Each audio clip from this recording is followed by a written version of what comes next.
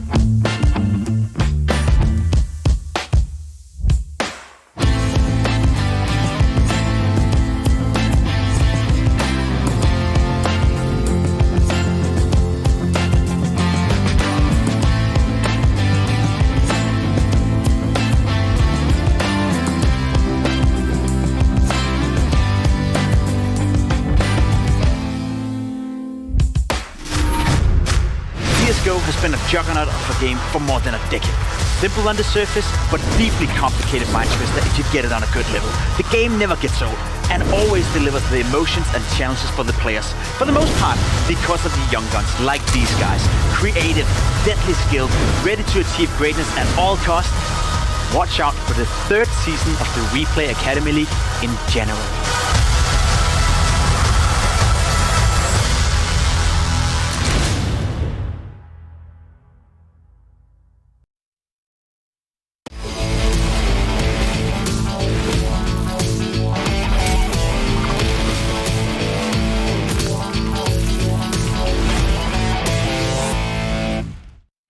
Hello and welcome to the WePlay Academy League Season 3, Day 6. We already saw half of our matches and we're looking forward to see something else that is Vertigo and Mirage, but I have no idea if we'll see some other maps because I am the host, I'm Heku. But the people that might know it are, of course, our analysts, MOUZ NXT and Pimp. Guys, yesterday we had 131 rounds of Vertigo. And I'm just really hoping we're not going to see the same thing today. That would be nice. That would be really, really nice, especially because Vertigo is a map that is kind of repetitive in the way it's being played out. You know, I think out of those 131 rounds, there probably was, roughly 460 fights on A ramp, right? It's just all about the A ramp, all about that one area of the map. It would be like playing Inferno all over again and just see banana control being taken every single round. So hopefully you're right, Heku. I think we're in for a good day of Counter-Strike again today. I think we will avoid to see the same map at least 4 times in a row. Yeah, even though we saw the same map repeatedly, at least we got to see, some repeated success from certain players. Like Headtrick, for example, is a guy I just feel like I can't stop talking about on the NAVI Junior roster. He is seriously just so consistent with his rifle work, and I wouldn't love to see him play only that map in the future. But if it's Headtrick's POV, I could watch just about anything. I'll say that. Yeah, I mean, I would say maybe that's the exception when we're like fine watching Vertigo. When it comes to Astralis Talent, one of the teams that we have here and that has been playing only Vertigo, like we kind of feel that maybe they should just move away from this map because they played against Big Omen Academy and the Germans, they managed to take both of the maps. Yeah, fair point, Heku, to be completely honest. I think we all were a little bit in shock yesterday when we saw Astralis Talent again play Vertigo, again in both the games for the 6th time in this league. They won one of those maps, against NAVI Junior, which of course is a good thing, but they have also lost 5. So I think what we're seeing right here, the highlights you get to see from some of these players on your screens right now, that will most likely and hopefully, fingers crossed, be the last time you see Astralis Talent play Vertigo in this tournament. Fair enough, you're giving it a go. Fair enough, you're being a little bit persistent with it, and you're not gonna stay away from the map just because you lose a couple of games. But enough is enough, and I think Astralis Talent have realized that as well. Not taking anything away though from Big Omen Academy. I think they did a tremendous job yesterday, playing some solid Counter-Strike. Once again, we got to see Aqua. He's back in a good shape. The Season 1 Aqua is here to stay, hopefully. So Big Omen Academy, they made it tough for Astralis Talent, but there's no doubt that the main storyline for this game is that Astralis Talent should probably never ever play Vertigo again in this league.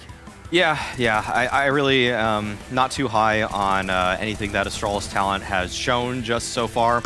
But I will say that Big Omen Academy, I mean, Pimp, you already mentioned him, Aqua, he's on one of your top 5 players you think is going to make it to tier 1 from this league. And alongside him, I liked some stuff that I saw from Prosis, no real surprise there, but Sin is a guy that has been a pleasant surprise for me on the side of Big Omen Academy. You know, he's just been brought in, but it really feels like he's doing a good job in my eyes at handling kind of a multitude of situations, the ways that him and really any other rifler from Big can just seem to link up in kind of like 2vx situations. I think that they are showing a little bit more experience this time around, and Big Omen Academy, from last season to this, they swapped out 3 of their players, but I think that the 3 players that they have acquired in Crimbo, Sin, and shoot, I'm sorry, what is they're fine, they're Hopper hyped. I mean, all 3 of them are doing a very good job. I think that this lineup has definitely improved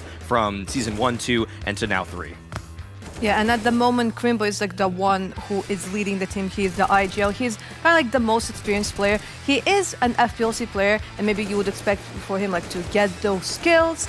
But if he's leading and it's working out for the team, is great. The thing that I'm a bit sad about is maybe Fessor on the Astralis stand, because like a guy who managed to qualify from FPLC to FPL, but we don't really see this, you know, like strength. No, I agree. Maybe he's suffering a little bit from the fact that Astralis talent is not playing their best game of Counter-Strike right now. I think we saw a little bit of the same storyline happen to Hedrick, to be completely honest, in the beginning for NAVI Junior. You mentioned it already now, Mauri, that Hedrick in Season 2 and especially in Season 3 has been a joy for the eye, and he was also suffering a little bit in Season 1 when he first came into NAVI Junior, was just a stand-in playing on Vertigo, only being switched in and out of the lineup, got more responsibility in Season 2, did fantastically well, and now coming into Season 3, he's the star player. He's the guy that is the driving force behind this NAVI Junior, and big part of the reason as to why they were able to win both the maps against Fnatic Rising yesterday. So Hedrick and Fessor may be kind of similar in that progress, but I think right now there's no doubt that Hedrick is one of the top 5 riflers in this tournament, and potentially even better. And we got to see that again yesterday against Fnatic Rising. Yeah, this game struck me pretty interestingly, because throughout the entirety of these 2 maps, it actually felt like Fnatic Rising was probably playing the better team Counter-Strike, but then Navi Junior had the better individuals. And in most cases, when you're playing 2 really strong teams at the Tier 1 pro scene, the team with better teamwork usually comes out on top in a series. They're usually, more times than not, that kind of consistency will lead you to a victory. But in this game, I think that Navi Junior's individuals actually won them pretty much both maps. They actually played very well. Players like Laddick, for example, really showing up on the CT side. And, you know, Fen2k as well. I mean, I think that this guy as a leader is doing a solid job, not in terms of necessarily always preparing the most, I don't know, cunning strategies or whatnot, but sometimes they're able to slow the round down just enough so that they are able to find whatever the answer is in it. And I think that the individuals on Navi Junior are strong enough this season that they definitely have downgraded from what they had last season, but they are surprising me in that they're able to put up such strong fights against teams that have more experience as a unit, like Fnatic Rising. Yeah, Fnatic Rising were really ahead on the second map, and what we saw like in Season 2 against Big Omen Academy, like Fnatic, they got to round 14 and then they couldn't close it, and in the end Navi Junior managed to grab that second win of the day. Yeah, very disappointing for Fnatic Rising, because it could have been the storyline of them winning both the maps yesterday, and then we would be positive. They were up 18-15 in the first map, as you said, you know, and they lost a 5v3, I believe. They should have closed it out there. They should have won that map, Fnatic Rising. Second map as well, had a big lead and then threw it away. So there's always 2 sides to a story. Obviously, Navi Junior being able to make those comebacks, super impressive. Good to see them have that resilience, especially considering they're a very young squad and they're very inexperienced. Whereas for Fnatic Rising, they were the one team keeping the entire lineup from from Season 2 to Season 3, and they looked like the inexperienced team yesterday. So it was not too well done by Fnatic Rising. They must be not only a little bit disappointed, but probably very much disappointed with their performance yesterday. Well, they have a little bit of time to get prepared because they're going to be playing tomorrow. But today, the teams that we are going to watch are Eternal Fire Academy and FURIA Academy. And we actually have a special video for our viewers about the Brazilian lineup. Let's check it out. FURIA has made final corrections to the roster shortly before the league started. Decency and Piriazin joined the team right before the online stage. Ninjas and ZMB have played for this tag for 3 months, and only one player has been playing for FURIA Academy for a year, the 17-year-old Drop.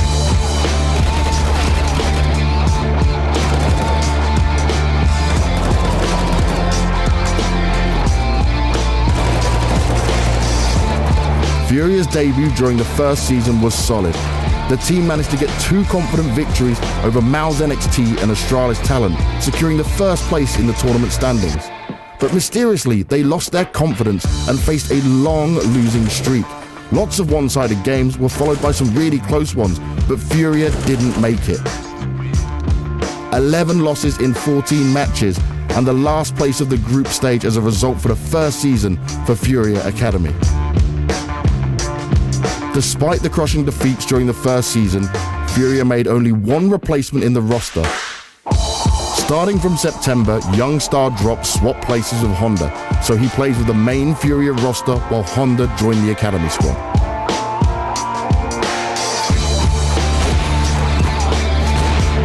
During the online stage of the second season, FURIA Academy was simply not good enough to reach high results. After the loss to the winners of the first season, MOUZ NXT, they fell off to the lower bracket, where in a close game they lost to the weakened Fnatic Rising with a 2-1 scoreline. They ended the season with a 7th to 8th place. By the end of the online stage, Honda and Ninjas left the team. Can this team snap out of the bad streak as they enter the 3rd season? Only time will tell. Some of you might be asking yourself a question like, hey, how are those Brazilians playing this tournament? Because, you know, like they might have a hyping. Just in case to give you some kind of inside information, they are here in Kiev. They are playing on our servers here in Europe, which is pretty good. So even though like, if they don't maybe perform too good during the league, they can still crack against some European teams, some CIS teams. So like in the end of the day, they get a lot by just being here. Yeah, for sure. It's a great learning experience for FURIA Academy. That argument was very prone season 1. It was also an argument you could use for season 2. Coming into season 3 now, for some of these players, it's the 3rd time they're here. It's the 3rd time they're in Europe. And to be completely honest with you, the cynical Jacob right now is thinking to myself, are they not learning? Like, are they not getting better? Are they not putting in the hours? Or are they simply not, I guess, talented enough in order to put that, you know, great opportunity into use? Because what I've seen from FURIA Academy so far has been more of the same. You know, they are decent. They are okay. They can play Counter-Strike at a relatively high level from time to time, but they haven't figured out a way to actually close out the games and win. And that's, after all, what you have to do in Counter-Strike. No one cares whether you lose 16-14, 16-3, or 16-8, as long as you're losing. And that's what FURIA have been doing pretty much from the beginning of season 1 till now. I will say, though, today they get a giant opportunity of avoiding finishing last in the group stage. They're playing Internal Fire. And if ever there was a time for FURIA to break that bad streak, I guess today would be it. Yeah, this is definitely the kind of bottom of the barrel matchup. And I say that with, it's going to be fun. I'll say that. I think there's going to be a lot of excitement in the game coming up, even though these teams are both not really finding their footing in the league just yet. And I do want to build off of Pimp's point a little bit there. The fact that FURIA has had a lot of difficulty in finding any sort of success. Even just a map victory here and there feels like a huge accomplishment for this FURIA lineup.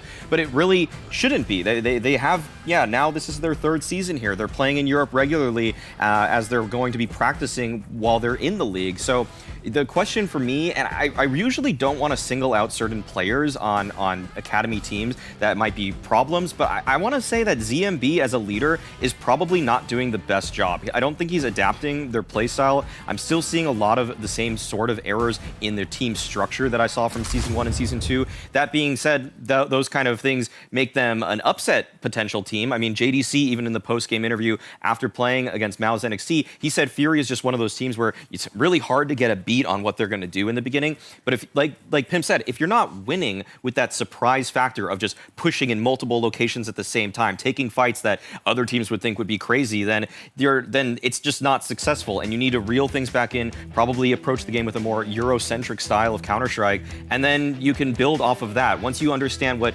basic structure and style should be for successful CS, then you can start to build, like, your players will have better roles, everything will be outlined nicely, and it won't just feel so individualistic, which is frequently how a lot of FURIA games seem to boil down for me. Yeah, but when it comes to FURIA Academy, we actually have a storyline for them, and we're just hoping for them to improve when it comes to their opponents. When it comes to Eternal Fire Academy, it's basically a dark horse. Like, we can't just like check out like some players. Like, there's like one guy who is just abusing Dust 2, Mirage. Maybe that's like one of the maps that we're gonna have today. And right now, we don't really know what to expect because both of the teams started the season by playing against MOUZ NXT, and when you put such a team against the winners of Season 1 and Season 2, like, you don't know, like, are they actually like on the bottom of our list? Are they somewhere in the middle? Just because like MOUZ NXT is so above everyone else. I'll give them the benefit of the doubt, at least in Eternal Fire, given the fact that we have only seen them play once in the league so far, and as you said, against MOUZ NXT, where they left me with a decent impression. It wasn't too bad for Eternal Fire. They were able to pressure MOUZ on one of the maps and really give them a good fight, which I beforehand wouldn't have thought would have been possible for them. So when I look at Eternal Fire, I think it's a team that we'll discover to be very one-dimensional the deeper we get into the tournament. I don't think their map pool is going to be strong. I don't think it's a team that can play 5 or 6 maps at a high level. They'll probably have a couple of pocket picks where they can get some wins and potentially upset teams like FURIA. But just the fact that we haven't seen them makes me want to say that I'm going in with open arms and open eyes, and I'm ready to be, I'm ready to be surprised. I don't expect them to make it to the LAN final, but I do think they have a decent chance of actually beating FURIA today. Yeah, I actually probably would peg them as the favorites, the slight favorites at that, but it looks like we're going to get Mirage, so this is even scarier for FURIA now because, I mean, I brought up the stat the first time we watched Eternal Fire play. One of the players on Eternal Fire Colors has about 2,700 Face-It Pugs, and about 2,100 of them are on just Dust 2 and just Mirage. So this is basically home field advantage for the Turks here. This is going to be a game that really is going to test FURIA in terms of that individual ability, because if there's anything that Eternal Fire Academy is going to have in spades, it's going to be skill. A lot of these players have incredibly high elo on Face-It, like in the 4,000 plus range. So FURIA Academy, their structure is probably not going to win them this. It's got to be individuals. So there's one thing I want to point out here: the fact that FURIA have played the map 7 times and only won once out of those 7. Right, that's not a good stat line right there. Especially the 4 versus 5 conversion rate being down to 22%. If you lose your first play for FURIA, you're losing 1 out of every 5 rounds. Yeah. That is insanely bad. So it's very important for FURIA coming into this game that they avoid losing the first kill in the round. They simply can't allow that. And against Eternal Fire, I think that's one of the teams where you want to see a brawly fight. You want to see them go for the opening duels. They just can't afford to lose them. What's really interesting about this opening kill stat is that both of these teams right now are actually at the very bottom in terms of opening kill percentages. They're both the worst. They're both league worst. One of them has teams to get one right at it. So one of them has to improve that statistic today. And like Pim said, that's probably gonna be a huge telling sign who can find those openers. So I'm definitely gonna be looking at the operas in the server. And Dougie Versus has shown me a little bit of skill here. I think he probably has the edge over ZMB for me in this op matchup. Yeah, and the odds are 165 for FURIA Academy and 215 for Eternal Fire. I mean, yeah, the Brazilians are favored, but is that how it should go?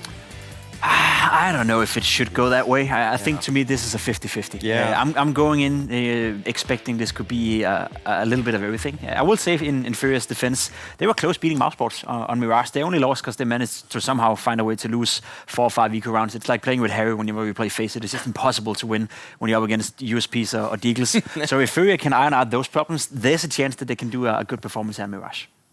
Well, unfortunately for you, Harry and Hugo will be casting right now, so I'm sure they will have something to tell you about what you just said. But when it comes to our teams, they did not get a single map win during this season, but that's going to change right now. So let's go to Mirage with Hugo and Harry.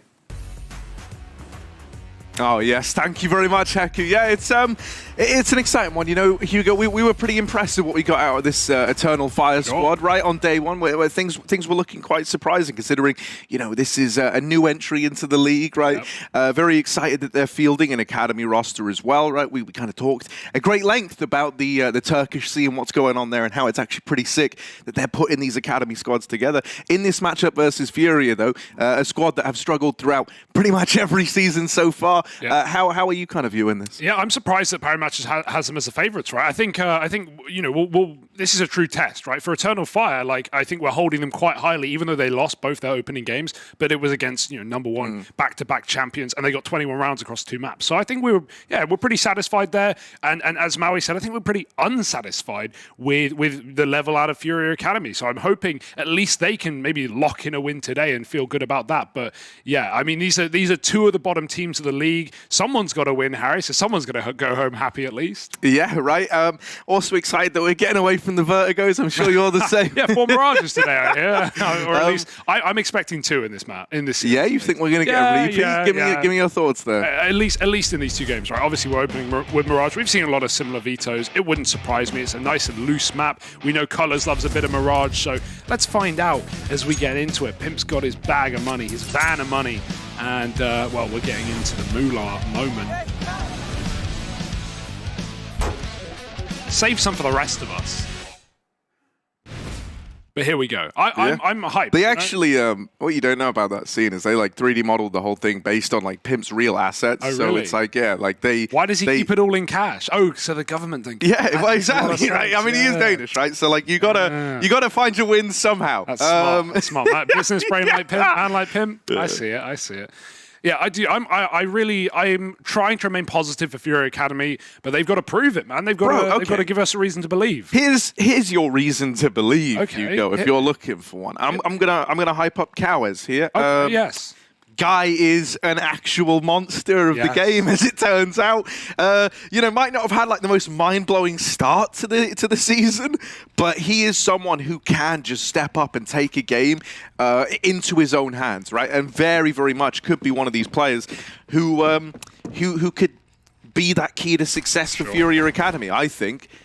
I actually like that reason. We've seen some genuinely phenomenal moments out of the guy. Oh, bomb first on this B rush. That's early info. You can be confirmed. There's no fakery. It's a commit. They're coming out. Colors is baiting for the player on the boost, and even though the short player dies, they're not checking it. They have no idea. Shooting quick, and that's a nice clear from Cowes.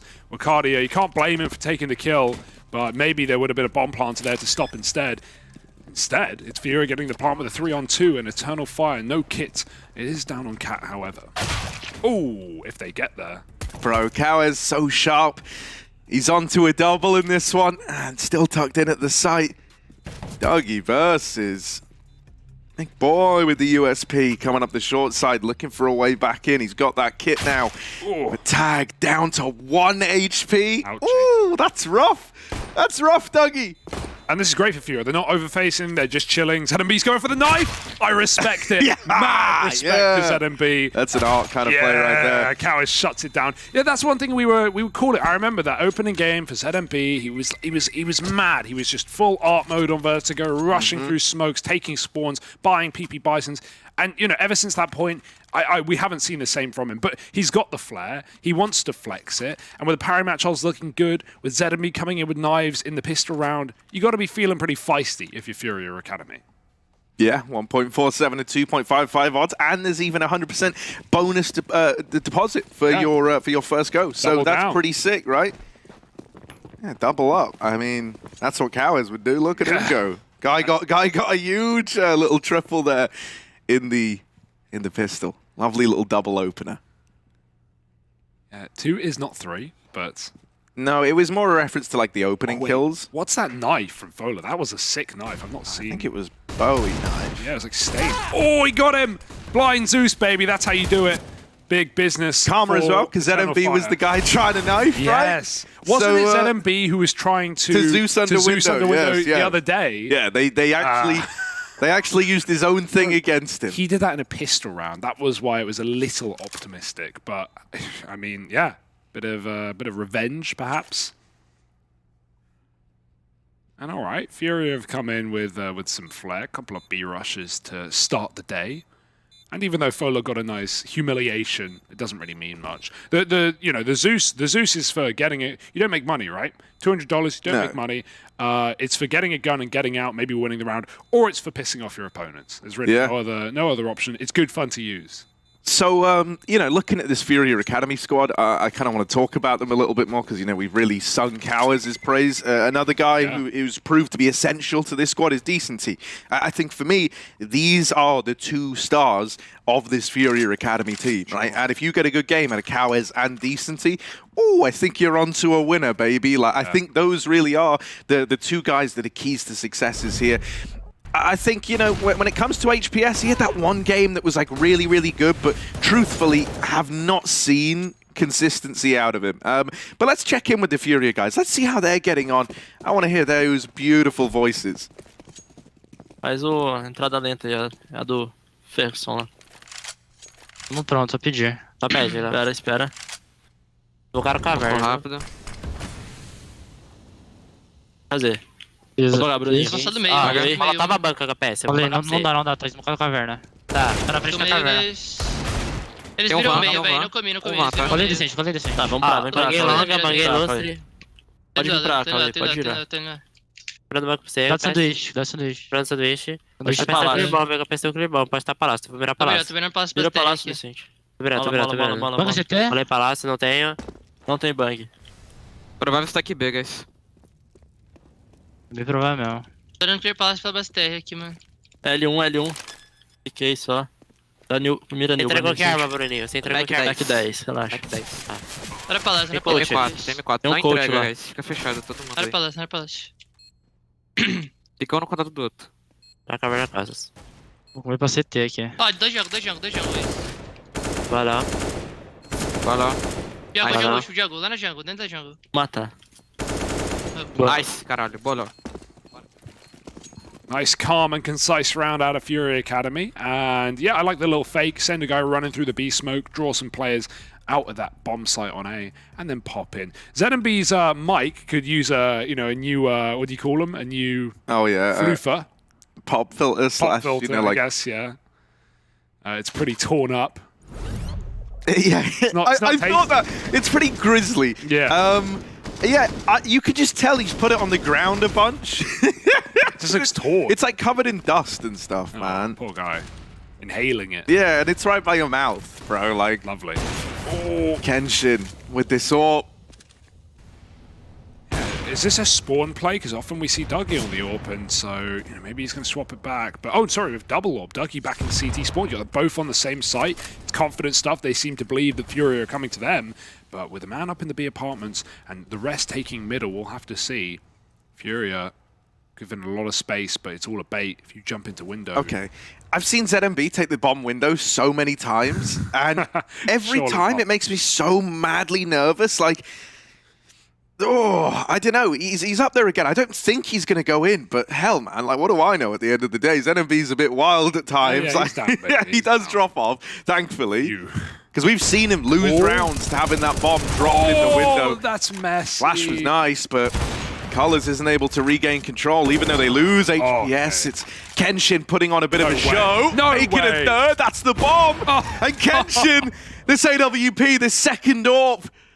Well, it's the only AWP we're paying attention to right now. Just decently left. That is brutal. Every shot he got, he thought he was going to get window boosted again. He keeps flicking back to window like, no, jungle. Oh, great kills. That's one way to shut out FURIA, just unable to trade that AWP. Bit wide on the spacing. And now 20 seconds. It's a save for Decency. He can try and get out with kills if he likes, but in reality, it's not a one round. First here for Eternal Fire, starting strong. They just needed guns. And we ain't even seen the main AWP yet. So FURIA, they've got a, they definitely know at this point, as long as they know their opponent, that there's going to be another AWP in play. We'll have to see how they deal with that, do something towards B perhaps, especially with both on that A site in that round. Yeah, that's a little bit, it was really, really nice from Kenshin to do that, like landing 4 shots in rapid succession, like the way he just did is not easy. At the same time, I do think FURIA kind of underplayed their hand here, right? Like, ZMB really was confident that he was going to get that trade, and when he doesn't, like, the peaks are just giving so much time for you to ready that AWP, to finish off that next player coming in. That's stuff that's going to need to tighten up if you don't want Eternal Fire to exploit it. Okay, right back to middle though, no fear from FURIA. Got the boost up from Cardia and nades out for HPS, stuck in the corner now. Any util could dunk him at the moment, but he gets out. Oh, no, he doesn't. The nade just gets there in time. I think there was a double as well. Double nade, yeah. Cardia threw one in too. Yeah, he looked safe from the first, but now just trying to cross up Cat with that flash. It's hoping to get an AWP off the A side, and a leg shot almost connects for ZMB. It's very scary, this angle, but he's still going to provide cover for his team to get ladder. And anyone coming out of CT is in hot water. Barrel. Oh, missed shot, but then the AWP goes back in, and ZMB needs to be careful. Lovely kill. That's nice. Kenshin, bit of vengeance this time around. Dougie's still alive, and they have not seen his AWP. Stuck back in B apps with a deep setup. This might end on A, but they're poking their head in there, finding out what lurks on the other side of the map. Molly forced out. Good shot. That was actually the AWP stealing that, and now you've got the info. You're surely going A. Yeah, Fowler here. Sander Palace. Gonna get spotted, but he does drop the bomb on that peak. The ramp player, Indecency, is able to trade it out, but both players now very, very low. That Molly's beautiful, and it's gonna burn Wakadia out of the round. Academyvs, that nade could be big, but it falls just a little too deep. Plant out.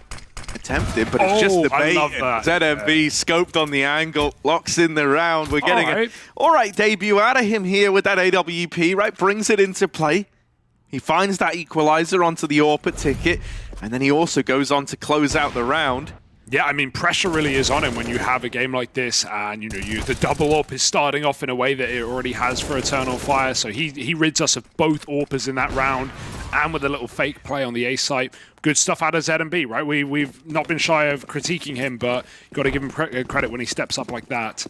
Big round for FURIA Academy to break the money, and Eternal Fire stacked up on A with Deeks. I like the play, though. While they're stacked A, they get the info that B's clear very early on with this walk under. And FURIA are going for the exec. Dougie's stuck in Palace. Do they know? They've walked right past him. Oh my goodness, this could be a double from Dougie. Ah, they've seen him. Does drop the bomb. One more D could win the round here. You have bomb and guns at your feet, but Dougie is just being played with. And Decency, good recovery. That was such a huge kill. Still more Deagles to get through, though. Yeah, Colors is Deagle as well, is not to be underestimated. This guy is a big-time Mirage player, but trapped behind triple, he's going to get spammed out. It's HPS with a lovely little double. Wakadia doing what he can on the CT side. But a 1v2, they're going to try and double swing this. This is a nice play in the 2v1 out of FURIA Academy. Trying to offset his aim with the double, elevation peak. Whoa, Wakadia! Watch out. The Deagle! Okay. Will eventually get quelled, and HPS goes on to have a bit of a round there. He made a good few moves here, did HPS. I think he played this entire situation that was quickly getting out of control really well. There was a little kind of part that you might have missed there, which was when Academyvs was pushed all the way up into Palace and he has the bomb and he has that 1v1, HPS actually quickly responds to that by wrapping up the ladder, starts to flank him, starts to move in to help that Palace teammate out. HPS there, going up the ladder and trying to assault Palace, from ramp as a T, it kind of leaves you very, very open, but he was prepared to help out. He was prepared to buy his teammates some time in the apartments, and I think ultimately it kind of helped save the day. Yeah, they also had the exec in, so Smokes gave them a bit of room to make that kind of play. Jump past the back 10, no one knows. Oh my goodness, Wakadia lines him up. Fowler helps out. Even though he flashes him, it still works. 5-on-3, but these rounds can still slip apart if the B players get no more. Quickly traded, Kenshin did catch Decency, and he's doubled up. AWP gone, and now double AWP on the retake, but bomb might never go down as Dougie executes HPS with the pistol. That's a very confident showing from Eternal Fire Academy towards the B site. And yeah, so often do you see rounds like that where the B defenders will get 2 kills, but then they just get traded, and you see those 5-on-3 slip very quickly. So really nice timing on rotate for Kenshin to get in and cause problems. Eternal Fire, they're back on the board with the second round, and we're going to be jumping into their team speak to see how they're feeling. Flash atar mısın? Ya attım. Benim yok. Hızlısana beni bir daha be. Hızlı oynayacağım. Tamam Pavuş. Enes konu smokladım. Görmedim şu an. Sürekli kıt kaçıyorum ben ya. Hızlı bir şey gelmedi beyler. Bıraktım bir de NSP'ye dönüyorum. Hiç var lan yo be. Evet solum sana. Bir tane daha çok iyisin oğlum. Döndüm. Atladım aşağı. Bakıyorum Bir ben tane de daha şu an. B var. Al. Under'a bakıyor. A'ya kaydım yavaş. Top bir çıkar ha gel. Retake. Fola flash tutsana bana. Flash. Adamlar Deagle mı? Under dikkat. Okan, Tolga. Tamam. Bakıyorum şu an. Palas çıkabilir. Rampa bende. Window'dayım şu an. Short yoluna doğru bakıyorum, tamam. Kalabilirsin Enes böyle. B Bana bak, yakın bir B var tane. bir tane. Yanıcı önüne geçti. Yakın. Yakın Okan'a. Dikkat et. Rampa hala çıkmıyor. Pikler. Bitlemiyorum şu an belki ediyor. Kapalı kal. Short geçemez. Short bende. Full ekolar mı, pistolleri var mıydı? AK'si var galiba bunun. Okey. Window'dan short geçişe bakıyorum. Tamam ben de kona bakıyorum. Pola kontağına pikleyeceğim. Enes A çıkarsa yatabilecek kadar Görmedim. yanıcım var. Dayamaz Palas mısın sen çıkan hala ona yok. hiç? Kona bakıyor. Bekle zıplayacağım. Ev görmedim. Tamam B ev yok. En girer Palas'ta galiba. rampa. Sıfır info. Sanki. Mid duydum. Kon Emin girer şu an. değilim. Short'tan bakmıyorum. Birazdan Tamam ben bakacağım. short'a bakıyorum. Göstermene gerek yok. Şu an Yok, böyle gösterme, kalabilirsiniz. 30 Çok saniye. iyi. Tamam. Aha, sıkıntı yok. Enes kona dikkat et sadece. Bakıyorum kona. Sadece kona bakıyorum. 5 saniye seviliyorlar mı acaba? Belki de bir zıplaman gerekiyor. Zıpladım. Sevlerler beyler. Sevlesinler. Sıkıntı yok, biz de para yaparız. 5 round hayatta. 5 kişi hayatta kalırız. Seviliyorlar ya. Seviliyorlar. Nice oğlum, çok iyi round. Helal Bravo. Ali. Nice round Ali. Harikasınız. Game time, game time. Triple game time. Triple J. Triple Jame time. Nothing better when Yeah. that realization sets in at 10 seconds, like, we've won the round. They're saving. Yeah, good stuff. Eternal Fire on the board again. And yeah, we've seen those rounds for Furia where they just have to give them up pretty early. It's not a bad call given the position, but it's just rough. It's going to slow you down. It's going to split your money up. And you don't want that as well. Everyone on different cash going to make you force. And now you've got D-Garma, Brunino saving a little bit. Not interested. Probably just going to jump in first. Maybe he has spawn. Yeah, going to run out middle on his own. Someone's got to do it. But he won't. Again, grouping B. Furia won it once more. That jump was spotted. And so Eternal Fire are going to be ready for the possibility. Double mid setup. Look at how heavy they're leaning B. They can get everyone in this bomb site so quickly. Yeah, these little CT setups out of Eternal Fire Academy do impress me. Like, even taking mid in this fashion, this is something that you see from Tier 1 teams a lot, right? Where you'll have AWP holding top mid, second guy's responsible for that lower tunnels position, but they can kind of swap on a dime. Gives you that much more mid control. They might have got the spot at B, but FURIA Academy is since going all the way back towards A ramp here.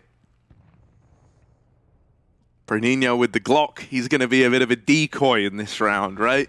Someone to run out and soak up the bullets so that the rifles can succeed. That's your role, right? Yeah, someone's got to do it. Oh, he goes. Here he is, Seeking Bruninho, missile. dead now. Oh, through the smoke. Kenshin don't care. This second orb looks better than the first. We've barely even seen Dougie. Kenshin doubles up. He's done what he had to. Gun does get given over. Decenty trying to get in. ZMB taps the plant, but no one's in CT to stop them yet. Wallbang's not connecting, careful. ZMB peaks on the timing, but still no plant. 20 seconds, you got to get it eventually, and there's still flashes to pop that CT man in. Cardia goes in with a frag onto ZMB, and Decenty in a clutch, just getting overwhelmed, chased from every which way. Eternal Fire, CT side is starting to warm up now, and Furia are already running out of plans. Yeah, it gets a bit awkward there, right? You understand why ZMB's still peeking in the 2-on-4, like wanting to try and reclaim some kind of ground. The odds still favoring Furia at 1.65 to 2.15. Ever so slightly leaning their way. And you can get 100% bonus for the first deposit if you click on the banner below. The bonus offer is only available to persons age 18 and over. We're 18. That's good. We're not 18 here, we're older than that. Oh, damn it. Yeah, that's what I mean. Yeah. Gamble responsibly, of course, but right now, Furia favorites. Eternal Fire sneaking in. Cardi is going to get that opening kill. Cow is gone, but this is only a round with pistols, right? With the exception of that hero AK. This is just very art style, and I like it, but you've got to break the vent. That's the problem. So he's going to go hunting on A instead. Might be a kill here on colors. ZMB. Oh dear, it's a disaster, Harry. He needs to finish it. He does. 40 health, though. It's not pretty. Kills a kill, but now he's all that stands, and he's given up. The aim of the game is clean for Fola to shut down the round. 5-5. This game is very quickly tightened up. Fola's knife is cool, man. It's cool. Yeah. It's not a Bowie. I'm trying to think of the name. It's the one. Let I don't know. let me see it. Let me see it. It's like a stained, but I don't know the name. Paracord. Is that it? It might be. I saw it on its side there for a second. Hang on. New knives. No, I think old habits die. Hang on. Wait, you're saying Fola? Yeah, this one. That's Ursus. Ursus. Yes, that's right. That's right. You don't see that very often. No. Too many karambit users or bayonets or butterflies. You know, the good ones. Fast out A. Smokes it down. Very fortunate that the flashes are good. They get the AWP off, and Bruninho's taking a lot of space, but a bit of an issue here for FURIA. Smoke's not perfect. All it takes is one bit of a gap, and Dougie's come in to help out. 2 kills from his AWP. Finally, he gets the time to shine, and ZMB, while he spams him out, CT is not safe to planting. Kenshin's going to give him the respect. We have had a lot of fake taps from ZMB, so this one probably catching Eternal Fire off guard. Another re-smoke at CT. It's where 2 of the 3 retakers are coming from. And ZMB plays close. Oh, flash through. It's ballsy. Oh. It's real ballsy for ZMB. Does he know? There's another man, and he never knew about it. Now you get the info that one more resides in CT. It's all with the goal of trying to get Decency to win in the clutch. 1v2, smoke on the bomb. He's got to swing this wide if he wants to win it. Oh, they come to him. Decency doubles up and wins that 1v2. And that's exactly what you want, right? Star player, one of them, and he got the AWP last millisecond. Yeah, he needs to be winning those rounds for FURIA, and he does. Lovely play to call for ZMB to flash into spawn. Just unfortunate the smoke is so deep that he can't see a player hiding behind it. For a second, he didn't even see the AWPer, but he took a blind shot. Massive round for FURIA, especially considering how it went with the exec looking pretty weak and the massive gaps in the smoke, Dougie doubling. And Eternal Fire are rich, man. They're just buying double AWPs every round right now. But this will be their last unless they pick it up.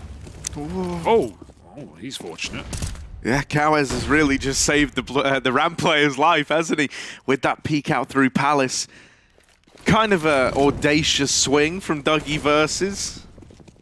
God, these smokes, man, are garbage, honestly. There's a massive gap in that jungle one. Luckily, no one there, but these are little mistakes that can cost you rounds, as we've seen. Colors, that was from Connector. Wallbang through triple.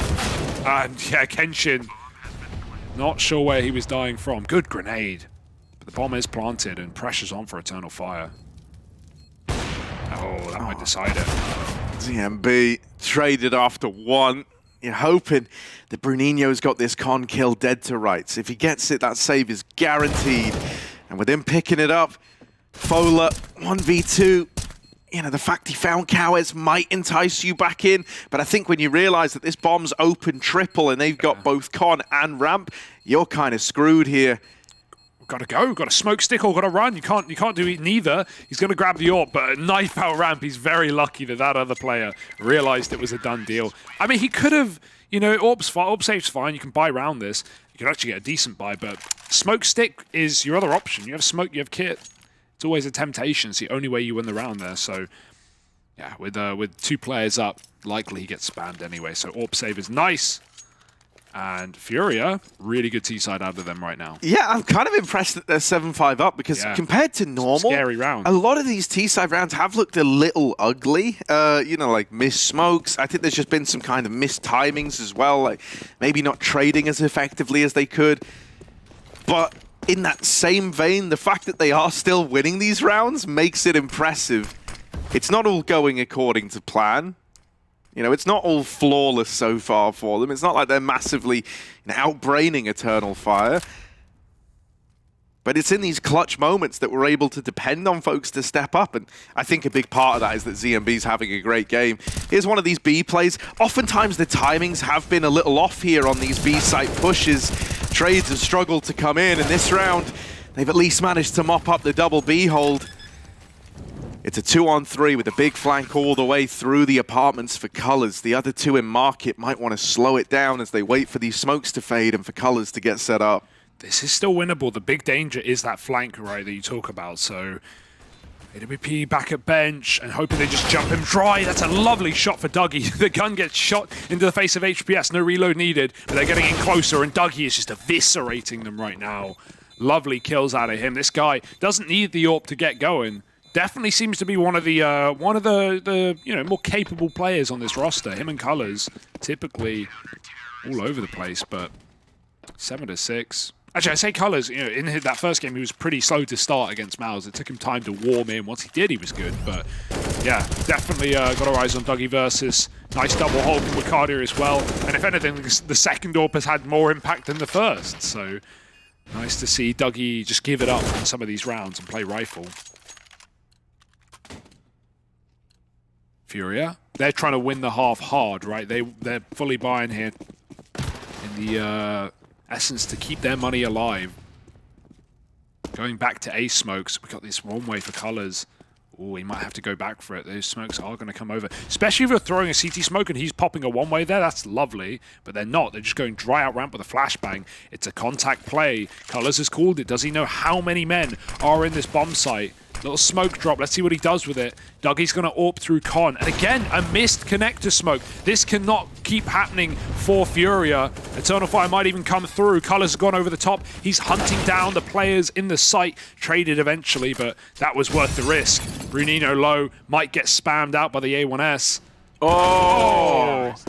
I mean, yeah, if there's one thing that FURIA have absolutely screwed this half, it's their utility. Yeah. It has been dire. And that's not something I've ever associated with FURIA before. I've never gone, oh, these guys are consistently missing smokes on other maps. Like, it does feel a bit weird right now that seems to be the case. Dear, oh dear. And yeah, you have to push at that point. You're not getting given anything. 7-all. And regardless, it's we're wrapping on them, but it's a good T side. Can it be a great T side though? Can they find that final one? The fast con rush. I like this. They've been given a lot of room in mid this half, but well, everyone's waiting on the site for you. Bomb is under their control. Kenshin's fragging out, and 2 out ramp into the AWP. Yeah, this is nice and clean there out of Eternal Fire Academy. And I think it kind of speaks volumes that this double ops come out so much and has found so much effect. I think a big reason for that is this kind of lackluster utility out of FURIA Academy. A 7-8 half, it's a good T-side, especially when we've seen teams struggle with T-sides. It does, however, make me a bit nervous. I think they actually could have done a damn sight better in this first half, were it not for so many bungled smokes or, missed pieces of utility. This idea that... Hello. If you missed yesterday, if you wanted some more vertigo. This idea that, you can just win rounds because you have great individual pieces, not something I've ever really associated heavily with FURIA. That's like the weirdest thing for me, is that like this doesn't feel like their normal T side. They have their rounds. But on top of that, what I was going to say is that like, as you move through the ranks of CS, things like util become so much more important, and even how you're playing off of one another. For example, this round is actually a really good example of what I'm talking about. Kenshin here, I think it's a bit of a grave error that he gets away with as much impact as he does. The peaks were just very, very delayed. The trades weren't really there. Whenever I'm watching Eternal Fire, they're always double swinging, they're always double peeking you. It's very, very frustrating to deal with. And for some reason, that's just not slotted into place just yet for FURIA Academy. Yeah. And it only makes me nervous, because the higher you go in Counter-Strike, the better opponents you're up against. Really? The more stuff like that really starts to matter. Yeah. Well, it is also nice that FURIA, considering every other team in this league is from the European region or CIS, they get to play against, I imagine some of these teams are booking practice against really good teams, considering the associations they already have with an org. But let's see how FURIA are feeling as we jump into this pistol.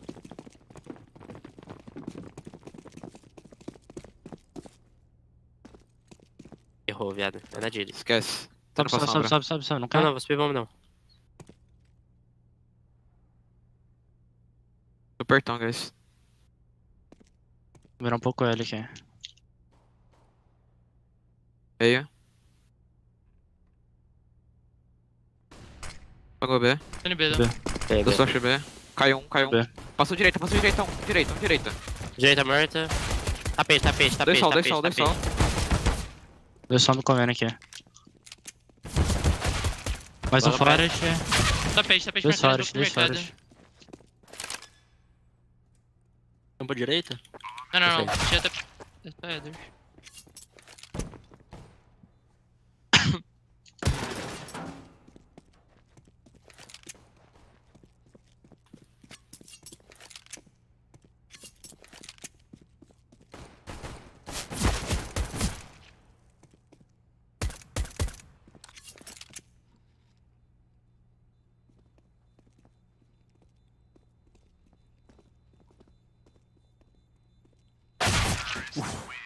Those Glocks sting, and the USP doesn't help either. Nice shots out of Dougie, and for FURIA Academy, they fall short on a pistol round. But the point I was making before we jumped into that was, you know, FURIA, obviously, one of the problems we always talk about with regions like Asia or South America or North America is the lack of practice, or the lack of top teams to practice, or even if there are teams, are they in other regions? Do they even want to prac you?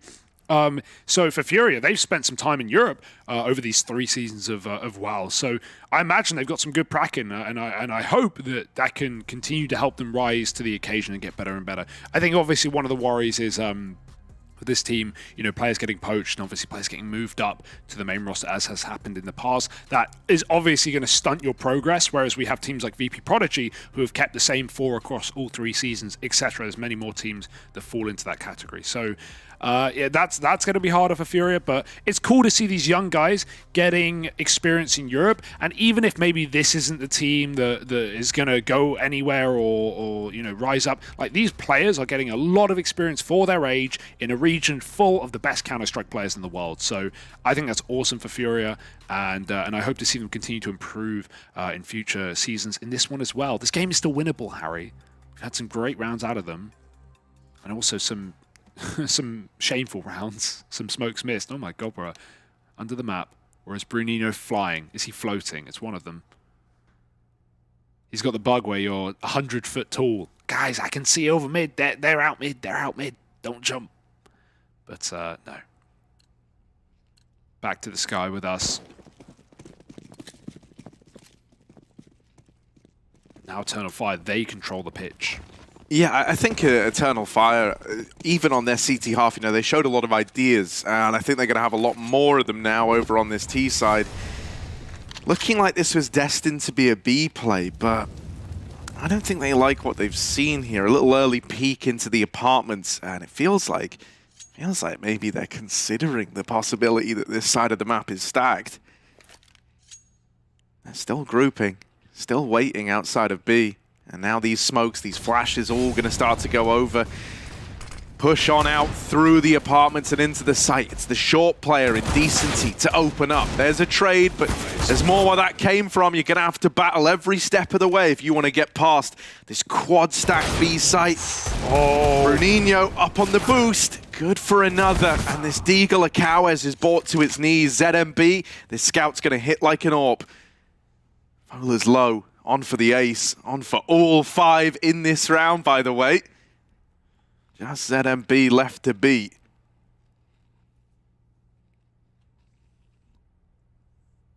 Taking his time. Yeah.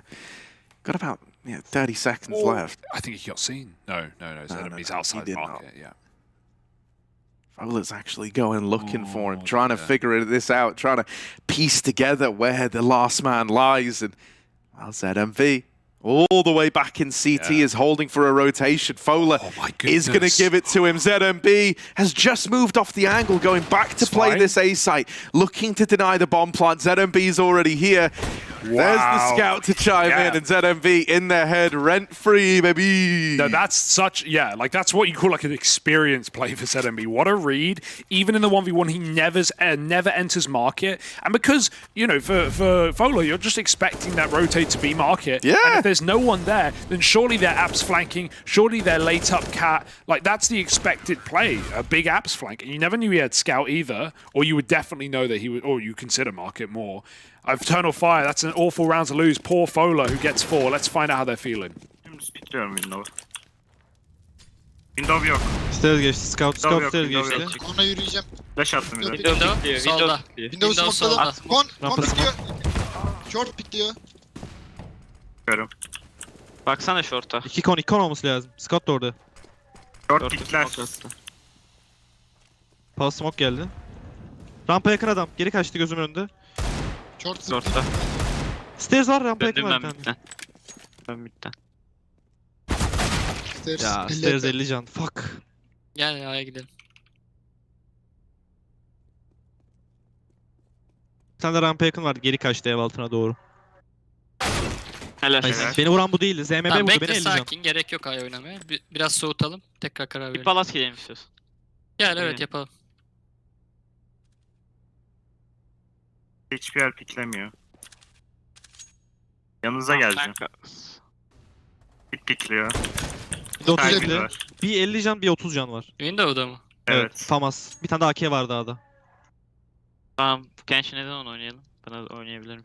Ben Şu deneyelim. kona vurmayı gireceğim. yenelim. Hı hı. Tamam baksana Hazır sonra, olduğunda Genshin. pikle. Cross koy konu. Jungle'a doğru bakıyorum şu an. Ev altı dikkat. Jungle'a bakıyorum sadece. Ticket. City solda, City Beni solda. vuran bu da değildi. 3 var galiba. Diyorum City'ye. Ev altı bence ya. Aynen.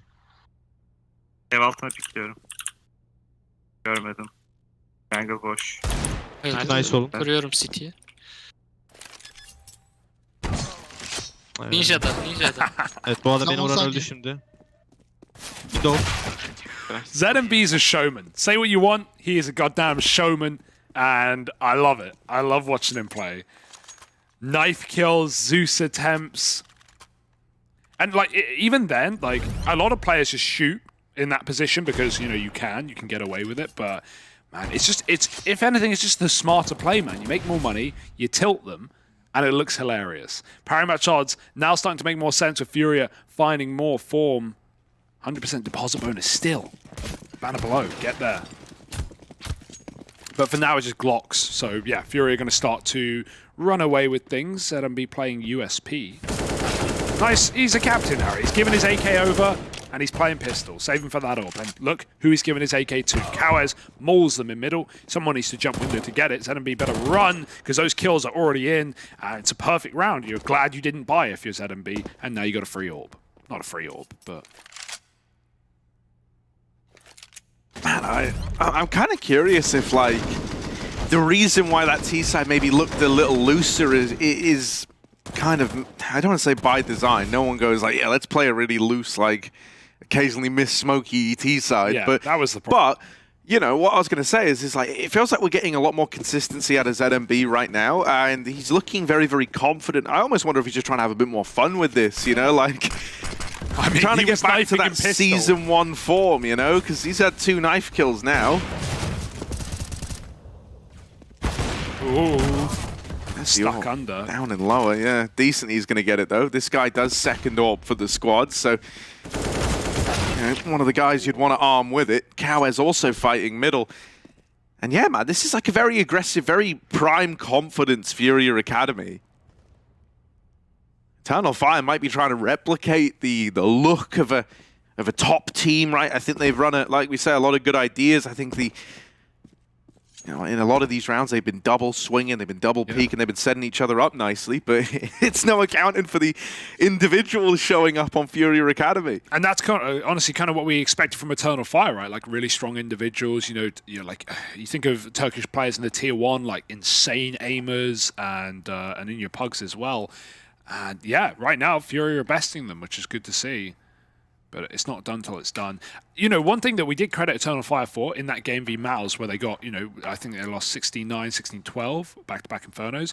They had some really cool XX and some nice fakes on that T side. Some ideas that we hadn't really seen in the league so far. So yeah, like these guys are definitely smart, and they've obviously had some time together as a team to form how they want to play. So, the results are showing. Right now, they're neck and neck with FURIA Academy. This round is going to be hard, though.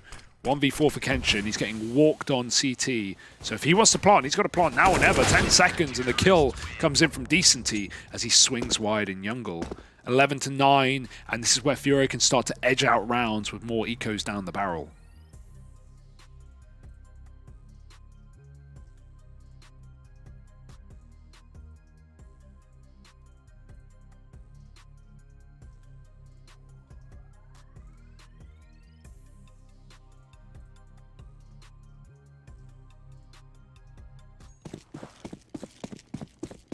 Yeah, this is really starting to shape up for FURIA. double AWPs now being ran as well. Decently, after getting a taste of it in the last round, he's like, mate, ZMB, mind if I keep this? And ZMB says, of course, bro. Of course, we're having fun with this, remember? It's a little B fake. They throw in the McDonald's smokes, dropping out of Palace. They're hoping for a bomb plant, but MOUZ is doing all he can to deny them that right. Still 4-on-4. There's always a chance this gets out of hand, especially with Kenshin still waiting back here in middle. However, MOUZ going to swing out, puts a stop to it. Dude, they were seconds away from getting that bomb down, but Wakadia stops it. Oh, Bowler! Hello. The Deagle comes alive, but now at 5 points of health, he needs an ace clutch with it. He wants to find Eternal Fire the round. He's going to go for the big wrap round. Oh, the Cruntrap Supreme. This is, yeah, bleed everything you can from this round. He goes Palace. It's a nice reroute, but no one's fighting other than that window AWP. Who's holding his angle? Hey, he couldn't ace last time. Let's see if attempt number 2 will be any better. He's going to have to land a crazy shot here, but he's already hit 3. However, decent. He just moved off the angle. Just missed that timing. This could be he's going to have to flick up to it, and he will. Makes it happen. Puts a stop to Fola. So what happened there with the plant? Did he think he had it and got off? That's what it looked like. There's no way you know, if you're dead, you're dead. There's no point getting off to die. So you may as well stick it. But maybe he just changed off last second and didn't actually get that money for Eternal Fire. It won't make a massive difference. Like you can see, they've got everything they need and spare. But it would be good for later. An extra few thousand across the team. Either way, a big streak from FURIA. They won the Force buy with that scout clutch from ZMB on A, and they've been winning ever since. So this is a really good half right now. We need something special out of Eternal Fire. They're doing a Palace pop, taking mid, but Decency no respect. When FURIA wanted mid T side, they got it. But if Eternal Fire are not being given the room, out they go and back to Palace. Brunino, probably good timing to fall off there. Will they molly him under, though, is the question. Barrel seen. Oh, that's big. ZMB probably calling they're about to molly you, and he's at least provided cover. Knows there's more up in the Palace as well. Brunino spammed, but under no threat right now. Flash is good, and now Brunino is on his own. He's been mollied properly this time. He's just going to have to swing. Dead to Wakadia. ZMB, that's an execution through the top of the box into head. And now Dougie trying to cross in, making space for the stairs player who won't get much further. It's all Dougie. His rifling has been good, but he gets timed on that peak, and MOUZ comes in with a big old round. FURIA flexing their muscles, securing a double AWP still, and Eternal Fire running out of rounds.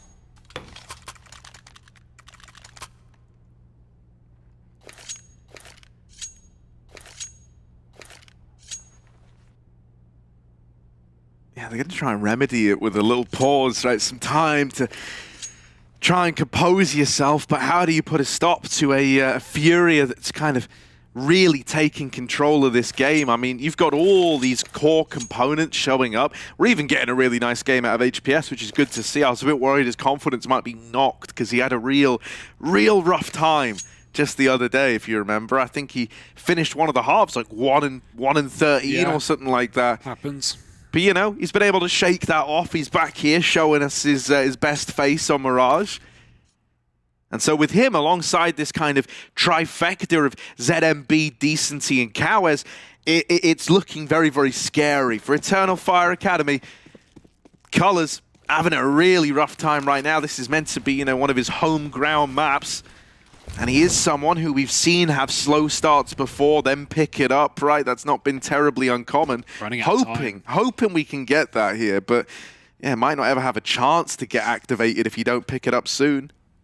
Yeah, FURIA, they've just been by eco, and stopping Eternal Fire no matter what they bring to the table. Mid this time given away. Eternal Fire welcomed into it. Window smoke, con smoke, they got it all. Meanwhile, space getting taken elsewhere. FURIA clear that B apartments. Now this is going to be an A play, so it doesn't matter, but it will mean a quick flank potentially through under or the big T-spawn wrap if they want to go for it. Brunino under Palace, and they cross in, they see him, but it's already too late. And again, there's no trade finally coming through. Eternal Fire crossing in. This AWP needs to have a round. Decency, good shot, and he even gets out, which is smart. knowing that he wants to play retake here. The flash does chase him down, but he still lives, and double AWP in what is not yet a retake. They can still stop this bomb from going down. A wallbang perhaps, will anyone hear it? It's a triple plant, no cool. Plant is in, they know the positions. It's either default and CT or triple and CT, nowhere else. Decent, that player's pushed towards him and he knows it. Yeah, normally you don't want AWPs in the retake, but mate, I'll take ZMB decently. 2-on-2, now 2v1 with the AWPs. ZMB, just colors left to beat.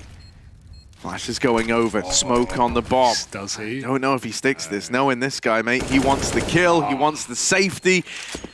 And that will be his downfall. 10 on the board, as there is a bit of a response there out of Eternal Fire. And finally, it's Colors, the man to step up, come alive, lock in the 1v2, but 3 in the round. Yeah, big round for Colors. That's what we needed, right? You just said, you know, we're running out of time. This has to be it for Colors. And he shows up when Eternal Fire need him most. Had to win that 1v2.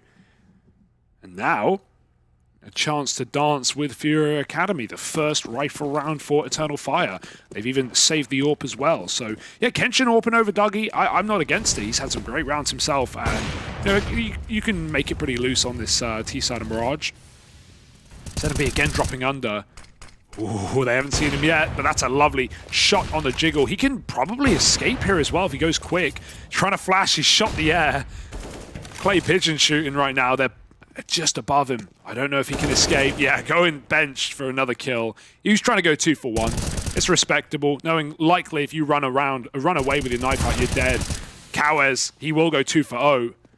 Kills as the window smoke blooms. Oh, then Kenshin. decency peaks with a flick from Kenshin. Okay, I thought he'd missed that timing, right? It looked like it just eluded him. Should be still, even though you get that, a 2-on-3 here with a Galil and the AWP, it's going to take a really nice round out of these two to try and grind their way back into it. Bomb waiting back here in T-spawn while the apartments push is being taken by that AWP. Ooh, are they going to go back to middle? It's fine, you know FURIA are going to just go and be calling to play their bomb sites. No one's even watching mid. It's just HPS making sure no one can flank. And if timings can't be hit, all we need is 1 kill from a site player to make this round fine. There was a double B hold, but HPS realized that there was a big gap in mid and he had to go watch the murder hole. That leaves Kawes here alone. Now he's boosted in the Ninja Defuse spot, right? 2 kills to his name already, but from that skirmish, he's low on health. They won't check this. I don't know, Hugo. You might be surprised. Wicardia well spotted out. And this opens up a chance for Eternal Fire. This was a really good start for FURIA Academy, yet these two have still made it a spot where the Turks could look to come in with an 11th. HPS, Bruninho, the 2 A-side players rotating in, trying to get control of this B site. Now just the AWP left to beat, but you don't know where Kenshin is. Over at short, he'll nail the shot. Bruninho runs to his demise. Yeah, it's a shame that Kawes is, flicking back and forth. I think you just have to dedicate, because if they're coming from apps, you're going to hear them drop. There's no way to get down silently. I mean, there's a glitch, but, you don't see it too often, and it's hard to do. So, in terms of players walking on him, the only gap was middle. So really, yeah, you can still get wrap default if they come from short, but likely just going to walk straight into the site, aren't they? Rather than take the longer route.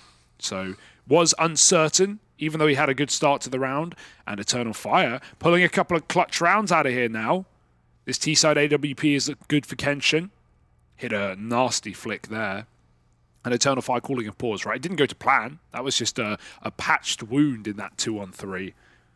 What was a 2-on-4? So they want to make sure the actual game plan is down to snuff. And it's going to have to be an eco for FURIA. Deeg's out. Not even Kevlar.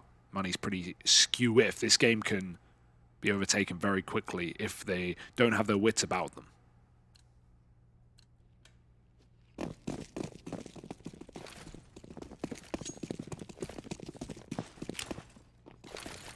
Yeah, finally regaining control of the money, though. That's pretty big for Eternal Fire. It means that this 12th round should come very, very easily. However, Kawes is looking to complicate matters, pushing all the way through the apartments. Eternal Fire going to come back and check this. They're cognizant of this possibility. And after getting a B pick like that, They're going to go ahead and get out of there. I think if you're FURIA Academy, you were hoping that if they were there and they get that kill, that entices them into the stack. In reality, Eternal Fire grouping for the A play means that this 12th round should be as good as theirs. Yeah, as long as they don't take too long, but looks like FURIA committing anyway. You may as well when you lose an Apps player. I mean, I like the idea of just, feeding one Apps and hoping they come your way, but Eternal Fire are not falling for it. And so, even a window smoke, just to feign some semblance of middle. And it's nice and clean. Oh, well, not quite the window smoke they were hoping for. But it won't make any difference. And for FURIA, may as well poke your head in, right? Get an AK perhaps, but Eternal Fire staying together. Don't want to give away free guns.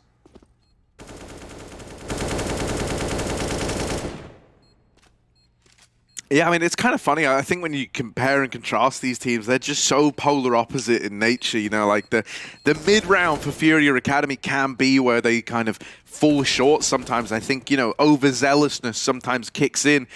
But it's also like their very unique formula, right? They love taking fights. Even that last little 2-on-4 is like a good example of that, right? Trying to put the round to bed, peeking up middle, if you remember. I think it was Cowers who got caught down in con to the AWP. Cowers was windows, the B boost. It was decent. Oh yeah. I mean, that really should have been his kill. But, yeah, no, I know. No, I agree with your point. Eternal Fire, meanwhile, it's like exactly when they get into these kind of mid-round spots, it's so common to see them really just apply the brakes, take it real slow. Wait and see if FURIA feeds you. And honestly, I think that can be a nice way to try and counteract this FURIA aggro that's been causing you a lot of problems so far. We got a good game here, though. We're getting a good level. It may have taken some time for everyone to get warmed in, but pressure's on now. FURIA calling timeouts. They need to win this gun round, or they are in hot water very quickly. This 7-round streak of FURIA is going to be forgotten if Eternal Fire can break the money here again, put them on eco, get to 14. Suddenly FURIA are no longer the favorites, and they've been power match favorites all game long. So this is it for FURIA, do or die right here, right now. Eternal Fire know that as much as anyone. Some free nades and spawn.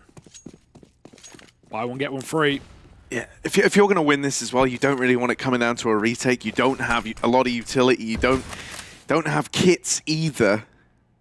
And so, when you're kind of this limited out of the gate, it really forces you to win this before that bomb becomes a problem.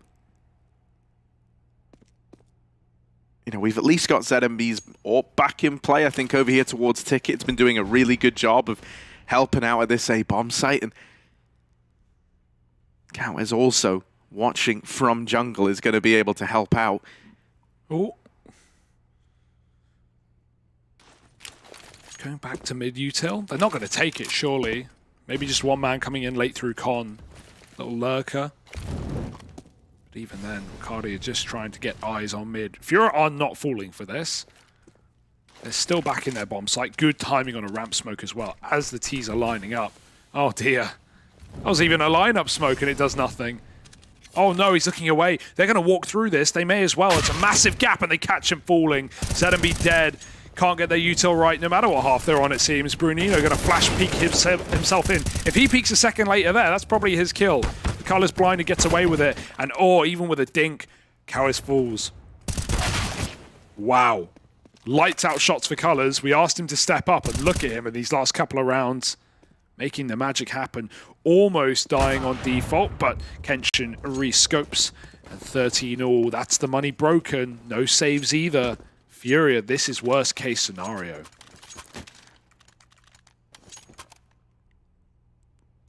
And it comes back to missed util again, right? Which, like CT side, normally isn't even really that much of a factor. I don't know. Missing the ramp smoke from CT spawn, that's kind of brutal. Yeah, it was on triple. You can line it up with the top of triple box, but I guess he just was a little bit off. That really is unfortunate because it gets him killed, right? He drops off CT, even though I think he realized it had a gap and that's why he's dropping off, but 1 second difference really in so many of those fights, and him falling, in Colors getting that kill to the underpass player, or underbelt player rather. massive frag, but the bomb can just go up B right now. They have Cat. Oh, Bruninho with the spray and Wakadia. Team killing in the mix. Not like this. HPS is just going to hide now. Just going to try and buy time till he can get support. ZMB moves around. Bruninho's on his way with that big old AK as well. But Wakadia is trying to make up for this team kill by winning the whole damn round. They check boost because how many times have FURIA played there? Still winnable, but no kit. You've got to make your call here and now, and that's it. KaWeZ does get some vengeance. Just colors in the open. Another clutch, perhaps. He's won his last 1v2. He's had some massive recovery rounds here. Has colors, but he swings out when KaWeZ knows where he is, and that is the eco win for FURIA. 14 rounds, one that should never have been theirs, and that's going to inspire you. That's going to reinvigorate you to close this game. And a bit of a tilter for Eternal Fire, mate, because if that team kill didn't come in, would have been a whole different story, wouldn't it? Ouch. Oh, this game, it's so uncertain. Thank goodness that didn't kill Eternal Fire's money, that they can still rebuy both of these rounds. But, yeah, it should be them on 14 right now. It should be FURIA on the back seat. Instead, FURIA are rich. They've got double AWP. Everything going for them.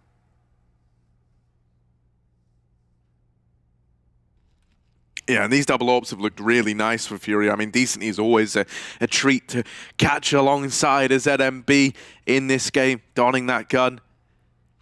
I think that was FURIA timeout into Eternal Fire timeout.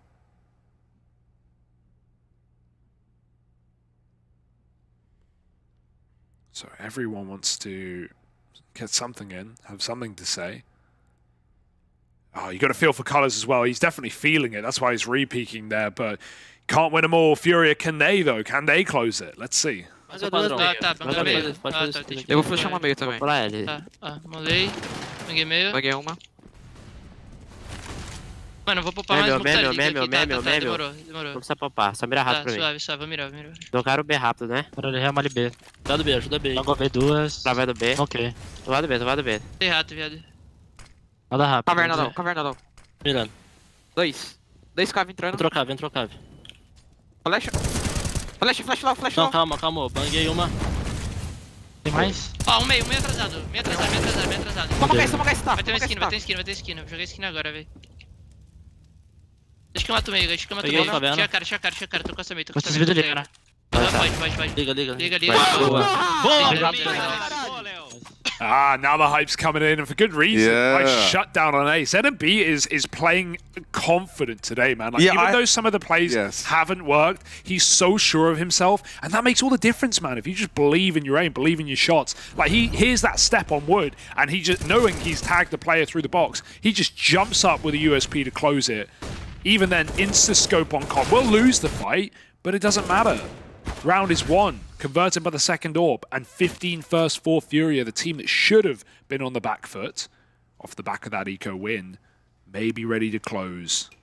I mean, you know, we've all been there. When you're doing things that you know are a little bit wacky, a little bit zany, a little bit out there, and you're still finding success on the back of it, you feel invincible, you know? It's like when you watch like a Simple stream, mate, and he's out there like, oh, I'm just going to no-scope this round, and he'll get 4. And, you know, then you wonder why the guy's so hyped, so pumped. ZMB giving us a wonderful performance. Yeah. And this is a really weak buy for Eternal Fire. Like, look at their nades, man, alone. They've used one smoke insta or for middle, for top mid or wherever, and they have nothing left to run and execute. And now we have double AWPs still for FURIA. Like, they're going to shred these flashless players. Already, everything is used except for 2 flashbangs. And these better be the best 2 damn flashes you've ever seen. That was a team flash. Yeah, it was. But it was for KaWeZ, and it worked out. Mate, those other 2 flashes are all the way over at ramp. They're not going to be able to help these mid guys. I'm sorry, I think this is FURIA locking this in. It really should be. KaWeZ! Mid-swing, KaWeZ somehow makes it 3. Jeez, look at him go. 4 kills. Give him the ace, please. ZMB, Bruninho, come on. No.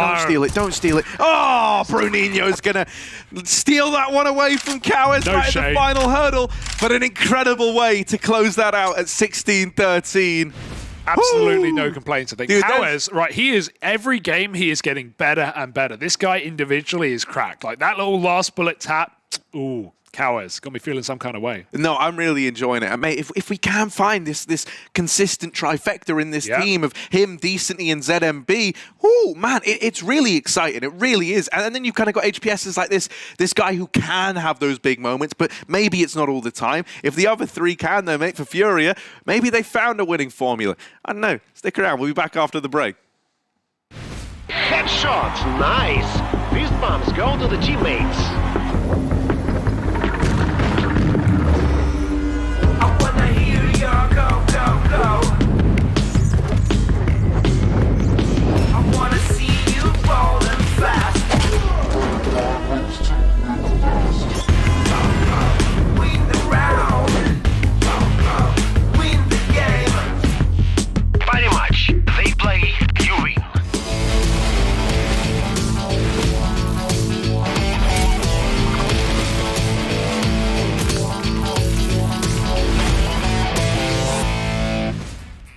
Bom dia, Brazil. Your team won with a score of 16-13 against Eternal Fire Academy.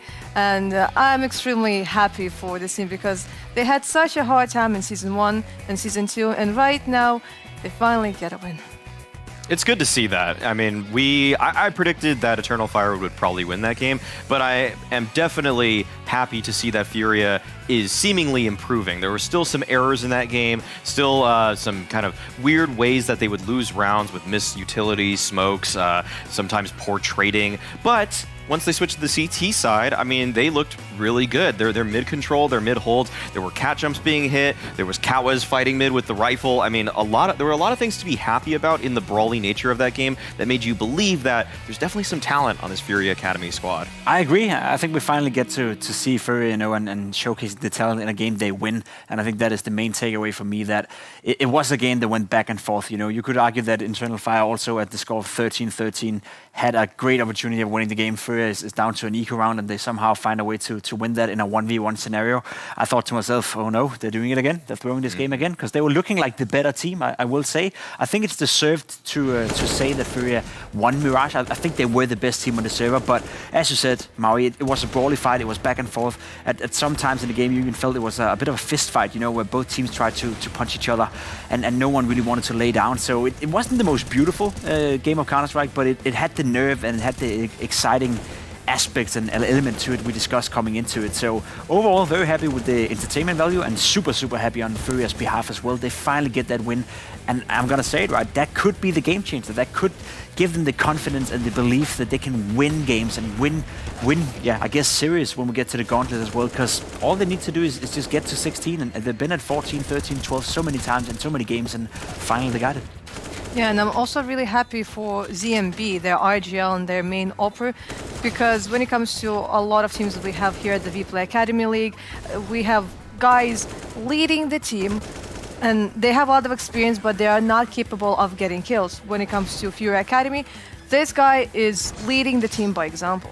Yeah, the ZMB is definitely maybe not the most tactical IGL, the most strategic, but the fact that he can provide value in terms of his own killing ability, that goes a long way, because it does seem like you're usually picking between one or the other in this league. A lot of the IGLs are mostly there because they're probably not going to make it to the next level of CS. They're there to provide guidance, but if ZMB can, you know, be a force, especially on the CT side with that AWP, then there's a chance that this FURIA team can kind of win in a different way. I would probably outline the win conditions of this team to keep things brawly, to keep trying to take these fights, because when you see certain players like ZMB and Cowes, for example, then you're starting to believe that they kind of actually maybe know their win condition, that it is to keep things a little bit chaotic. And you know, it's been so many games and it's taken them so long to get some wins on the board, but I will say if they are able to kind of repeat this, that would be impressive to me, because this game seems very hard to, it's hard to do this again. Yeah, control chaos. I think that is the win condition, because you can make a game brawly and you can make it, a game that is flying up in the air and it goes back and forth and it will be brawly of nature. But you have to have the ability to sometimes, slow down and take a round or two where you play the boring, the regular, the standard Counter-Strike, and then be able to switch it up, because you can't play 30 rounds every single game, playing in this brawly fashion. Then your results will, as per default, be inconsistent. So it's the ability to do both. I think I need to see from FURIA, but just the fact that they won the game makes me happy. Yeah, but when it comes to Eternal Fire, they lost to MOUZ NXT. I believe the score was like 12-16. We were like, okay, you managed to get 12 rounds, because like MOUZ was like, those guys, like maybe they'll get 12 rounds in 2 maps, and they kind of proved you wrong. And when I saw them getting 12 rounds against MOUZ NXT, I was like, okay, you lost against the champions, but maybe you'll be able to show something more against maybe like a weaker team, which is FURIA Academy. They're definitely weaker than MOUZ NXT. But here, once again, we see that they end up losing, even though their opponents are way weaker. Yeah, they did end up losing, even though the fact is that it kind of maybe feels like Eternal Fire might be playing to the level of their opponents a little bit more. That being said, also, this game was just really all over the place. I feel like with anytime any team plays against FURIA, it seems like it really takes them a moment to understand what the heck is going on in the server. And I think that was no exception to this game, too. The missed smokes on A, they came out A maybe 3 times, and they had a missed jungle smoke or CT smoke. Like, one of them was bad every time. And those kind of moments, when you're a player in the server, you sometimes give your opponent too much credit. You think, is this by design? Is there some kind of strat that's going to involve this weird miss smoke? And it makes you kind of second guess what is your natural instinct, which would just normally be to just use it, to abuse it, to shoot someone through the side of it. But I think Eternal Fire coming into the next game is probably going to think, okay, we kind of understand FURIA, and I think they'll play more to that level that they showed against MOUZ NXT, where they can handle even some better teams here in the league. I hope so. Yeah, and where you see the first bans, FURIA Academy get rid of Ancient, they are getting rid of Dust 2, and I'm expecting to see a Vertigo ban, because that is the map that they kept on banning so far during this season, which is kind of refreshing for us, but this also means that Mirage is still open. It does, and I think coming in, we have to bear in mind that these videos was done before we saw the first map of Mirage, and coming into this game, I think Eternal Fire thought that Mirage would be a great map to end up on. FURIA played it 7 times, only won 1. We see them against MOUZ NXT losing a lot of anti-eco rounds and not really looking that much to be in control. We know that Eternal Fire likes to play Mirage as well, so I sense that Mirage is on the cards here, and I think Eternal Fire, reasoning with themselves coming into this matchup, thought that would be the map that had the highest chance of winning. I wouldn't be too shocked to see Inferno. I think they played that against MOUZ as well, and they actually the way they did the priority list that time, they put Inferno higher. Yeah, so okay, so we got 2 different maps here. This is exciting because FURIA, I mean, that kind of chaotic game that we just saw is very hard to do on Inferno, and I think this should be more in the wheelhouse of what Eternal Fire wants to do, where even though Eternal Fire isn't the most tactically sound team, you're not going to expect crazy macro level strategies. You're still going to enjoy the fact that they are able to segment parts of the map sometimes and then, burst with that kind of space. So I think this is going to be a cool game to see if Eternal Fire can, switch some gears up here and maybe contain the chaos that is FURIA.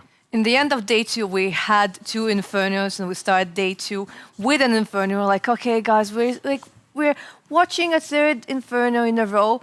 But after yesterday, after all of these days, it feels so refreshing to finally go, to go to this map that we usually see as the 3rd map in all of best of 3s, and somehow we just kept on avoiding.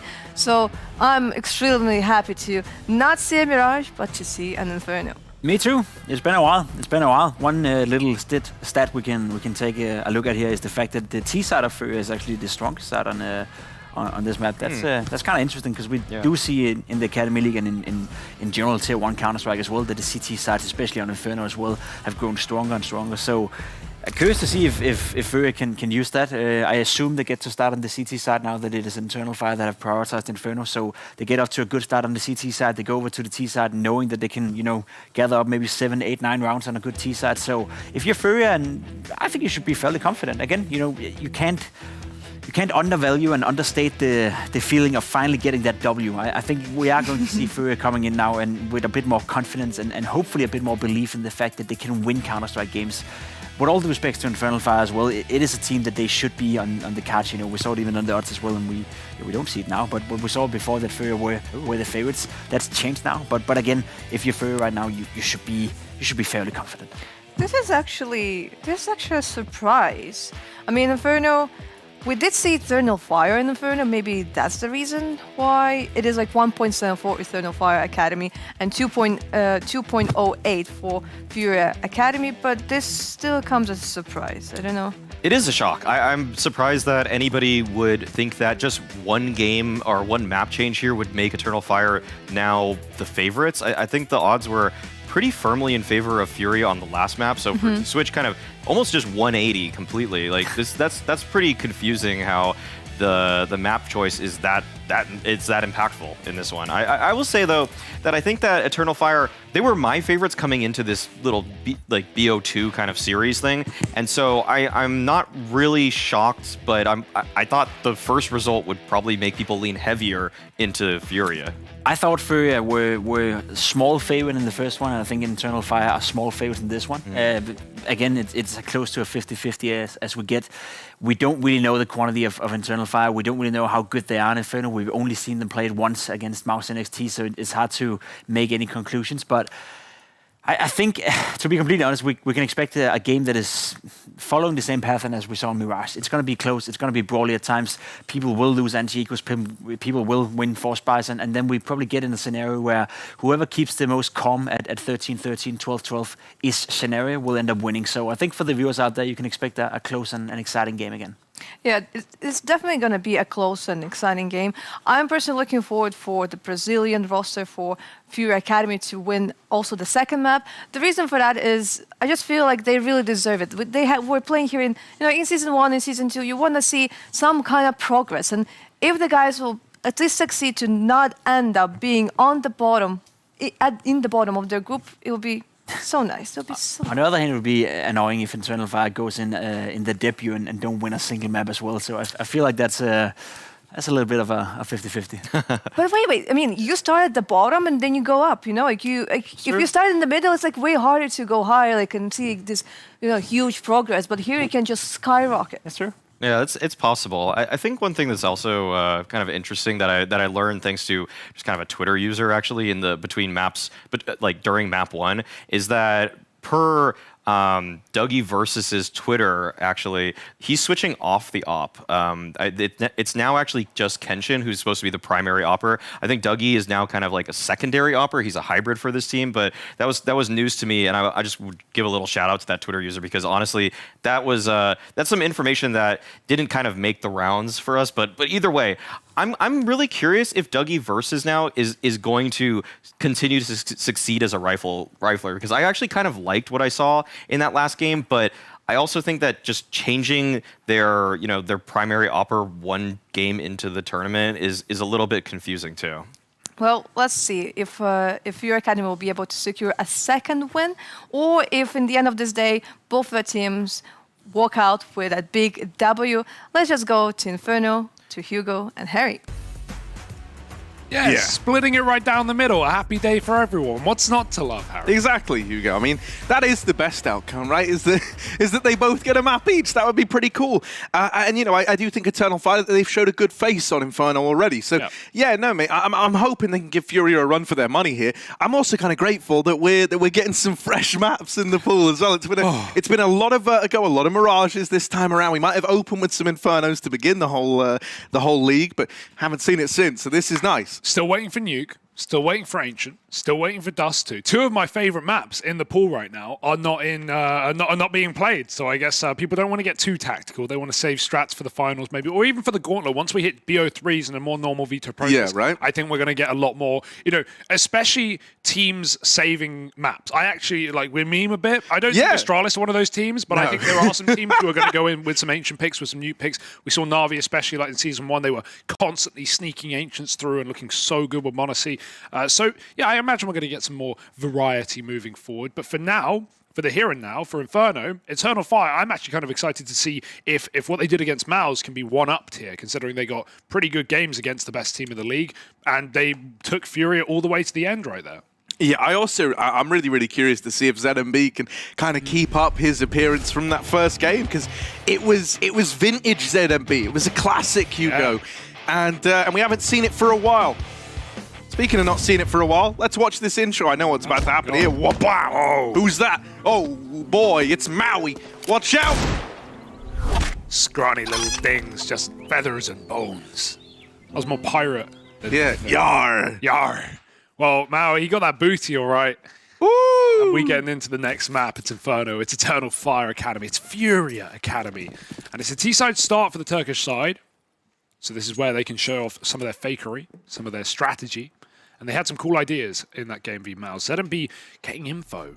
And look at this Astralis tier stack on the B site. Running this in a pistol round, I love it. Yeah. This is for the freestyle pistol that we promised you all. Nope. Astralis stack, baby. Feet. Banana walk. Here's decently. Yeah. Contact coming in. Oh, they've seen it. They've seen the stack, and they want to fight it. Really? Goes either way. Oh, yeah, Eternal Fire. They go, well, how about now? As they leave the banana, they try to get up middle, but that's where ZMB really chuckles to himself. They're trapped behind the smoke, and they can't get to him. Yeah, very dangerous to fire through. He almost dies doing that. No armor. And they run through the smoke as they hear him back up. He's trapped. And he swings into his own demise. Cowards is here in time, thank you to that smoke, but he's not going to be able to live long. They're running him down. I say that, double headshot for Cowards, somehow still standing, and more damage done. HPS has flanked down Banana, and what a cool idea for FURIA, right? Obviously, if Eternal Fire go away early, it's a problem, but ZMB got all the info. He spotted mid, he jumped apps, and when he knew they were going to double back out of B, he locked them out of middle. Kenshin with a chance to clutch, but no bomb. Oh, yeah, I mean, hang on a moment. He is being given a chance at 1v1s, but he doesn't know about decency in the apartments. Bomb now retrieved, and he's learnt about him, luckily enough, on the fadeaway. Decency going to lock in the pistol. Yeah, real nifty little idea there. I like the thought process. You could see the idea. I'm stealing that pistol. That's a really cool idea. So, yeah, FURIA. No longer favored in the parry match odds. And if you are a FURIA fan, if you feel like they can double down and run it back, well, you can go over there and get a 100% bonus on your first deposit. 18 plus only, of course. But right now, Eternal Fire is favorites. And yeah, I think after that game v MOUZ, it's a fair call. We'll have to see if they can step up and stand tall, though. We've not seen many maps from FURIA in this event yet in this season. So what have they been cooking up in the kitchen? Cowards running down, making a barbecue at the bottom of B. He's even hunting ult.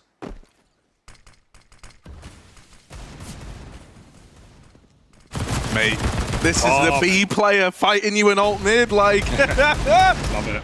Not every day that you see this. Yes. No, this is an excellent round to get aggro, especially when you have such deep B control. You know if you're B player. Oh dear! Hide, run, anything you can. Yeah, if your B player dies like that and you don't have aggressive players, then you're going to be in trouble. Luckily, they thin the herd early, and so Eternal Fire are not rushing into B. They will be ending there, but there's already a rotate.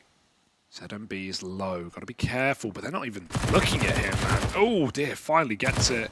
And just buying time, just wasting time for Fola, who can get weird if he wants. Yeah, he may as well at this point, right? Decent. He also doesn't have head armor. This Mac 10 could shred its way through him.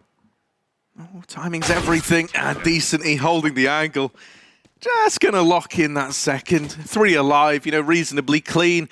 A very, very confident round where you've set this precedent and you're not afraid to get a little bit aggro, a little bit aggy. Awkward flash hit, you know, does tag him. Without it, there's no way that's a problem for FURIA, but hey, they've got to be feeling pretty feisty right now. Let's see. Vou ficar do Fallen. Vamos drop, hein. Você vai junto com ele, Sente? Vou. Passa MF, dá a cara pra baixo, eu dou a cara por cima. Eu tenho flash Fallen e carro, tá? Tá, abre o meio. Point. Boca Fallen. Bug falling. Ponte. Bom. Ponte em cima. Tavares.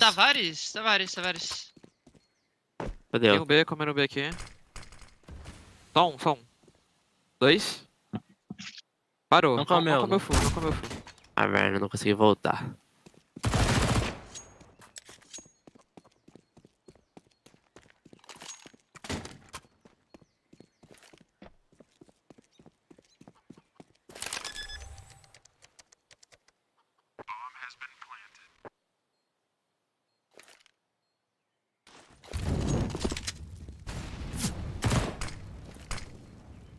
Os dois areia, parece.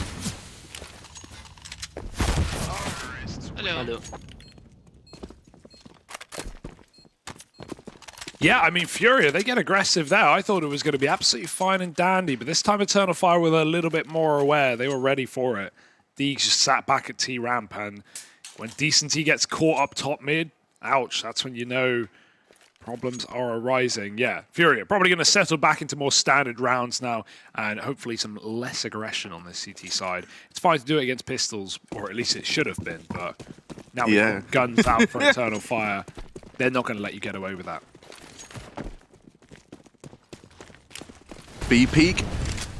Triple stack here early, but it's just for the exchange utility. Yeah, ZMB, yeah, I was going to say, right, the AWP's here, you want it fighting. Oh my god! Awkward for ZMB, but still, he was falling when that kill came in. Like, that's mental from Colors, and they still want to keep fighting for this. I don't know, they're only feeding the beast at Banana. Cowes has had to fall back. He's at least retrieved that AWP, but now to say he's got his work cut out for him, bit of an understatement. He's at least got decently wrapped to help out from the CT side. With so much time left, Eternal Fire and a 5-on-3, they don't have to commit anywhere fast. Yeah, Decency's even scared of spawn, right? Because Eternal Fire, it's like you said, it's Inferno. You know, they can chill. They can go and look at other avenues, find gaps. You know there are gaps right now. So a bit of a fake into B. And that's going to keep Decency here for another second or two as HPS hides at the back of sight. He knows they're coming. He knows the reality is this A hit. Needs to get a multi-kill. One found. AK, and there's no trade. They let him grab the gun. This could be a problem. 2 kills. Tucked in on the corner. Now he's a dead man, but he goes out with a dink. A valiant hold from HPS in now a 2-on-3. Bomb is lobbed. Fola get it down. But FURIA are not going to attempt it. They needed 3 kills off of HPS to actually consider that round. And so fair enough. Keep the AWP. Tail between your legs. Hold on. But yeah, awkward for ZMB. He was falling. If he's not, you know, he still might just get pre-fired there. But could have been a kill. Coulda, shoulda, woulda. Wasn't. And Eternal Fire level up with 2-2.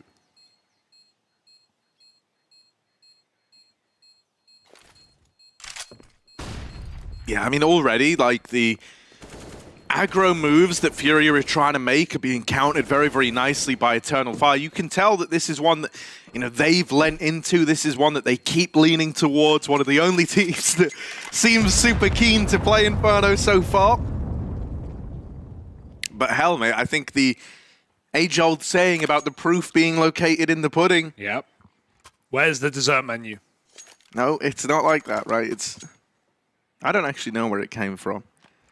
I think we researched it once before, but I don't hold up. A lot of sayings are just, yeah, they're just words, man. Some of them make sense, some of them don't. I never got the you can have your cake and eat it too. Why would you not eat your cake? What's the plan? Is that like a birthday cake thing and like, you know, giving to other people, but you still have a slice? Or is it like, I guess that must be it, right? Getting your birthday cake and eating the whole thing. That's a bit of a yikes move, you know? No, it's just like, you know, you can't both have cake and have eaten the cake, like, because cake is just innately a good thing. Not you see the cake doesn't last long. It's not about how long it lasts. It's just that you can't have both. You can't.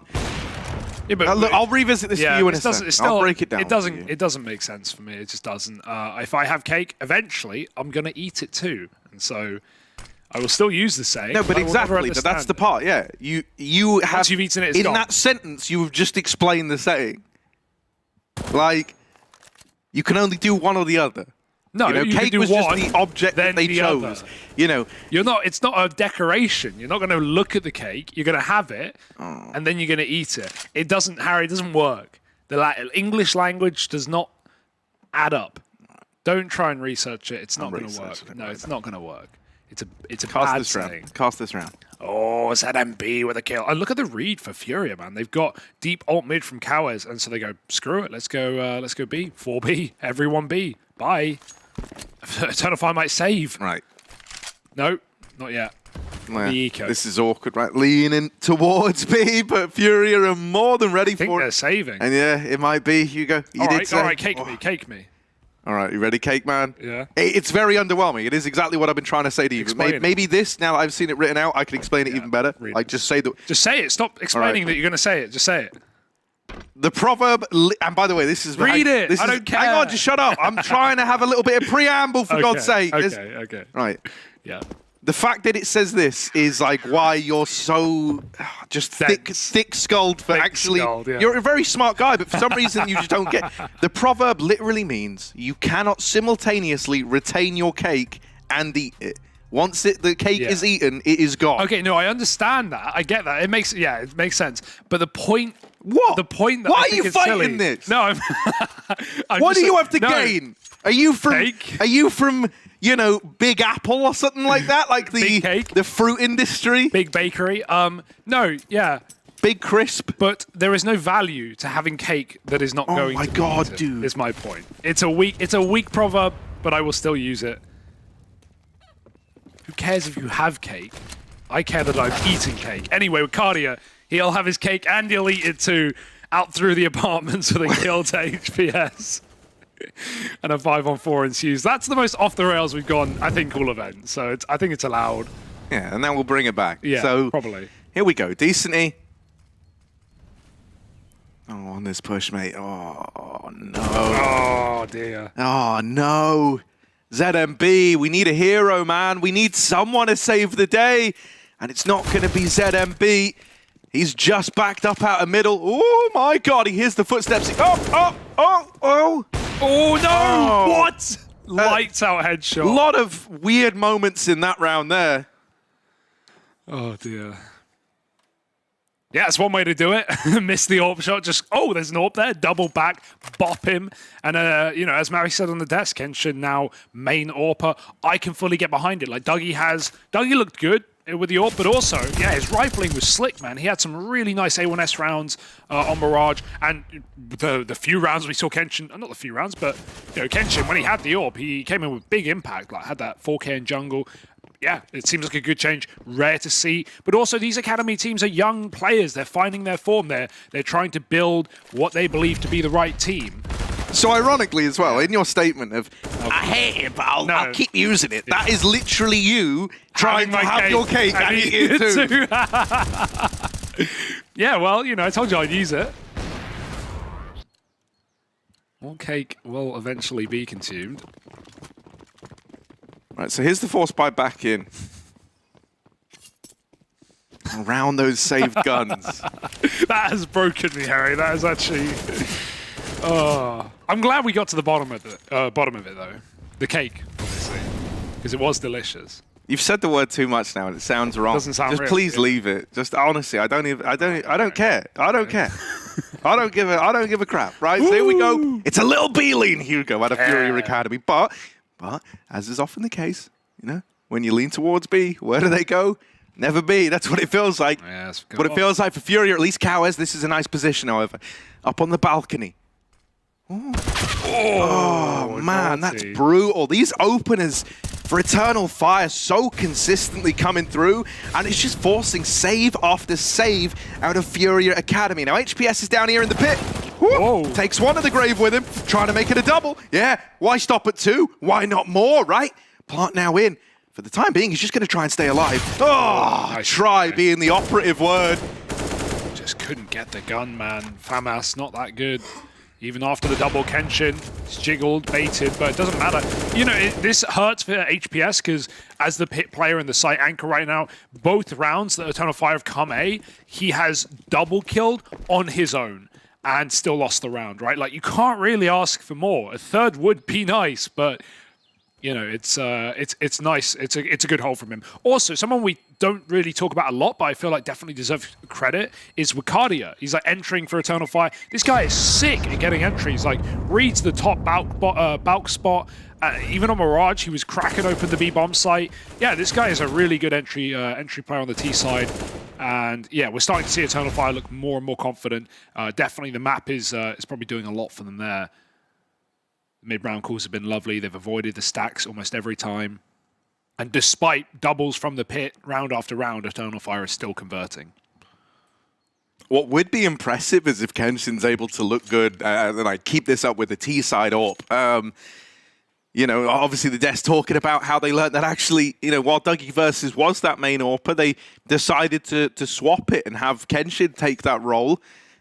You know, they were kind of discussing the idea of like making that change when you're already like a couple of games into the season is an interesting one. But mate, like if he's able to do it, all more credit to him. Let's listen in though. Let's hear the Eternal Fire boys. Hi guys, how are you today?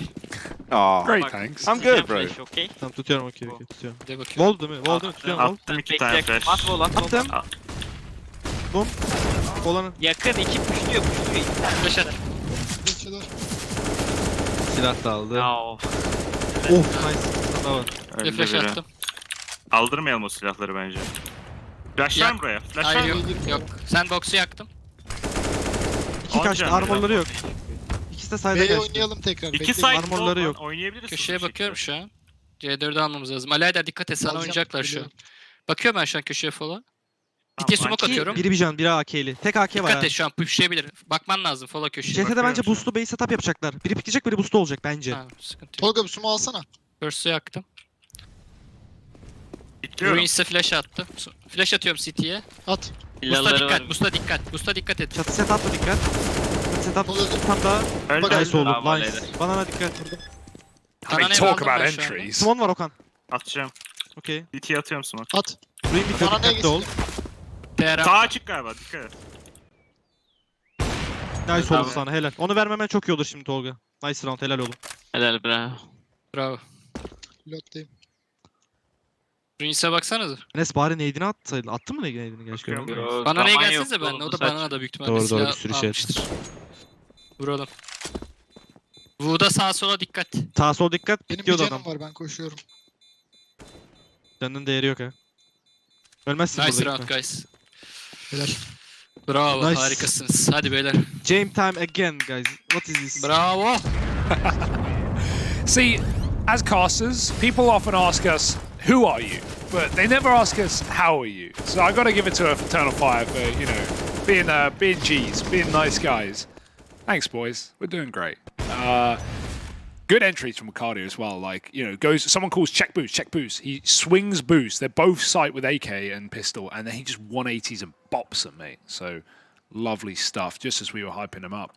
And yeah, odds are getting better and better for Eternal Fire. Why wouldn't they? This T side has been put together lovely. 1.58 to 230.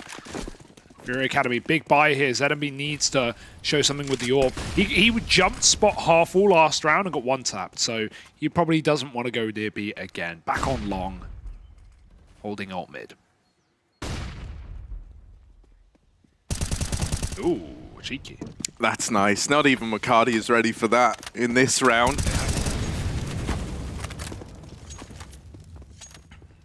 Cowhead's going to drop a smoke over.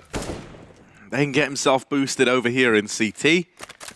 That's nice. Bruninho going to be in a position to actually throw that smoke proper.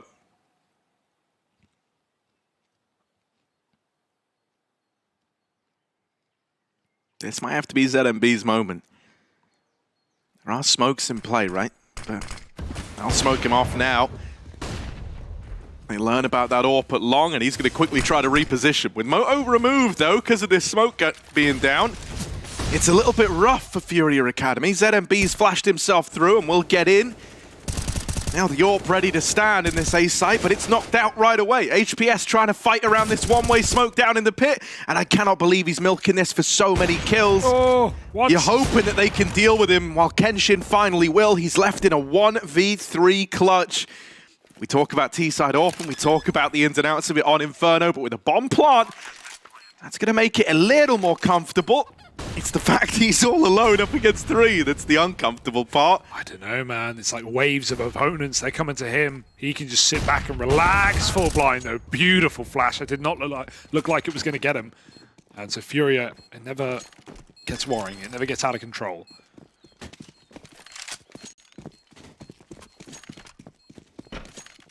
Double AWP save, too. Why not on Inferno?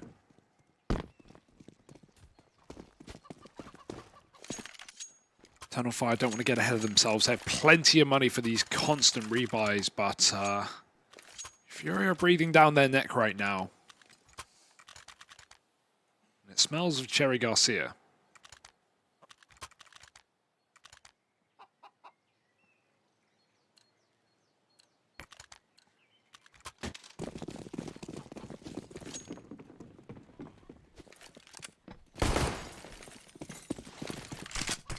Oh, hello, Okay, DC. all right. Hello, mate. Pushing down middle, are we? Oi, oi. Yeah, bit of damage. That flash almost killed Riccardi. He got stuck on the door. Oh. I had my own ROPS moment last night when we played Inferno. The chicken blocked the door. Yeah? To shoot through it, yeah. It's very upsetting. Hugo, I'm not mistaken. Were you cast in the ROPS? Yeah, that was door me. stuck. You were, right? Door stuck. Yeah. Genuine cock. The genuine cock block, yeah. Yeah, cock block. That actually would have been it. I should have used that line. You didn't? No, I mean, I was half the caster I am now. You were a child, but a child in the moment. Yeah. Oh, look, Bruninho. Bruninho. Oh, no. the timing. Oh, the timing. Eternal Fire. Suddenly gotten so ugly. It was looking real nice for FURIA. Decently can't hold on. And the script has been well and truly flipped. Did flash himself there, but it's fine. It's allowed. I love that backup for Eternal Fire. They feel FURIA coming, and then they, with the flash up top B, they just back out, go logs, go corner, and welcome FURIA. Roll out the red carpet, but it's actually the blood of the Brazilians. B's getting cleared, and ZMB is saving his AWP on the A site, so it's going to be a 6th round for Eternal Fire. Open door policy in Banana. You can walk in whenever you like, FURIA, but you won't be leaving. Oh, that was smooth. See why Kenshin's open, bro. He is cracked.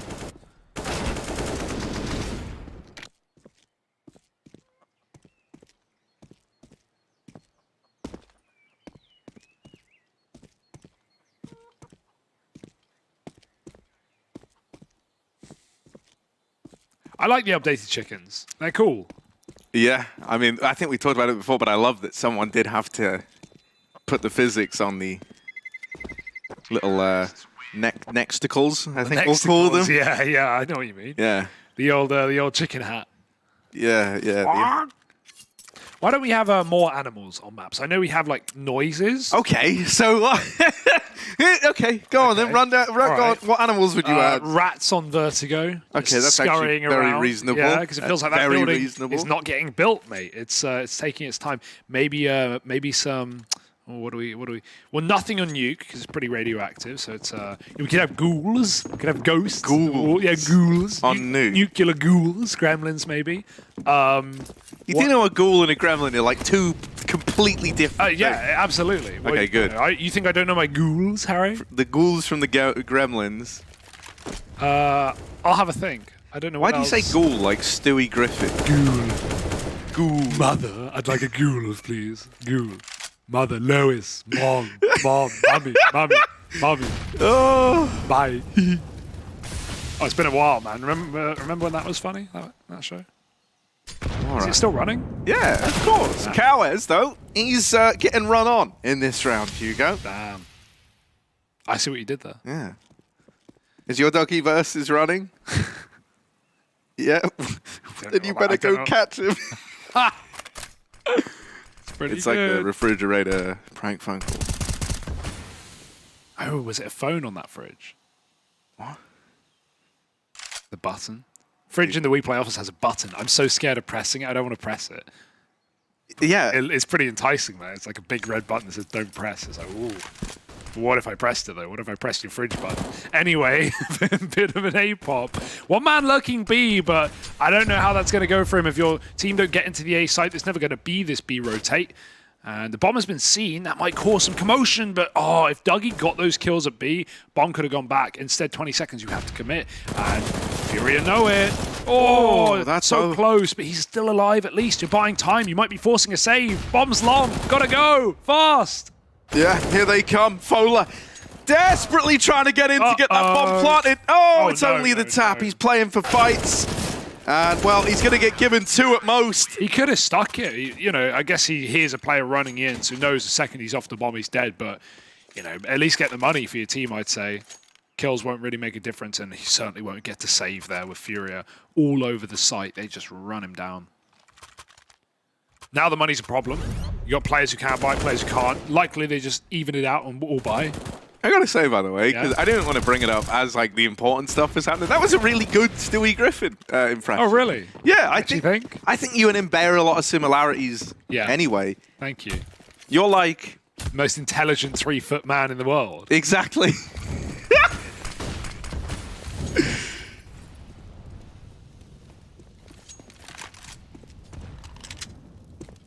I haven't done that for a few years. Dougie versus Cowes, and well, Dougie wins. It sucks for you though, doesn't it, mate? Because you're the one guy with 3 feet and only 2 legs, as it turns out. So look at this, Bruninho with the re-aggression. AWP. Oh, make that a double. Lovely. They'll both get dropped. That's kind of brutal. The double AWP B hold. The Dougie versus wants his hands back on a bit of AWP action. HPS, normally the pit player, left to go save in the apartments. So. Yeah, I'm lighting a candle for HPS's game. The guy cannot get more double kills in lost rounds. That's all he's doing. He's trying his best. He's 13-7, and now he's saving. And they know he's saving, and they've dispatched the anti-save squad to take him down. Oh dear, this door is going to get swung, surely. Oh, and yeah, he just can't turn in time. 7 rounds to 5, Eternal Fire. It's their map, and they're showing us why. Beautiful T-side right now.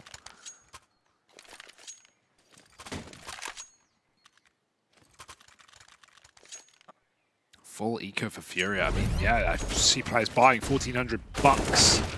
That's all you can do. Orps out on a limb, a little bit in that round, a bit in the open, but. You know, we're seeing Eternal Fire punish FURIA really well. And Kenshin's actually finding a lot of value out of a T-AWP. Yeah, which hilarious considering he's just moved on to it. Ooh, ooh, he saw something. Ooh, he saw him. Oh, he knows. Ooh, he saw him. Seeing. Oh, it's not the superpower we've made it out to be. You need to still take action here. Now guns picked up. Fola's going to get shot in the back. But luckily enough, they know. In comes Wakadia to try and save the day. Oh, what? And there's the AWP to close. Where did the smoke go? It just disappeared. It went flying through the Molotov. Poor ZMB. If that blooms, he can isolate fights there. Ramp player would have been cut off, but man, just double bounces. It's like when you hit a bouncy ball on the ground really hard and it goes flying, you've lost it. It ain't coming back. Bouncy balls. Now that's something I haven't had since I was a child. Where are the bouncy balls now? Where are the pinball? Not the pinball, but like the gun drop machines with the bouncy balls in. I wanna hit a bouncy ball on the ground as hard as I can. To be fair, now that you're older as well, I can buy as many as I want. I've got an unlimited budget for bouncy balls. So where are my adult themed? Not adult themed, but you know. They just have like a. What is this? Have like a nipple on or something. Right. So the pistols, they found that opener, but you know what? Eternal Fire are going to do now, mate. They are going to get the hell away from them. Yeah, good idea. Kenshin might not be so lucky. Yeah, just live and they won't find you. Hide. Oh, this is so weird. I think they heard him. Dude, he's like hiding in his house right now. Oh, the home invaders. No way. He slipped the net. It's like the purge. No. Run. Oh, why would you stop? Why would you stop? He hit his head. And he didn't crouch in time. Yeah, look, man, you can run, but you can't hide. It's literally the saying. They wouldn't say if it wasn't true, right? No one says stuff that isn't true. No proverbs could possibly be incorrect. I mean, we've already gone over that. And FURIA, they got to be pretty happy because they have now baked themselves a buy for next round, right? They got the flour, they got the eggs, they got the sugar, Harry, they got the icing. They got the Victoria, they got her sponge, and they got a cake for next round. Are Eternal Fire hungry is the question. Hungry for rounds, maybe. They're looking for double digits on their T side. Got them digits.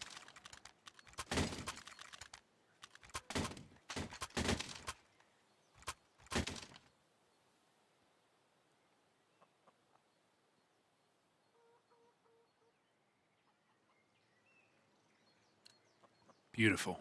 I almost wouldn't mind seeing some more Apps aggression. Like, yeah, that was actually really nice. Just need to not leave B, and you got it. They got an AWP. You know, even going back to something gimmicky like the boiler boost, especially now that you've shown that you do have a tendency to push through the apartments, like, might be a nice way to try and catch a player. Instead, they go for this triple B lean. Yeah, I think that's very justifiable with how, you know, Eternal Fire have been good at finding openers towards this side of the map. You just lob some of those early nades down, try to take control. You see Cowes is now leaving. I think he was actually going back to grab a nade out of spawn, maybe. He's since returned. Oh man! It's only let him down. Dude, yeah, every time he tries it, and it's always colors as well, like just the hard counter to ZMB on that boost. Yeah, get away from it. Banana control has not been good for FURIA. It's just been a means to an end for these Ts. In they go to cause that end. It's pretty mean indeed. Cow is gone. And Decency's walked through, but they know he's here. He's smoked his way out. Kills the AWP. Big frag, but bomb planted, HPS. Oh, they're burning alive. One more in the site. They have no idea. And as long as Dougie stays alive, Wicardi's on the flank. They smoke Banana, but they still have no clue. Oh, they check him. Did he make noise on the drop? He may have. Wicardi is fired off from CT flash, and they try and get on it, but now they're blind. They can't even find the bomb. Nade. Wicardi doesn't know he's got a swing, and the nade screws him. He can't see his opponent through the smoke. And Decency wins the round. Yeah. I like Show him what you got. Talking to the camera. Yeah, baby. Showman. FURIA, a showman. Oh, do it again. Do it again. Don't defuse. I like it. I like it, man. You see a FURIA main team do the same thing as well. It's a beautiful sight. It is. And a 6-9.5 now. You know, it's not a CT side where you leave it and you go, yeah, we're really happy with that. But at least you've got some breathing room. You know, like you come into the second half, FURIA often have cool little gimmicks to pull out in pistols, right? We saw it in this one even with like the Astralis stack over in pool and a solo top mid hole. They always have little gimmicky ideas for pistol rounds, and I love gimmicks in pistols. Like, I'm not using the word gimmick in a negative fashion there. I can't make that clear enough. I think it's the perfect time to use them. It essentially has a knock-on effect where it's like, you know, you do something weird in one round, you win 3 rounds from it. So, you know, if they come in, they have a cool idea, they find success in the pistol, suddenly it can be a tie game very, very quickly. Yeah, this is a really good map for Eternal Fire, right? We wondered after 12 rounds against MOUZ NXT, best team in the league, you know, how good are these guys really? Like, yeah, 2 losses doesn't tell the full story, and now they're showing against, you know, FURIA that just about beat them. But remember how FURIA beat them, not to take it away, you know, win to win. FURIA have played really well today, actually. That was a full eco win from FURIA at 13-all. They pretty much won them the game. Not to say they couldn't have otherwise, but the money would have been in favor of Eternal Fire, the rounds would have been in favor, and FURIA would have had one buy to do it all. So they won off of an eco right at the end of the map, but this time Eternal Fire, oh, pairing match, they know what's up. Yeah, 1.38 to 2.90. Let's go hop into the FURIA TeamSpeak though. Let's do a vibe check. Cheese.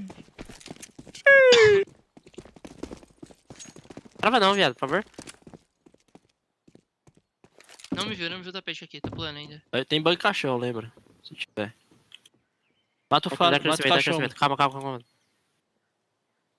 Na base, deixa eu abrir. Pode voltar, volta aí. Dona tapete lá, vocês dois, volta pro padrão. Nossa, mano, vocês entram bem, eu matava o meio aqui agora, velho. Já foi. Ah, Ele tá Xuxa aqui perto. Ok. Cachorro. Tapete, HP. Rodando base. Tá. Pode entrar, guys. Pode entrar? Vou estourar o Entra na tapete, mira estourei. devagar. Vem. Vou pular guys, tá? Kogu solo, guys. Área 10, Peguei. Eu tô Kogu. Xuxa, guys. Xuxa de costa. Peguei, Xuxa. Pode tirar 2. Nip, miada, Jesus. Tenta passar bomba. 2 Xuxa. Tô menos.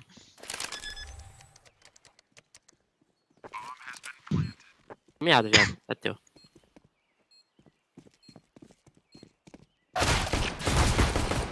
Visão. Que miado, velho. Wow, wow, wow, wow. Poor Furia. I hate hearing a team lose. It's always sad.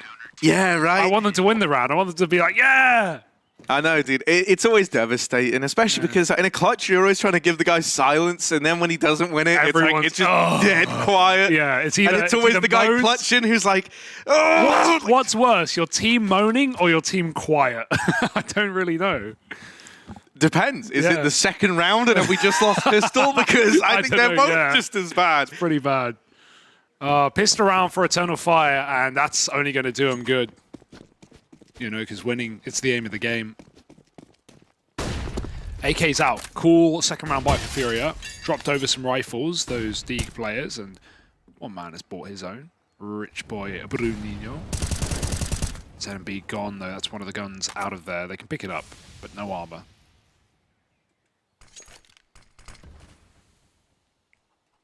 Kenshin saving for Orb. So confident. Yeah, but there's that confidence. What an angle, dude. Oh, man. All right, there's a bit of a response. Luckily, at a decent seat. The one spot he could have been in.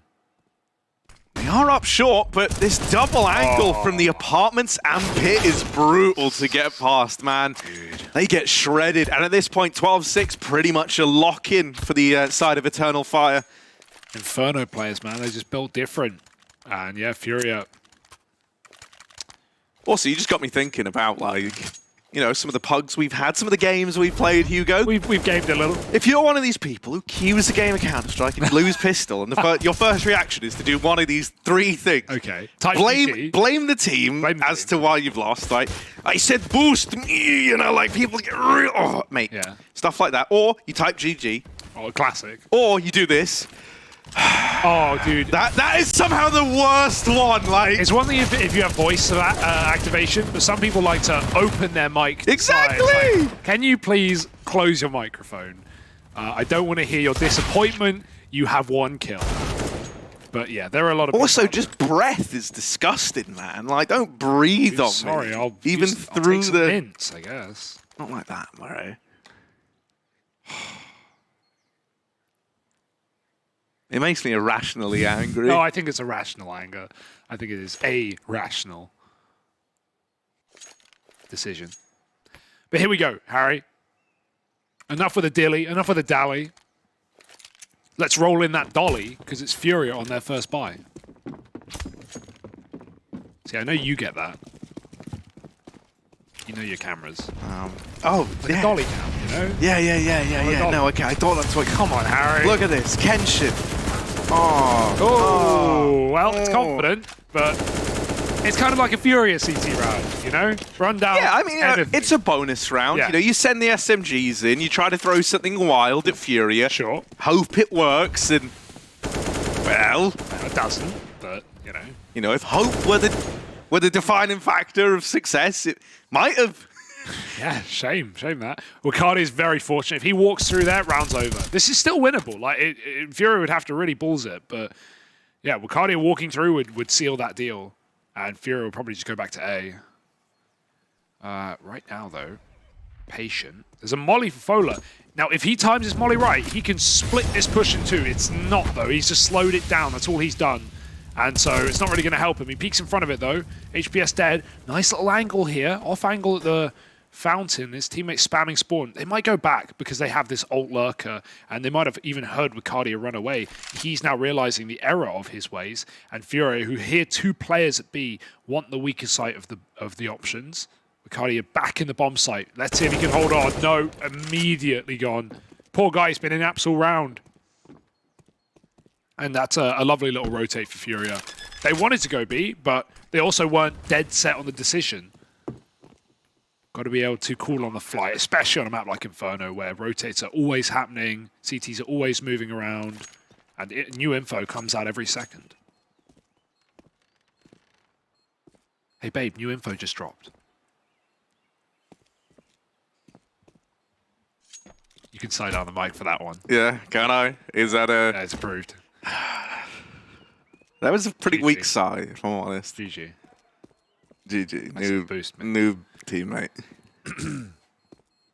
Well, Cowards looking for some kills on the way out, but they don't have a lot of money to spare, so don't die, lol. Oh, I think he's got it, Harry. Sorry, I jinxed him. Yeah, you had to say it. He looked like he was going to the new box, but instead, FURIA now with a chance to make this game something to marvel at. Yeah, I think, important to remember how that round started, right? The double banana push with the MP9s, it was a bonus round attempt. So I think this one is the true test for FURIA. You've got the AWP out now in the hands of Kenshin. This guy was able to find T-side AWP impact, which is really impressive. It's not an easy feat by any stretch of the imagination. Now CT AWP, mate. This is where AWPers do their best work. Oh. Leg shot. Yes, enemy knows his angs. Doesn't let the AWP get away with it. Pushes it back to the bomb site. FURIA, they're going for a B, but they haven't got the bomb, so they can't commit right now. And Cowards, rather, is a long way away. So back goes Decent T. Contact into B. Gonna need some util. Not really got a lot of it. Just lobbing what they can. Molly in the pit just welcomes him into the bomb site. Gonna try and smoke to allow that cross. Won't put out the new box Molly. And Bruninho's got the entry. All on Dougie right now. Flashed in for a fight, but he looks into it, and the nade is lovely. Oh, Lurker's gone, and now FURIA, they've got to commit. Yeah, you've lost your option to fall back, which is a little bit awkward. Academyvs is still at the back of the site right now. Him and Kenshin trying to make quick work of the B play. Kenshin's AWP trying to hold the line here. Flashed off the angle, and it's a nice flash. HPS steals the kill away as a result. There's that fast rotation out of colors. The bomb now down, but trapped in the site is Decency. This guy's often the one to step up in these clutch moments, though. Very safe pair of hands. He's not giving too much away. They don't know where he is. They've got to try and locate this man. And there's the swing held by Wakadia from CT. It's Eternal Fire with an immediate reply. Yeah, that's really going to suck the air out of your lungs, mate. Just fizzle it into carbon dioxide right there where you stand, because you win your first rifle, you win your first T round, and boom, you responded. That's some science you just dropped on us there, man. Damn, dude. Carbon dioxide? Damn, dude. Whoa. Year 3 science coming in clutch right now. And damn, parry match coming in huge. Yeah, I mean, dude, it would only take a Year 3 mathematician to work out that those odds massively in favor of Eternal Fire. But wait, FURIA have the bigger number. Yeah, well, here we go. That's why this is only people 18 and over, isn't it, mate? Woo! That's a good point. Hard concept for you to grasp. Well, can't win them all. Right now, FURIA Academy going to be grasping at straws, though, mate. They're coming in with this investment, sure, but their money is on the line. And up against 13, it's a horrible spot to find yourself in. Yep. This is really a must-win round. If you want to keep the dream of a comeback alive, you cannot afford to let this round go the way of the dinosaurs. Yeah, nice. I mean, if you grasp at straws and you grab them all, you're definitely going to get the small one. So FURIA have picked up the problem right there. Little run boost. Oh, it's failed, but Kenshin, he don't care. He's going to go for it. Flashed off. Now you know the AWP's on A. That might tempt you back into this B execute again if you're FURIA. Obviously, the question of, AWPers taking shots and running rotates is very common, but Kenshin remains on the long angle.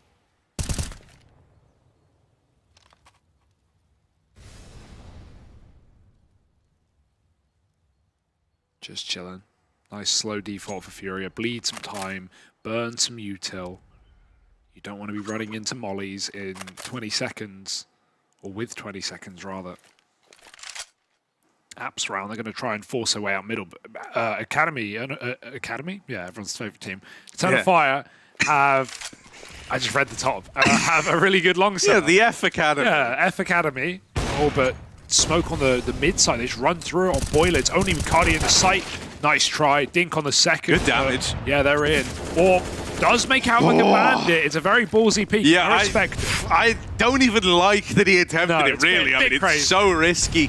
When you're in the 4-on-3, mate, this is like your dream retake scenario, and even this can get rough. Sure.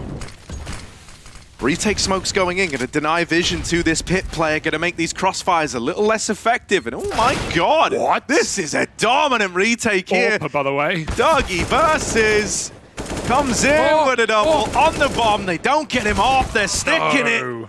And they even charge down the pit player, Kenshin.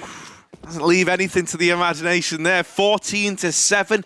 You know, I said that you had to win that round. If you were FURIA Academy, you at least get a bomb plant. So that's going to, you know, with the loss bonus accruing, you're still able to come through with the investment. But I really am trying to look for silver linings in a game that is slipping away from them. You're choking on co-parry. That's what you're choking on. And Eternal Fire, they've got to be full of fire in their bellies as they get ready to go.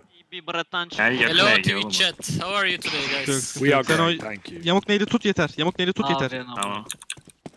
They're so charming. I know. Görme Ege. Bok çukurunda. At. Attım. Aleyder EG hazır mısın EG? Görmedim. Bir bok çukurunda. Smon var mı bana? Meksiko ve Tamam. T-rampa. Smon'u ver bana. Tamam, daha kaşım var, her şeyim var. Al. Beni sporu versene. Prince'e gidiyorum. Ben perfecto yapacağım burada. Mibox'ta perfecto yapıyorum. Şeydeyim ben. Tamamdayım. Kal orada. Şu an bakmıyorum. Tamam sen Oyunu benim bende. şurama flash tutar mısın? Tutarım. Girecekleri zaman tamam mı? Tutarım. Mibox'un üstüne okey. Tamam. İsteyeceğim. Ama bakmıyorum şu an. Birazdan Tamam bakma. Sıkıntı yok. Tamamdayım. Ben burama smoke atacağım. Bir de bir tane flash attım. Boiler çıkabilir şu an. Bayana Sadece bir de bakıyorum. execute. Ben- İşte flash. Bekle. Beyler flash'ım var. Nereye At flash'ı. Attım flash. İkiye giriyor. Ruiz girer. Yürü Enes yürü. City Ruiz. Cool da olabilir. Bir Fake mi lan bu? şey. Fake bu. Ruiz 2 tane daha Ruiz. Ses. Bokta adam. Aa oynamıyor. Ruin. Ping. 2 ruin çıktı şu an. Tamam. Sağdan piklesen vurdum. Bananadayım Tolga ölme. Ruiz Gel. biri Helal side geliyor. Tamam vuracağım. Banana önü. Tam vuracak onu Ali. Öldü bana. Bir tane flash attım. Önüme. Full util düşsün hadi.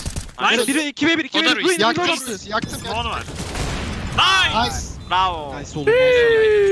That was a shot. Really well played on Eternal Fire. The Dude, like they're having fun, and that makes all the difference, man. You got to have fun. You can't be sighing down the mic. Can't be typing GG in all chat. Got to be having fun. Mate, Wakadia might have stole the show getting the bulk of the kills, but I think Kenshin was the mega brain hero at that moment. I don't know how. He's been peeked by 3 different people.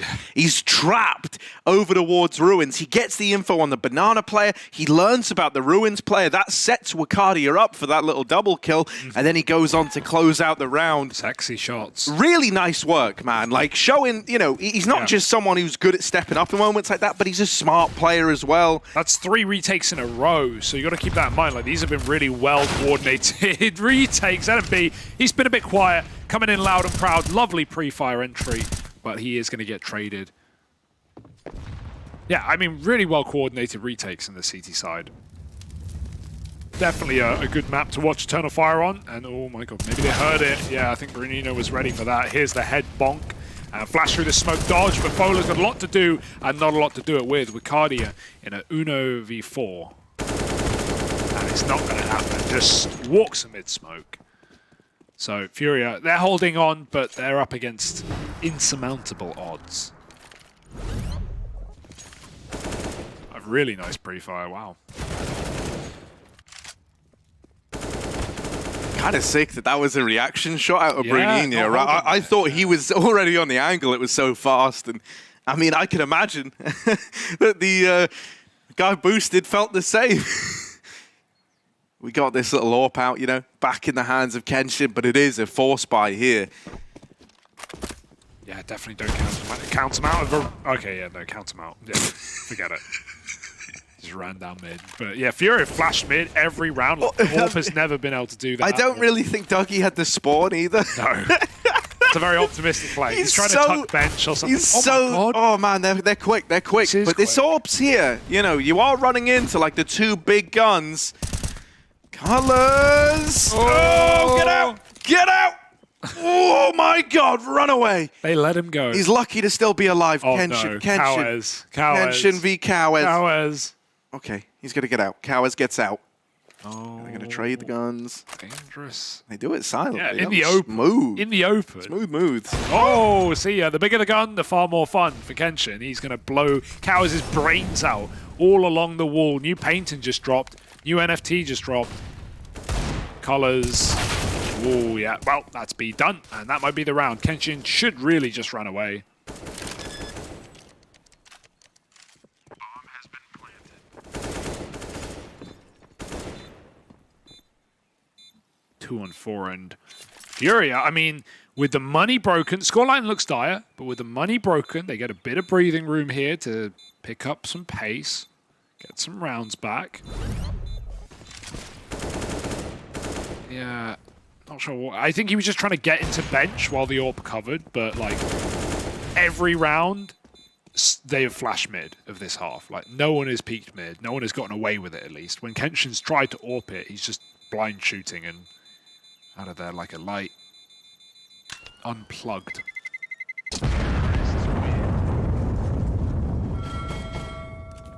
I'm curious how they want to play around these saved guns, you know, what they want to do with them. Kenshin's dropped the Deeg over, but that's really the extent of your purchasing power gone in this round, isn't it? Got this nade on Wakadia. You know, it might be kind of cool to see him lob that down banana, maybe. It's been a consistent problem. He's also got the smoke, so I assume that's what we're going to get out of the guy. I'll probably be leaning towards that B site. Splitting the guns here, what do you think of that, as opposed to putting them on the same bomb site? You know, I mean...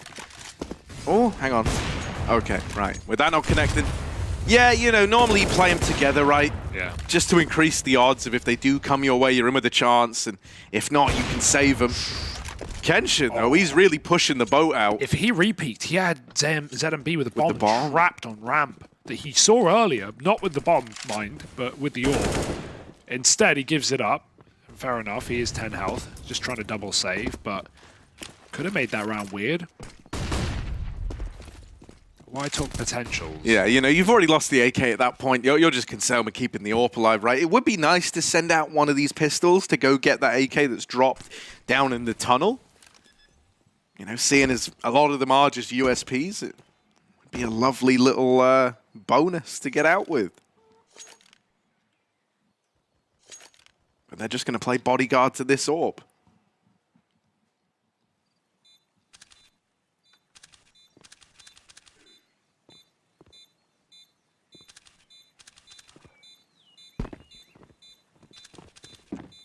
This next rifle round's really gonna, you know, start to tell us whether or not we should be concerned. Yeah, because you've got Eternal Fire right where you want them. They're always getting, you know, their money slammed into the ground after every one of these losses, and so having to take these ecos, this is how you streak together rounds for a comeback. But you know, the task, as you used earlier, you said insurmountable. That's what it felt like. FURIA are finding their footing back into this one.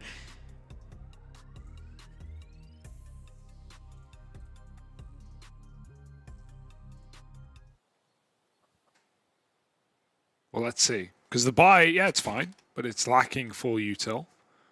Lacking those Molotovs.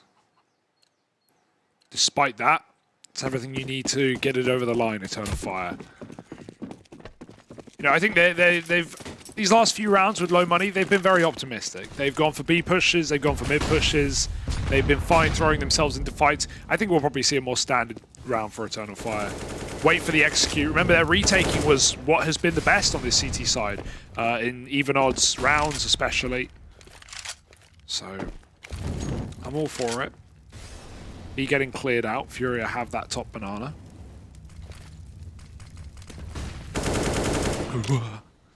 Careful. Oh my God, Fola. Boost. Yeah, they're even boosting over the top. That molly burns them off. And that's good damage from one Molotov. Bringing two players down. 50 and 35 health, mate. You'll take that. There's even a third lean towards this B site. Kenshin drops a smoke and then gets out of there.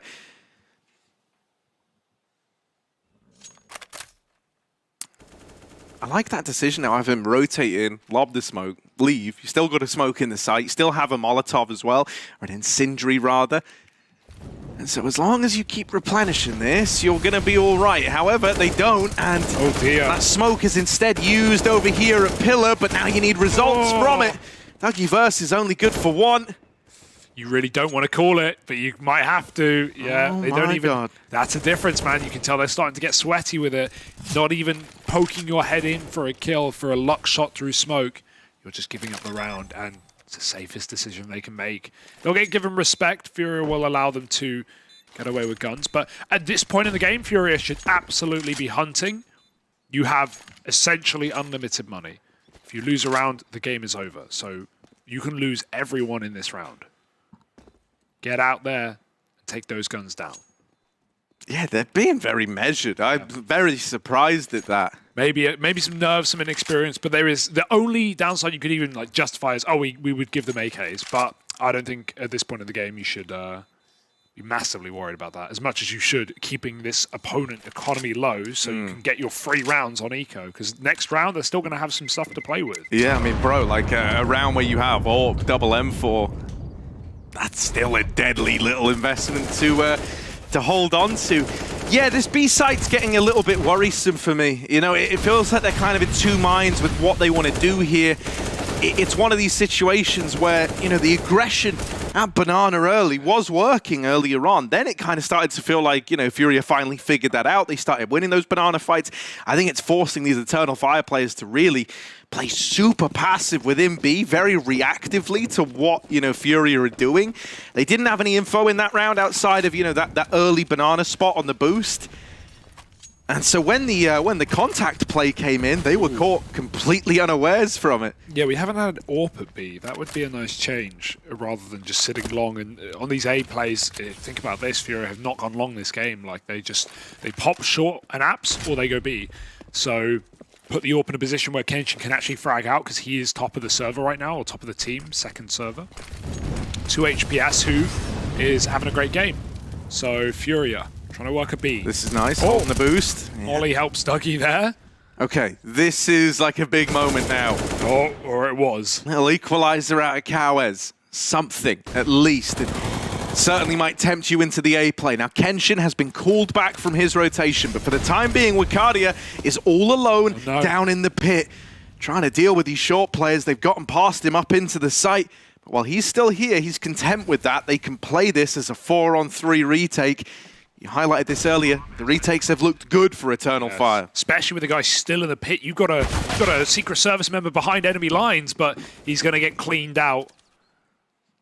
3-on-3 now, it gets a lot harder. Oh, re-molly as well. You have another smoke, 2 flashes. If you just start lobbing these, they buy you seconds, man. And I think if Eternal Fire have realized this one does not look good for them, it might even have to be a save again. Now, my question is why Wakadia goes hunting, because he definitely can just live in the bomb site. Like, they knew he was there. If he just tucks in and buys more time in pit, they can move in off of him. But instead, he's the first to die, and they weren't hunting him down. They were giving him space. So I think that's the mistake there for Eternal Fire that cost them the round. You should have kept the 3-on-4, should have kept up. But instead, FURIA are really giving Eternal Fire a run for the money on the T-half. Yeah, you can tell nerves are setting in. Yeah. They were so paranoid about B that as this A play came in, mate, it was only Wakadia left here. Kenshin had already peeled around for an early B rotation, trying to get ahead of these FURIA calls, but the game's very much changed. You know, you're not the ones making the big reads anymore. It's FURIA out-positioning you a lot of the time. I'm interested here. We got the first B spawn for an AWP. I imagine they're going to flash Kenshin in. Will he be able to get away with something? Take another 5-on-4 that hopefully gets untraded here for Eternal Fire. Good grenade. Oh, and better flashbang. FURIA's flashes have just been sick, this T side. They run through a smoke. It was optimistic, and, you know, Eternal Fire have played sandbags many of these rounds, but FURIA, they try and go through, and it puts them back in a 4-on-4, so they leave the site, knowing that A only has max 2 for the moment. Yeah, I mean, at this point, right, you're anticipating it was that triple B lean, so they're fast up into A. However, Wukardia and Colors are not to be underestimated. The flashes are good again, and they've spotted Colors at the back of the site. Now, Wukardia doesn't want to make contact early. He's up in the apartments. There is no reason to fight here. Nades. Good bit of trickle damage onto these two in the site, and Wukardia's swing keeps it in the advantage of Eternal Fire. This is the chance.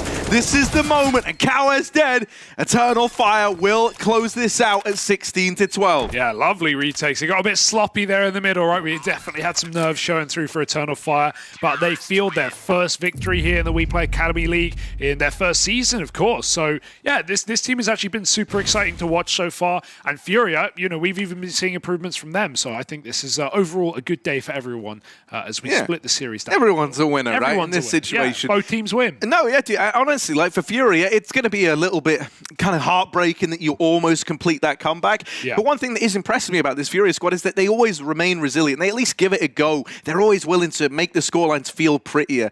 And I feel like the individuals are only getting more and more consistent as the season goes on. Yeah, I like the swap of the AWP as well. Kenshin looks really, really good on Kenshin Eternal does Fire. look really good. I'm hyped by that. I want to see more Eternal Fire as we go forward. So first we'll be thrown to the break, and then we have the desk and more Counter-Strike coming down the barrel. Stick with us. Headshot, nice. These bombs go to the teammates. I wanna hear your go, go, go. I wanna see you rolling fast. Win the round. Win the game. Pretty much. They play, you win.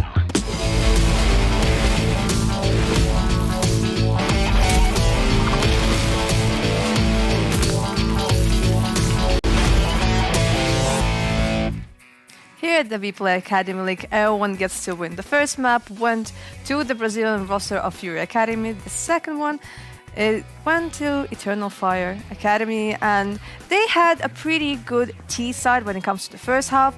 Then in the second one, they were really close to closing the map. Then there was some kind of, I don't know, comeback from the Brazilians, but in the end of the day, they managed to get the W. Yeah, the dynamic on the B site, I would say, wasn't really working out for Eternal Fire. They weren't really able to hold off those execs from FURIA. I will say that FURIA, even though they lost this game, showed me a kind of a nice sign in terms of their style, though. It was a lot more organized than I would say I'm used to, where on Overpass, Vertigo, Mirage, sometimes there's just too many things happening at one time for them. So this was kind of a better look strategically for me for FURIA. It's kind of a shame they weren't able to pull off the 2-0 here. That would have been really nice for their future in this group stage, but credit to Eternal Fire, because this is a map that they've also shown some comfort on. I think Hugo and Harry were talking about the fact that it's one that they're willing to kind of pick, and you know, they showed exactly why. I would agree with that. I think FURIA, despite losing, gave us a good sense of what they can do on Inferno. I think Eternal Fire deserved to win because they were better. They played a good game of Counter-Strike, I will say. The Inferno performance was way better than I initially would have thought. Of course, there were a couple of mistakes throughout the game, as there will be on all levels, basically. Even in Tier 1 Counter-Strike, you see players make mistakes. But overall, I was thoroughly impressed with Eternal Fire, and it was more so the frag distribution as well. I'm sure we'll see the scoreboard later, but all players, at least in the first 15 to 20 rounds, was contributing, right? There was no weak link, there was no strong link. It wasn't like a carry performance that had to drag it all over. It was a team performance coming in from Eternal Fire. So I'm pleasantly surprised, and I think 1-1 between these two lineups is more than fair. I mean, it is nice that each team got a win, but it means that it makes our life more complicated, because once we get to the tiebreakers, we might end up having a lot of matches. That's possible. That's possible, but we'll see. We'll see once we get there if that's the case. I think that this is really good though for both teams to just get that W under their belts, to make sure that they aren't coming into the later stages of the group stage with all that pressure on them. That are we going to go home with no victories whatsoever? So this is kind of a feel-good day for these teams in my eyes. And I think when I think about a feel-good moment for me on FURIA in the first half, I really liked what HPS was doing in the pit. That guy, like, there's something about pro players and how they're able to just make the most out of situations when they're gifted opportunities. It can take the shape and form of in many different ways, but it's kind of like hitting the shots when they're presented to you. And HPS did a really good job in Pit that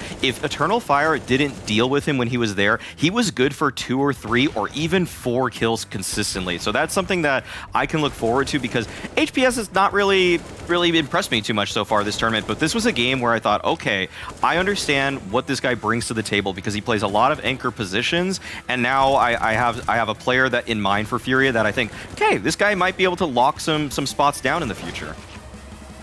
Yeah, definitely. I mean, FURIA Academy, they did their best on the first map.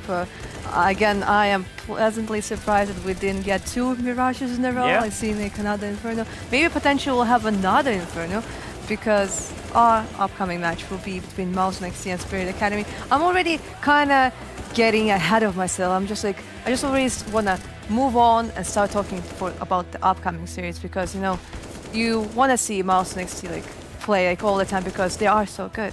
They are so good, yeah. They're the best team in the league and the best team in the history of the WePlay Academy League, of course, by winning both Season 1 and Season 2. The game against Spirit Academy is going to be interesting for many reasons. We saw right here, right, FURIA and Eternal Fire Academy, 2 of the teams we expect to be in the lower bracket of the teams, 2 teams we expect not to qualify for the LAN finals. I think if you have to draw a paragraph towards what we're going to see now in MOUZ NXT, obviously a favorite to go to the LAN finals, no doubt a favorite to win this group.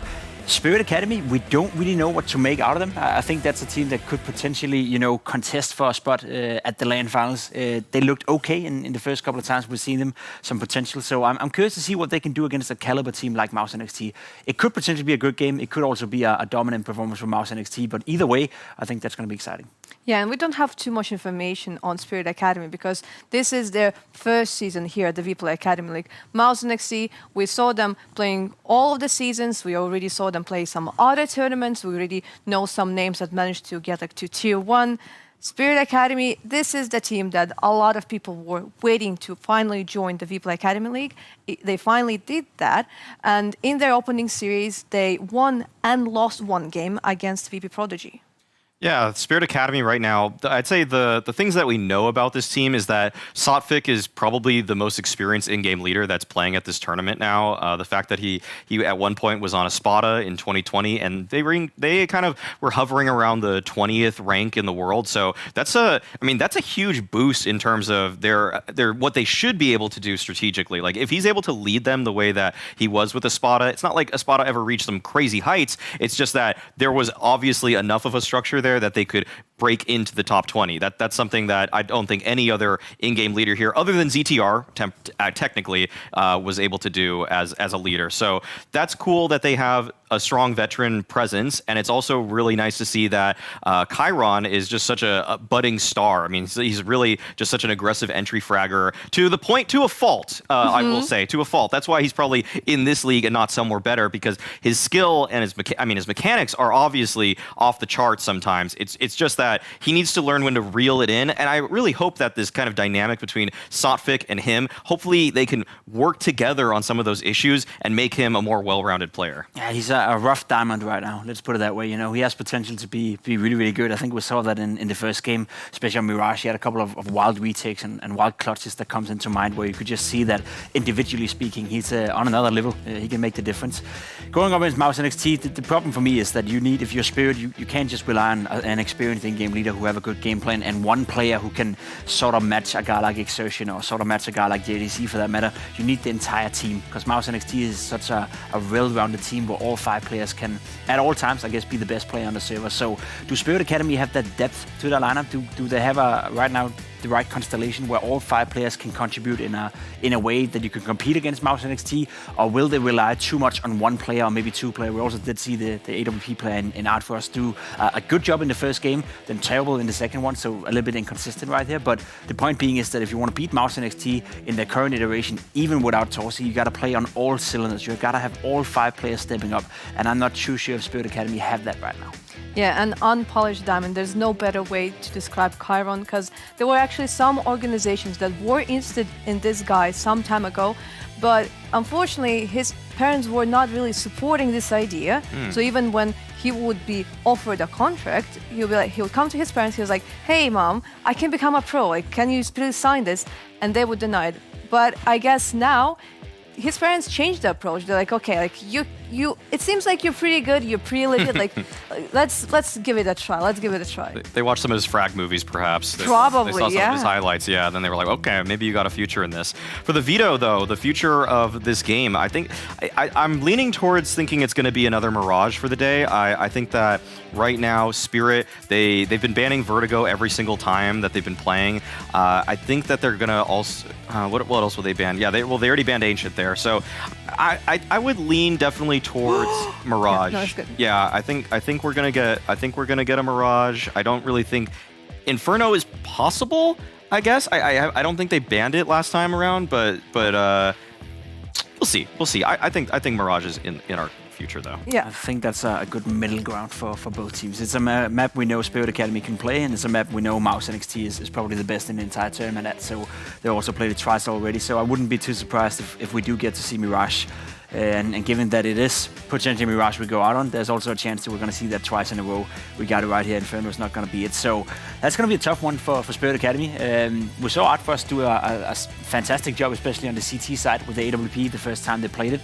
He's going up against another unknown quantity, if we can say that, in MHL. We don't really know what his base level is just yet. We've seen some good performances. We've seen some less, impactful performances. So he's still trying to find his footing. So maybe that's an area where you can look and say, okay, if Artfrost is having one of those games where he's really going off, he could potentially outfrag or outmatch MHL, and if you have him and Kyron going off, then we could have a close game. I'll pump the brakes on that a little bit. I think it's just that our standard for everybody on MOUZ NXT is so high that it seems like MHL's not as impactful, but it's just kind of like there's only so much some players can do because the riflers just kind of sometimes have field days. Like we've seen now basically everybody from MOUZ NXT over the course of these seasons take over. Even Shane took over just the other day. So I think that MHL, I would put MHL as the stronger opper in this matchup for sure.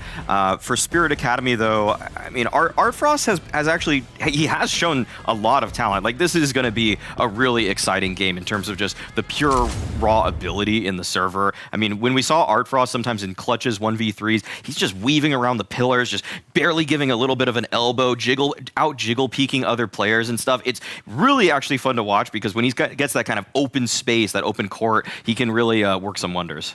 Yeah, I mean, MOUZ NXT, they changed one of their players. They used to have Torsi as the main operator, and now they have MHL.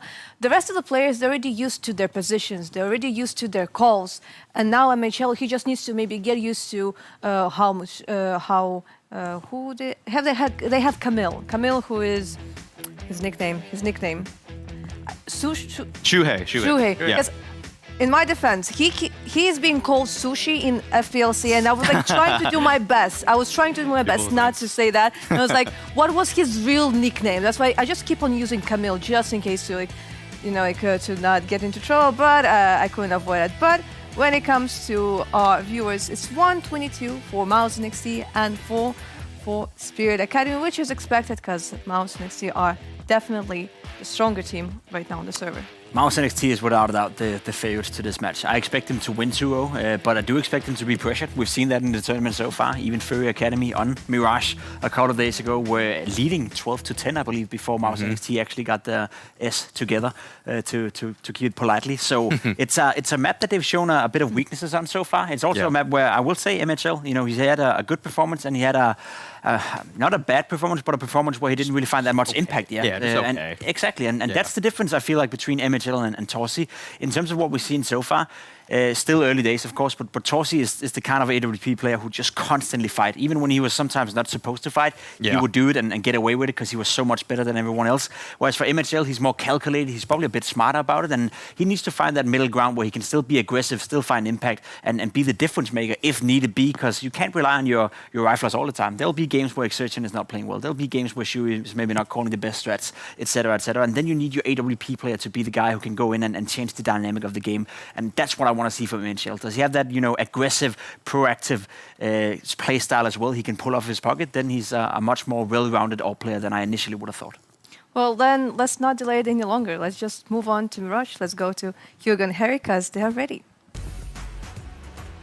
Oh, we were born ready, Heku. Of course we are. We're here. We're back for a new map, a map that we haven't seen for at least 2 hours. And wow, isn't that great to say, Harry?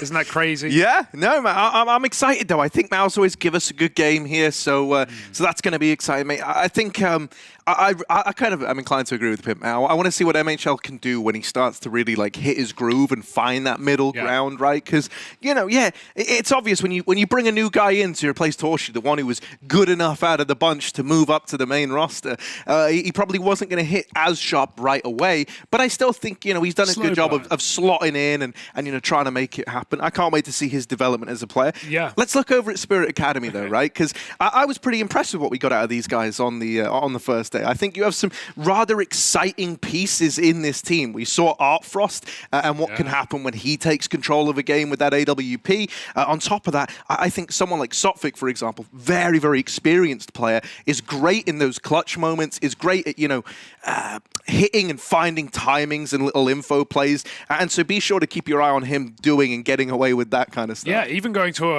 another well-known name on the team of Chiron. Look, a lot of eyes on this guy. Very young, very inexperienced on a high level, but individually this guy's pretty cracked. And we listened into those comms the other day. Very frantic, very energetic.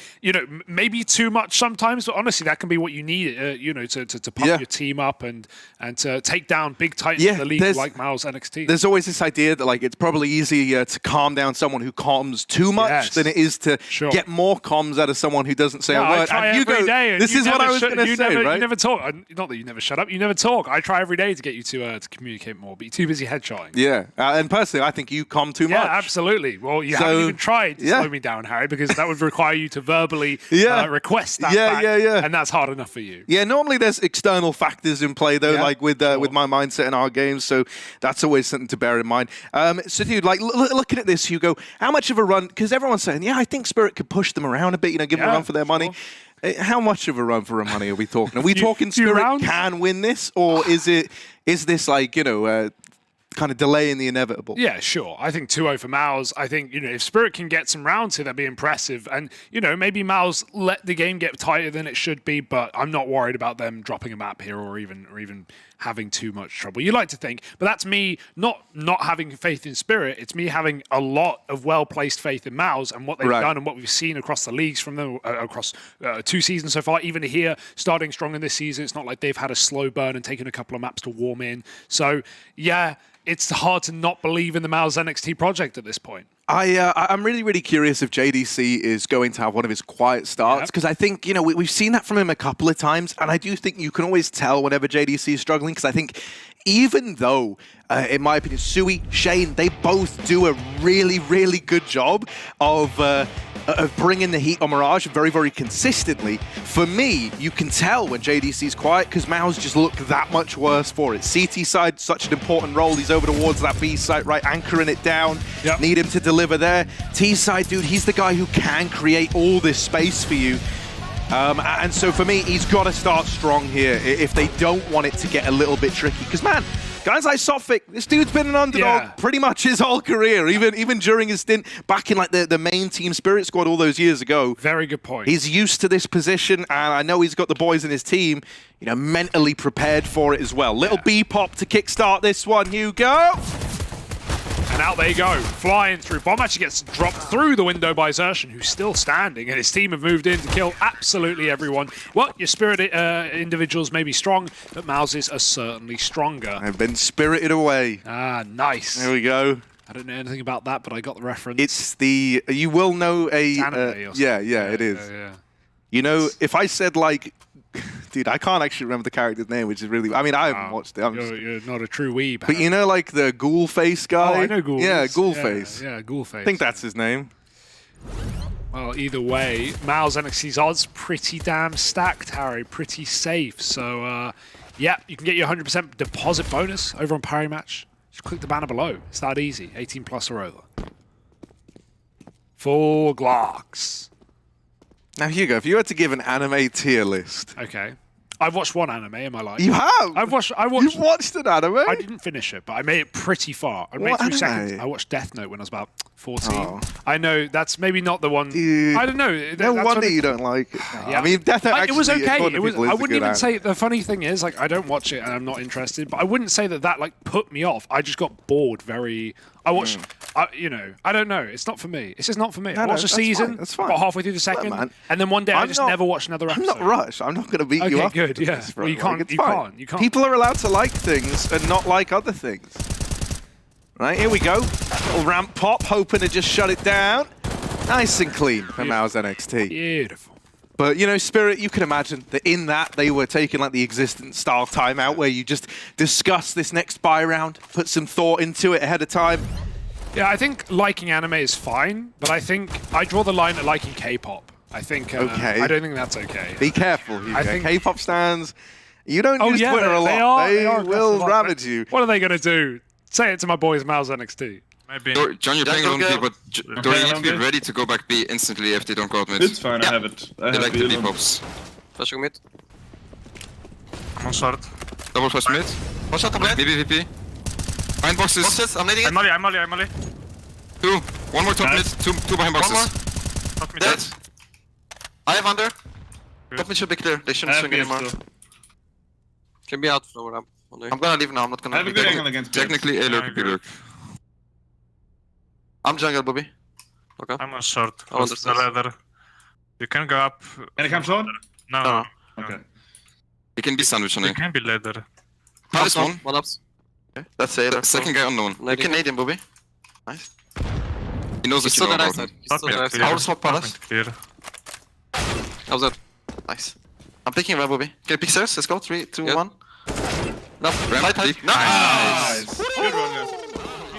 It's always a pleasure to listen into the MOUZ NXT comms, mainly because I speak their language, but also because they're just entertaining, man. And every peak is commed, every move, every consideration is verbalized.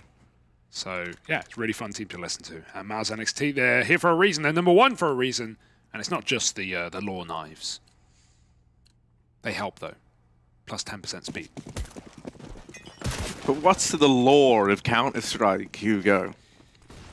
I don't know. Why do people keep trying to blow up random boxes in random decrepit areas? Like, Nuke makes sense. Anywhere else. Why are you trying to blow up this bunch of boxes? I don't know. I guess there's sometimes explosives there. Mirage is a good example. Mirage is a good example of that. Something like Dust isn't, though. I feel like there's not explosives, nothing on A. What's in the box? I know there is a lore. But like, Yeah. I wish it was. It's times like these I remember famous quote. I think it's from Albert Einstein. From you. Law is bore. Okay. IMO. I mean, that is. Ooh, that's juicy. That's thick, juicy, and pumped on the deagle right there, mate. Lean as well. Oh no! The timing on that turnaround for Shane is so unfortunate.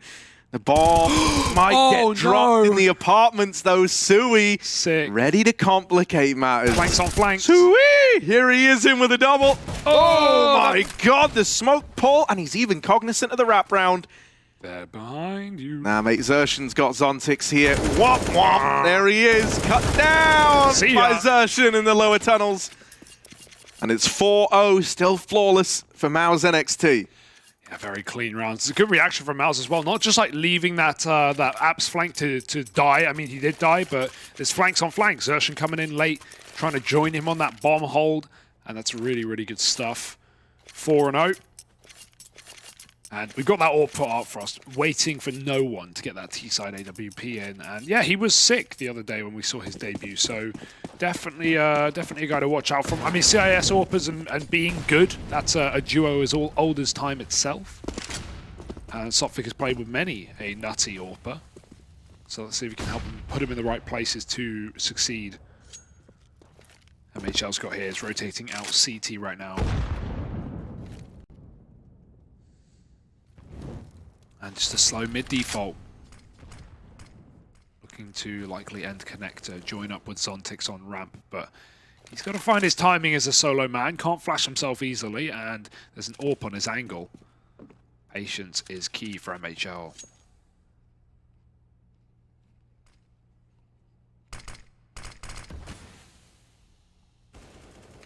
Ooh, well, I don't know how that happened, but Zontic's just beat an AWP.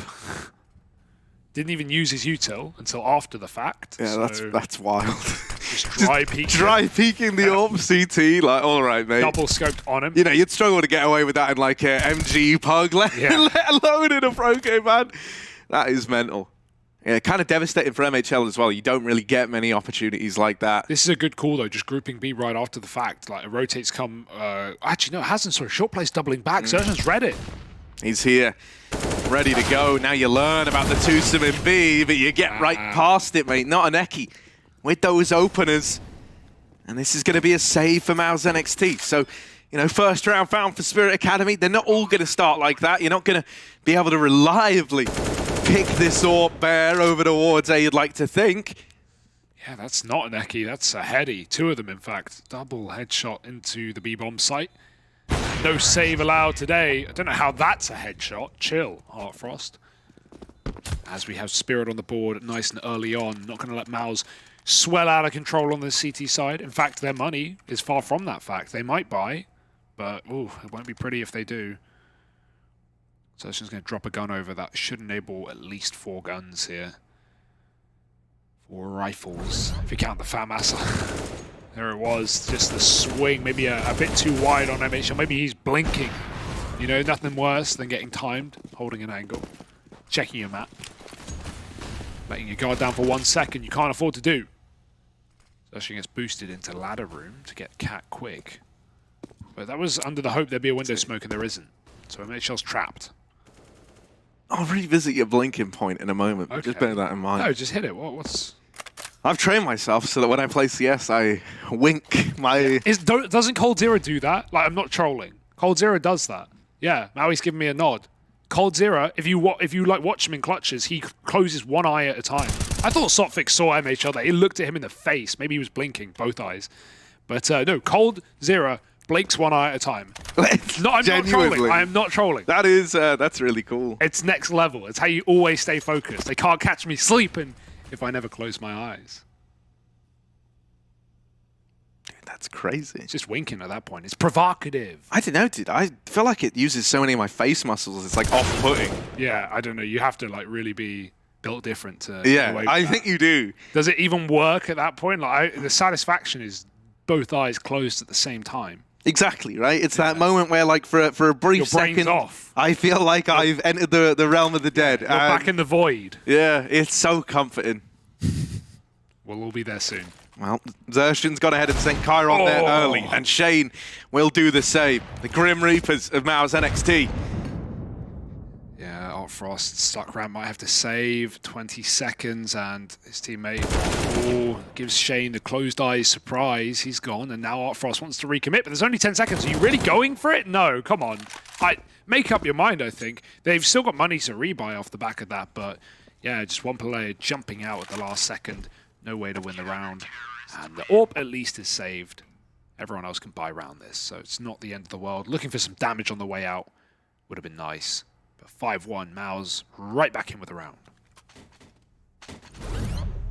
Hi, yes, wait, so I'll have the closed eye surprise, please. See, if we were a little more like animals and we just had a really long tongue, okay, we could just lick them wet. Lick them wet? I think that would get in front of the eye, though. Yeah, but you could do it one at a time. Don't lizards do that? Yeah, probably. They lick their eyes? There is a species of something that does it. Ooh, over in middle. Species. Sui. Gnarly little double kill. And even though Artfrost trades it out, you'll take a 2-for-1 all day long, mate. Out through ramp, I like this contact play from Zontix. Oh, but Shane don't. Puts a stop to it, doesn't he, with the swing? And, I mean, Spirit Academy are back in the same situation they saved in last round, really. But with far too much time to do it again. I mean, you could try, but will MOUZ give you the room? Spirit probably know they won't. B-Pop's nice. They got a 2v1 here. Yeah. Well, for now, MHL's rotating. Oh, don't tell me they're going to save. Surely they're just waiting for a pick, right? Right? Oh. Oh, the timing of that.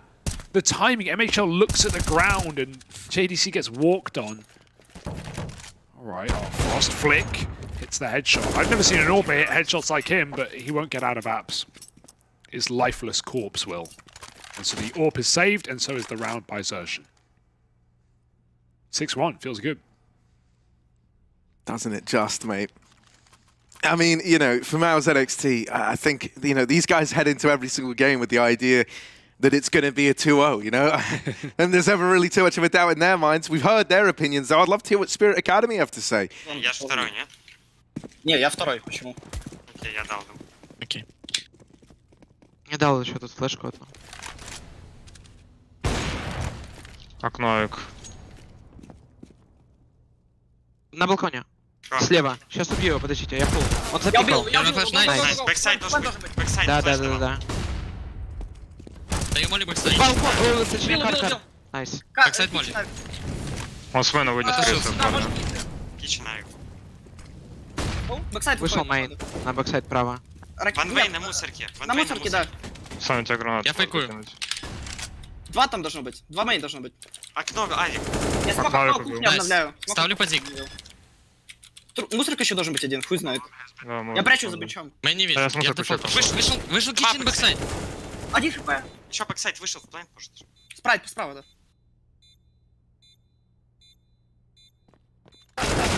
Ай-яй-яй. Oh, that's gotta hurt. That's a Sui peak right there. Niles always coming warmed up and raring to go. He's actually going back for the AWP, I would imagine. But it's going to be a defuse anyway. 7-1, and even with close rounds to Spirit Academy, not able to quite get them over the line, Harry. It's a little bit heartbreaking, man. Rounds like this, these are the ones that, you know, you're hoping and praying can be your way back in. Thought it was going to be as well, but Sui in those clutches, mate, I don't know, there's just something about it. Him and Shane on Mirage, I love this little tag team, the two of them. Yeah. Always good to put up big numbers, and mate, look at those parry match odds, 1.08 to 7. Yeah, just running a direct parallel to the score. Oh dear. Brazil. 7-1. Spirit Academy. They've done a good job of keeping MOUZ's money low across these previous close rounds, getting enough damage off, but uh-oh, we've still got a double AWP in play, don't we? JDC, blinded, still hits the shot right before it pops, and another AWP here to help out. You've got a triple B with a double AWP. It doesn't really get much harder than this. MHL picks that little tip of the skull through the wall. And now a 2v5, another safe spot perhaps. They duck the shot, limbo in the B apartments, but there's too many angles and not enough time. It's Sui to close it out. 8-1, and this is a bit brutal, Harry. I'm getting nervous. It's a bit of a beating, isn't it? And that was also a very, very clean round. All five staying alive. Yep. So, you know, you've essentially mitigated the damage that was done in that 1v1 clutch from Sui. And, you know, now you're even more established on this CT side. Spirit Academy learning the hard way as to why MOUZ NXT have been the victors of the last 2 seasons. I want to see the photo on Shane's desk because it just looks like he has a frame photo of himself. Maybe it's him and, like, you know, Sui hanging out. He's in the MOUZ jersey. I really want to see this. Yeah, it's you can notice it. It's like him in the MOUZ jersey and, like, it's a cool photo, definitely. But it reminds me of that time where we were interviewing Floppy and he had on the wall, like, just photos of his face, like multiple photos of his face, and that really made me laugh. Because, you know, no one's a Floppy fan like Floppy. He knows what's good.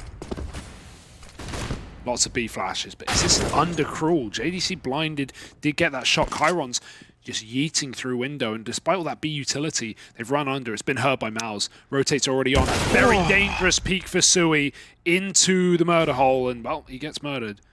There's no shocker here.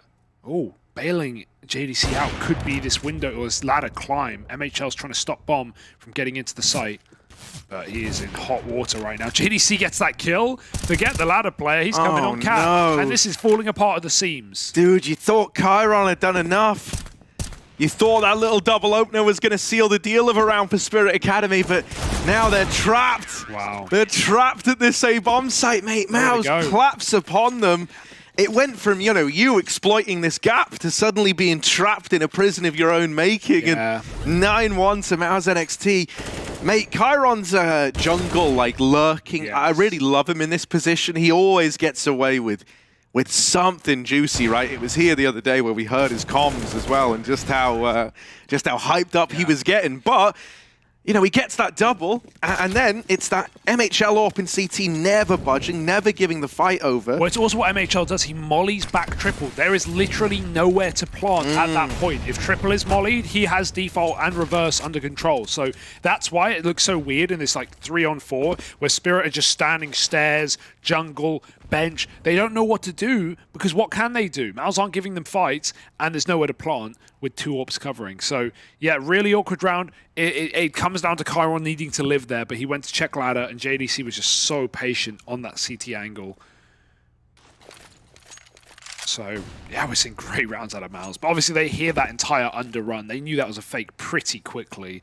These B plays have not been good to Spirit either. They've just been running into stacks. So they're going to try a more default round, do some mid stuff, go back into an A, leave Chiron to lurk down through middle late. This is something that we see before for Spirit, so I wonder how cognizant MOUZ are going to be. They have kind of shut down this play, though. Yeah, I mean, I think you're going to go back to the drawing board. It's all on if Chiron doesn't find some room to work with here. And hello, Zertian. Got him. He wakes up eventually, hits the snooze button to begin with, but you know, second time's the charm. Rolls out of bed. Mate, MOUZ aren't even sold on this being the A play because it's been such a slow trickle of players coming their way. 25 seconds. There's a hope. Got to get past Shane, though. Oh, my goodness. The double wallbang. MHL's just switching spots. He needed to dedicate to one or the other. And without it, double swang, Hang on, they double can stop entry. The plant. JDC. 10 seconds. There's no covering, though. Frost looks away. Thank goodness JDC didn't make that move. But bomb did get planted. And now the flank is on. So he's wide. He gets red. Good awareness from Sotfik. Would have been easy to discount it. JDC moving in from CT and his teammate in jungle. It's very frustrating that you have the smoke in CT, right? It lets you smoke off ramp, sure, but you can come through that if you're Sotfik here. You would have loved to be able to smoke off Palace to force this AWP out of position. Instead, you know, you're at the mercy of these swings from Tetris and ramp. And so finally, Team Spirit Academy, they find themselves a second round. Yeah, sit up straight, lean in, focus up, good posture, all the likes. Spirit are on the board in what was a pretty rough 3-on-5 right there, remember? With the mid-lurk cut down, with the A-play slowed, and I think MOUZ just got in the head a little bit with the rotates, but even so, like, the problem is both anchors just get bopped at the same second. Nice entry work, and yeah, Spirit, they've carved a path, now they got to walk it. You know, they may have dug the tunnel out of the prison, but they've still got to go through the tunnel. That can be the hardest part. Guard dogs, mate. They'll smell you. Oh, there's a barrel. Oh, there's a barrel. See ya. Shane dead, mate. I love this contact play out through ramp. Oh, Chiron. Completely blindsides MOUZ NXT. He's a beast. I think like Chiron is one of these players that's, you know, you've often heard rumblings of. It should just be a save for MOUZ NXT, mate. You're giving it a look in. Like, JDC can justify it. There might be guns to retrieve. Anything else really is just wishful thinking, though. This wrap from Zontix trying to remove weapons. Zertian. Oh, you're joking. Oh, okay. Doesn't get more Counter-Strike than that. Yeah, typical. It's fine though, right? Like, you still have this huge lead if you're MOUZ NXT. You're not exactly devastated just yet. And with the Spirit Academy, they do believe they found their way into this, and it is the A-bomb site. A second bit of success there, and it's just a contact play out through ramp. The lack of, you know, smokes, flashes to telegraph it really does hang Shane out to dry over towards Palace.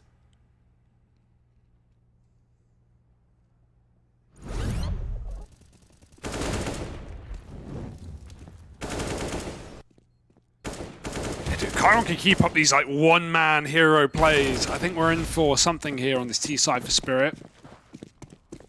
Baby steps back to the A-pop. This time it's a quicker one. Sophic to the lurker this time, and Artfrost catches MHL on the bench peak with MOUZ throwing themselves into fights with the AWP. Shane's now going to have a go.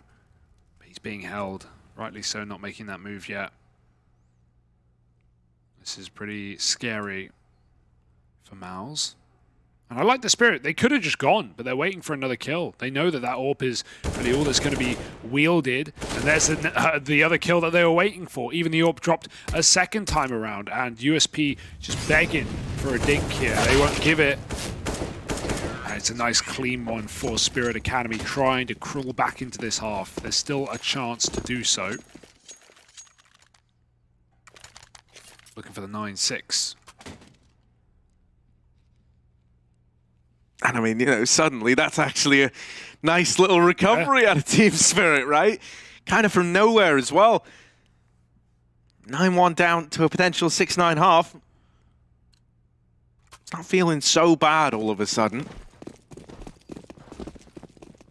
You've also, you know, removed the AWP from play in its entirety from the arsenal of MOUZ NXT. Oh, look at that gap under the smoke. MHL knows no one is cross top mid. Always, you know, you're going to throw that smoke, but just to set the precedent, just to make your opponents think that you could be out, you know, lurking, causing problems, Chiron hiding behind boxes. No, MHL had a gap. Rare to see that. They know it's going to be a pop. This is looking like another actual little underfake here. All right. Now, we've seen them attempt this before. You're going to throw all this utility in. It does kind of hinge on Zontix actually getting an entry. If he dies and nothing else materializes, well, now you might have to throw Sophic in at the problem. You do catch a player leaving A. However, back here in CT, they deny the plant and Shane will go on to double up. That is a gross peak, and it felt like Spirit maybe anticipated that that little fake play worked far better than it did. They were not ready for a CT player still floating about. Frost, now they spot the AWP, and Shane will remove it. Really nice round out of this guy. Very much the savior to find a 10th for MOUZ NXT. Yeah, oh, lovely flick from Sophic. Oh, he's got a double. Maybe I spoke too soon. Maybe you did, Harry, but 40 seconds and the bomb is still in the middle of the A site. If he's going for the big wrap, this is going to waste so much of his limited time. And he's got to walk eventually, or they're just going to hear him running up ramp. So I don't know how this is going to work for Sophic. I feel like brute forcing into A might have been his only way in. Now there is a default player exposed, 20 seconds. Shane's not though, however, and this is a hard one to clear. MHL backs up, jumping, making noise, baiting Sophic in. Oh, he's got the kill. Surely a trade here. Surely ready to win the round. 8 seconds, checking everything but the right place. Drops default, and Sophic, oh, he goes for the stick. Trying to part safe for Palace. That's where he thought that last man was. Really nice try for Sophic. Massive 1-on-3 or 1-on-4 attempt, but could not get the last man. Dear oh dear. This spray was excellent. I also want to talk about that B setup. It was a shame that Spirit ran that round into the best B setup we've seen from MOUZ. Xerxon was short, but no one was, and JDC was like bench forest, like tucked close jail, and no one was even peeking the apps. No one was looking at windows. Xerxon just had Balk walkout, and JDC was baiting for him. So, like, yeah, there were just no options for B picks there. It let that B player get out, but the last place he's checking is short when he's on Balk. He needs to clear sight first, and JDC was just not giving it away. Well, you need to be ready. You need to be ready for this contact play. It's gone in deep on Chiron, but the flashes are good to hold him back. Yeah, MOUZ, they've seen this one before. They know what's coming. Knowing's only half the battle, though. They've still got to win these fights. Boost up onto the stairs. JDC will catch it. Slows down a bit now as they have to replenish these smokes to get that bomb planted. That's a deep old smoking con. I feel like that might have a gap. Bottom right-hand side. Looks like it, because Xerxon's crouching down in con, looking at something. You don't see anyone cross, though. And now you spot the plant. Over at front default, you know that this is for ramp, mate. You've really pieced together where the majority of these players are going to be hanging out. It's just this one guy in Ninja that you don't know about, Zontix. Waiting. Now they spot him. Now they get that info. Here's the peeks out of ramp, and Zontix is good for the first. Nice swing, low HP on both these players. You could jump up back default, but that plant is still out in the open. Zershon with a clear, needs to get on it, but his teammate's dead. Stick or stay, which one is it? He's on the bomb, smoke fades and he gets the kill, but I don't think there is time. He needs to play for KD and no one wants that. 10-5, Spirit sneak around past the keeper right at the end. Zershon wanted to stick, but that smoke was fading and he knew he was gonna die, and that was inevitable. So nothing he could do there. 10-5 though, good half of MOUZ. Gotta be happy. Where's MHL gone? He just left the game. 10-5 though. It's not over yet, MHL. Get him back in here. Playing short matches. Yeah, just a reconnect. We got a minute at the halftime break for everyone to get ready. MOUZ to plan their T half. And yeah, Spirit can be happy with that. It started pretty poorly, but they figured out a way in. Kaiwan had a couple of massive rounds. Sophic set them up for that closer as well with a lot of damage. And I think Spirit are going to be pretty happy with how their T side has gone. Yeah, I mean, especially when you think about the fact you started with this just huge handicap towards MOUZ NXT, right? With letting them go 9-1 up. It's all right. You know, it's not one you're going to be ringing your parents about right away. Oh, mate, we got 5-round T-side versus MOUZ NXT. But it's something to work with. That much is for certain.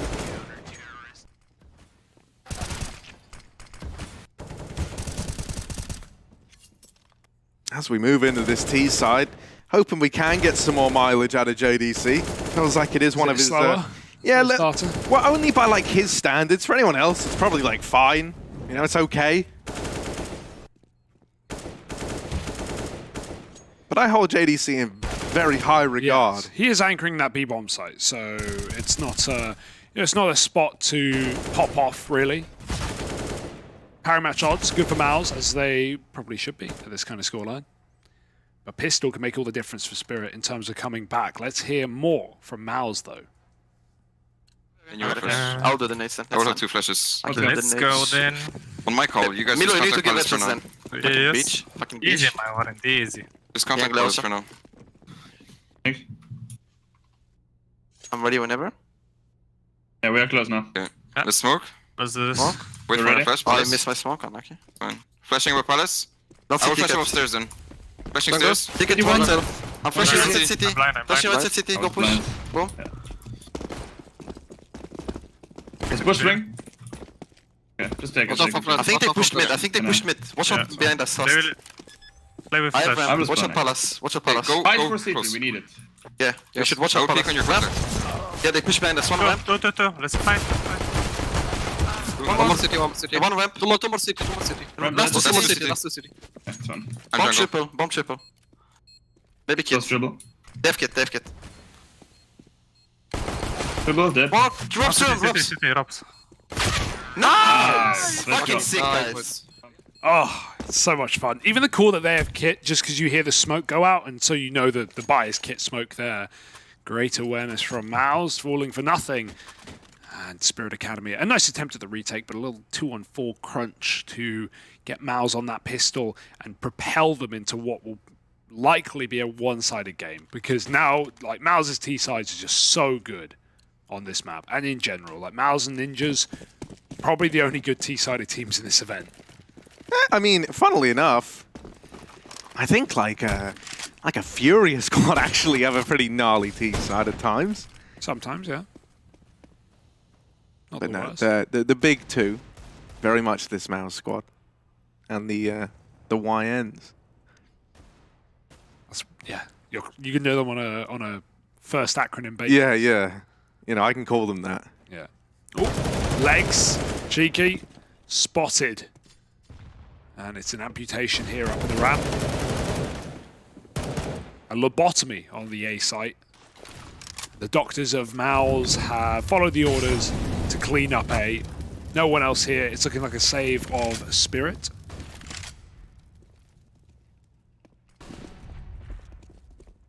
What one's a lobotomy? That's the what they used. This is a bad one. That's when they used to cut out a bit of part of your brain to make you more like you follow orders, or just to make you stupid. Basically, it would take out. You know, they did it. Shutter Island. That's the lobotomy. Okay. You know, it would make you a more subservient, probably the word. Okay, yeah. Yeah, you just wouldn't, you know. They're cutting out your brain, mate. It's not good. What if they went in they there? stopped doing that like 100 years ago. What if they went in Probably it and then they were like, wow, this is really small. What, the brain? Yeah. I'm sure some people have small brains. My doctor said that to me about a few things, actually. Yeah? Want to go on? Yeah, I just have like really tiny ribs. Ribs? As it turns out. Yeah. All right. I don't want to know about your medical history. No? I could go on? No. I could tell you everything I've had done to me. I plead that you don't.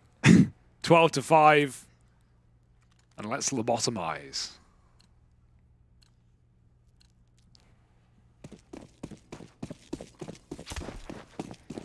Yeah, is that save going to be super impactful? Holding on to a scout, you know, some deagles. You can have the scout like soften them up, make these deagles really scary, really threatening. It's just another little A-pop out of MOUZ NXT. They keep it pretty simple, pretty bare bones, and honestly, I think they're looking all the better for it. Here we go. Now they come. Chiron, they didn't know about him, but they will turn on a dime, swivel around and deal with the guy. Ooh. Now just Art Frost and this saved scout. One of these guys tagged up. And the scout going to do even more damage. Now onto an AK. Flash is good. Anything to waste precious seconds off the clock. And MOUZ, they're really good at winning rounds like this, right? Like the 2v1s, they just won't give you the fights a lot of the time. They're not a team that throw these away. True. Yeah, a lot of teams are very eager to peak, and because you have so many, you know, young, strong individuals, maybe their confidence gets the better of them sometime. But MOUZ just play like correct Counter-Strike in these spots, and you can tell that from like calls as well. Like, no, I don't want to call it like micromanaging, but people always step in to say stuff like, "Yeah, just like don't peek, can't win, you got it." There's a lot of input from the roster. So 13-5. And coachless, they're just running wild, Harry. They're unleashed. They're off the chain. Yeah, no more Cyclone in your ear, you know, like telling you, all right, boys, keep it calm. Let's keep it calm. We haven't won yet. Nah, mate, they're still wilding nowadays, man. Crazy boys.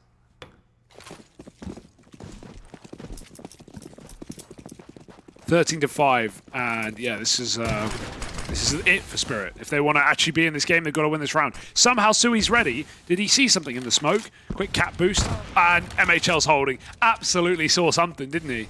Or made some kind of call or read, because that was too aware. They can't even be in ladder that fast unless they boost. Sui runs up Con and kills Sophic. Even hitting the smoke on the way does not matter. Here we go, 5-on-3, and it's bread and butter for MOUZ.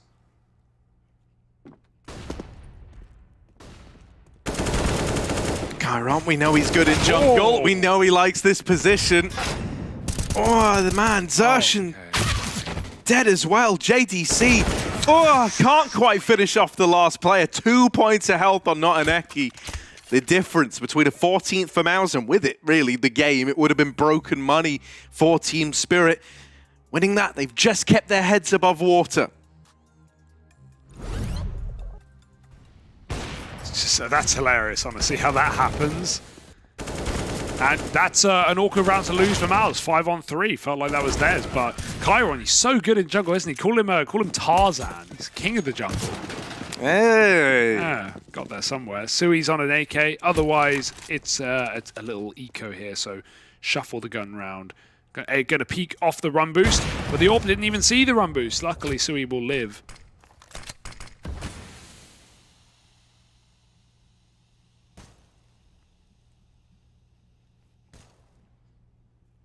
See, if this was a pug, yeah, everyone on Spirit would be facing mid and dying of pistols. But you'll note, none of them are. None of them are facing mid. So write that one down, folks at home. Just because there are people in mid doesn't mean you have to look at them. Just because there are ecos doesn't mean you have to farm them. But it does feel good to do so. You know, it's just like how, just because there's birds doesn't mean you have to feed them. Unless they're like your responsibility, Yeah, in which at case that do. point, please do, yeah. Don't starve your birds. I always make sure I change my batteries on my birds every week. No. All right, this is double site setup, sort of. Cairo on the Notaneki, ready to lay down the pain. Gun's been dropped. PG-15s There are some missed shots here. Running wild, Oh running them my down. God. And a little Glocky round that could, but shouldn't, but shall. It's a 3-on-1. No, that's devastating. Spirit Academy. The AK didn't even do anything. No, it was like one of the first things to be removed from the round. This was pistols.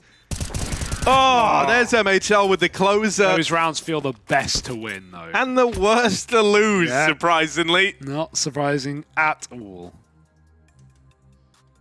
It's a zero-sum game. If someone's feeling good, then that means someone on the other side will be feeling bad.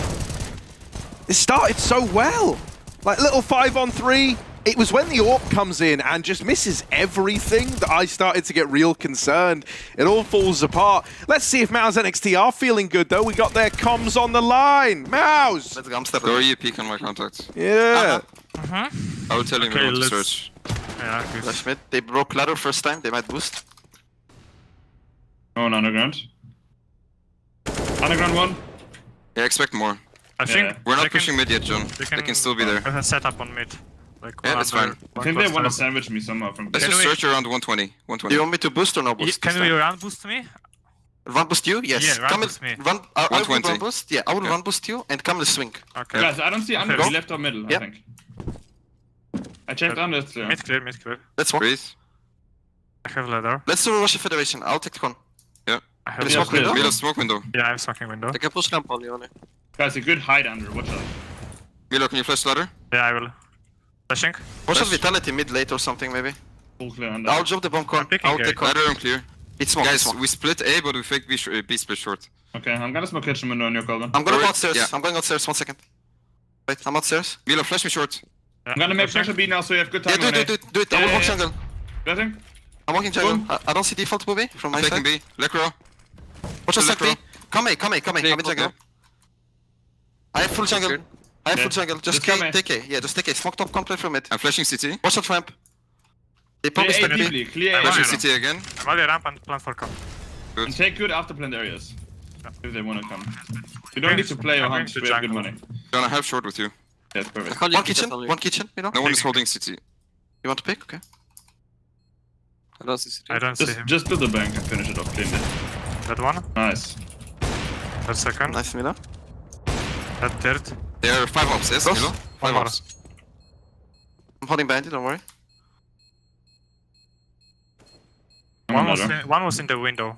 Like Damage. Dead. Nice. he was Good kitchen. awareness. He was kitchen. He was kitchen. I'm flashing shot, John. I have Shoot exit. a I shot. have exit. Boom. Don't see him.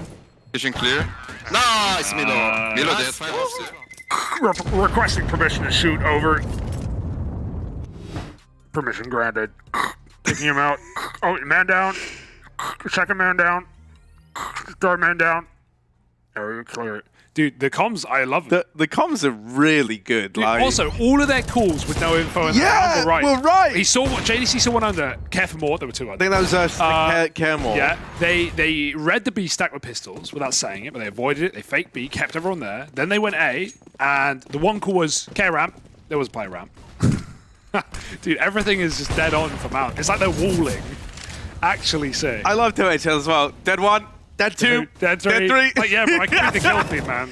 But thank you anyway. Oh, it's a joy. Oh, little B pop with a Sui. Late lurk up through Con to try and backstab B. Notaneki's got his work cut out for him. Oh, he's Molly's gonna go. Oh, yeah, double molly forward. Ouch. Oh, no, Xertion Get him with out. the entries. And this Sui wrap hasn't even come in yet, baby. Sui leaves it all on just one man. And, well, there's the closer. It's a MOUZ NXT win. all day long. Easy as you like it. And that was a good map for Spirit, like in general. Like they like to play Mirage. I'm a little worried now moving forward. Nothing to be too surprised at. Just how dominant it was, right? MOUZ NXT coming in as the big boys in the league, and Spirit Academy learning the hard way. Yeah, and you know, I mean, I don't think it's terribly uncommon to see MOUZ build as well. It only look better as the season goes on, right? So really, it feels like the kind of ideal time to face them is like right at the start. You know, the deeper in we get, the more this MOUZ squad get pumped up. And as mentioned, the confidence of like going into every game, knowing you're the favorites, knowing it should be a 2-0, it feels like that's only bolstering the way that this MOUZ squad looks. So yeah, man, it's very, very cool. I love getting to listen to their comms. And so I'm very, very glad that we have more matches to them coming up after this break. So don't go anywhere. Headshot, nice. Fist bombs go to the teammates. I wanna hear your go, go, go. I wanna see you rolling fast. Win the round. Win the game. Pretty much. They play, you win.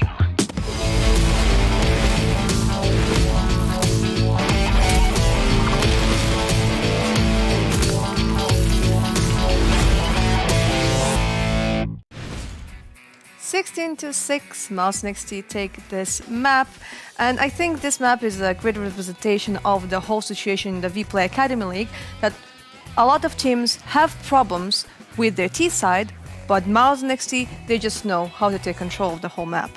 They're the most complete team by far in this league. They're always going to be able to put together something on the T side. I don't really think there's any defenses out there that are just going to shut them down entirely, because I mean there's a handful of reasons. Shuhei's calling seems to have improved drastically since season 1, and you just can't forget about Exertion. I mean, he's probably the best entry fragger in the league right now, and so I really think that MOUZ NXT just kind of got to flex their muscles here. I wanted a little bit more from Spirit Academy. You know, I wanted to see, could some of their players maybe go toe-to-toe in terms of skill against MOUZ NXT, but unfortunately I don't really think that's the case. I think MOUZ are actually just kind of levels beyond nearly everybody else here, at least in this group.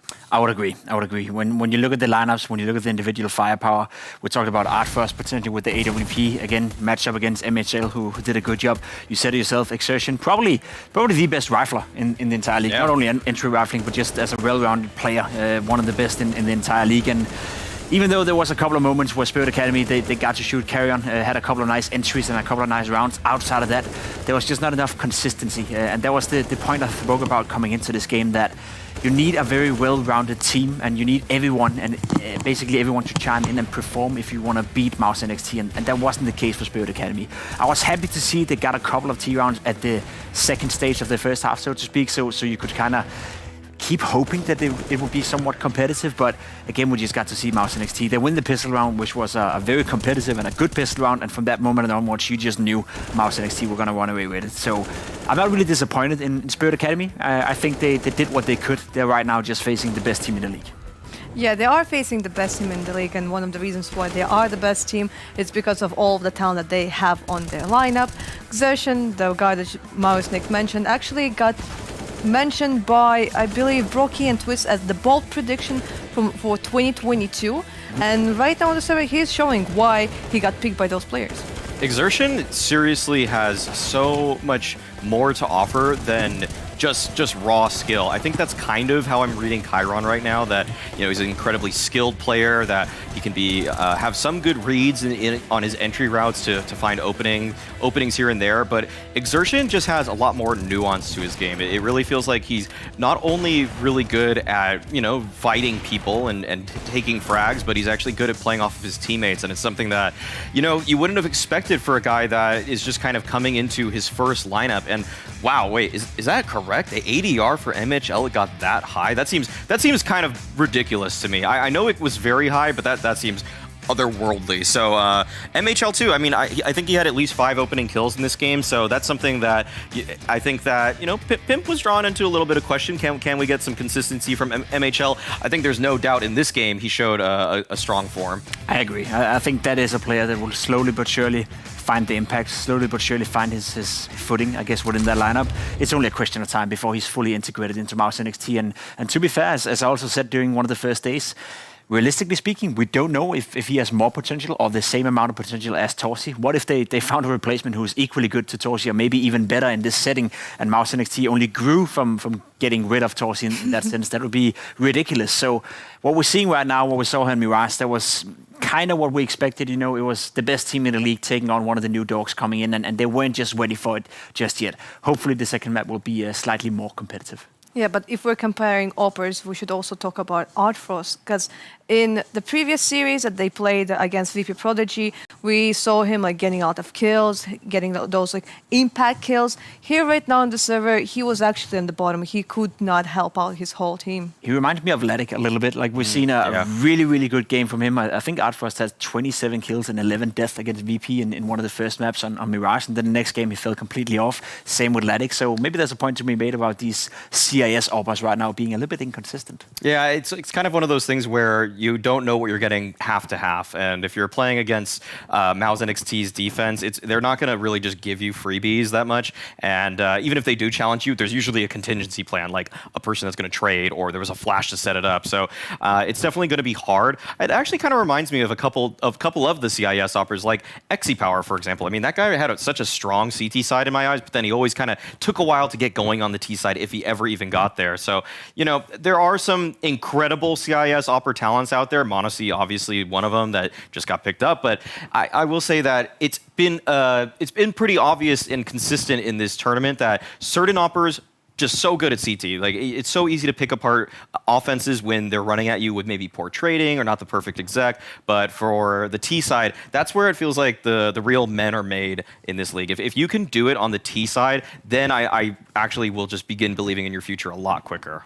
Yeah, but I also feel like we just have a lot of expectation from CIS Oppers, because, you know, the best player in the world is from the CIS region. Also Shiro, he's also an Opper, also from the CIS region. Like Monazy, that used to play in this league, now is going to play in G2, also the CIS region. So right now, like, whenever we see a young Opper, we're like expecting for them to be the star of the show. Yeah, I guess that's a fair point to raise. They have a lot of role models to look up to. There's a lot of demos to be watched and a lot of inspiration to be found in the likes of Symbol, Shiro, Jane for that matter as well. If you like the saving passive style with the AWP, they have a lot of different styles. That's another point that's fair to raise. I think Power is a good example. Dexter as well had a period where he was like looking to be the next big star as well. Very aggressive, very assertive, likes to be proactive on the server and constantly find duels. And then you compare him to a guy like Shiro, who's very passive and saving a lot of the time and playing some very calculated Counter-Strike. So if you're a CIS Opper right now, you can look to your right, you can look to your left, and you'll find different types and different vibes, and maybe you can create your own style that fits into that. So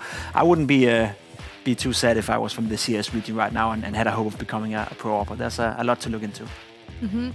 Well, we see the first bans are coming through, and of course we're feeling really happy by just seeing that Vertigo is out. It's kind of expected when it comes to this group, because it is day 6, which means it is Group A. Also, Ancient will not gonna have that, but what are the chances? I think it's going to come down to either a Mirage or Inferno here, and it's kind of whatever MOUZ NXT wants to play. We saw that the vetoes last time, I think MOUZ ended up having to... I don't think they banned Inferno. Oh, Inferno's gone now. Yeah, okay, well then I think it's going to be Mirage then. Okay, well so that's... Wait, I think they changed up their vetoes then. I don't think Spirit banned Inferno last time. I agree. Nuke is a possibility. We haven't seen Nuke throughout the entire tournament, and MOUZ NXT is the best Nuke team. No, man. No, they didn't put it high in the priority list. That's Why the would thing. you not put it high? Like, it's so good. I don't know.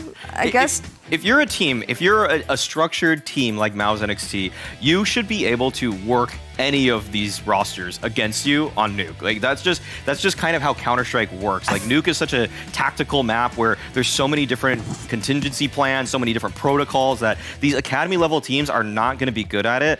So this kind of, man, if we just get Mirage again, I'm going to be a little disappointed in the veto priorities of MOUZ NXT. I'm going to ask them after the game why not. Yeah, I think the one reason we're getting Mirage right here, that's it. I think the one reason why they maybe stayed away from Nuke is the fact that they are where they have to start on the T side, and maybe that's the one thing you don't want to do. You don't want to get off to a bad start being down 5-0 and can't really get it going. Economy running against you. The Nuke can be a rough map, whereas for Mirage, I mean, whether you play the CT side or T side, you always have the potential to get 10 rounds in a row, sort of, which is not really the case on Nuke. So I think that's maybe why they stayed away from it. It's a known fact that when you're the favorite, when you're by far the best team, you like to stay away from these maps that can be very one-sided, like Train, Nuke, even Cobblestone back in the days, because you can run into a scenario where you start on the T side and all of a sudden the underdog finds confidence from a good start. So unfortunate, but I would have loved to see Nuke. We haven't seen it in the tournament so far, but I'm sure when we get to the best of 3 scenarios in the gauntlet, we'll start to see some more diversity in the map pool.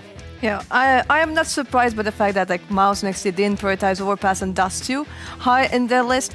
We end up having another Mirage, and the odds are 1.2 for MOUZ NXT and 4.2 for Spirit Academy.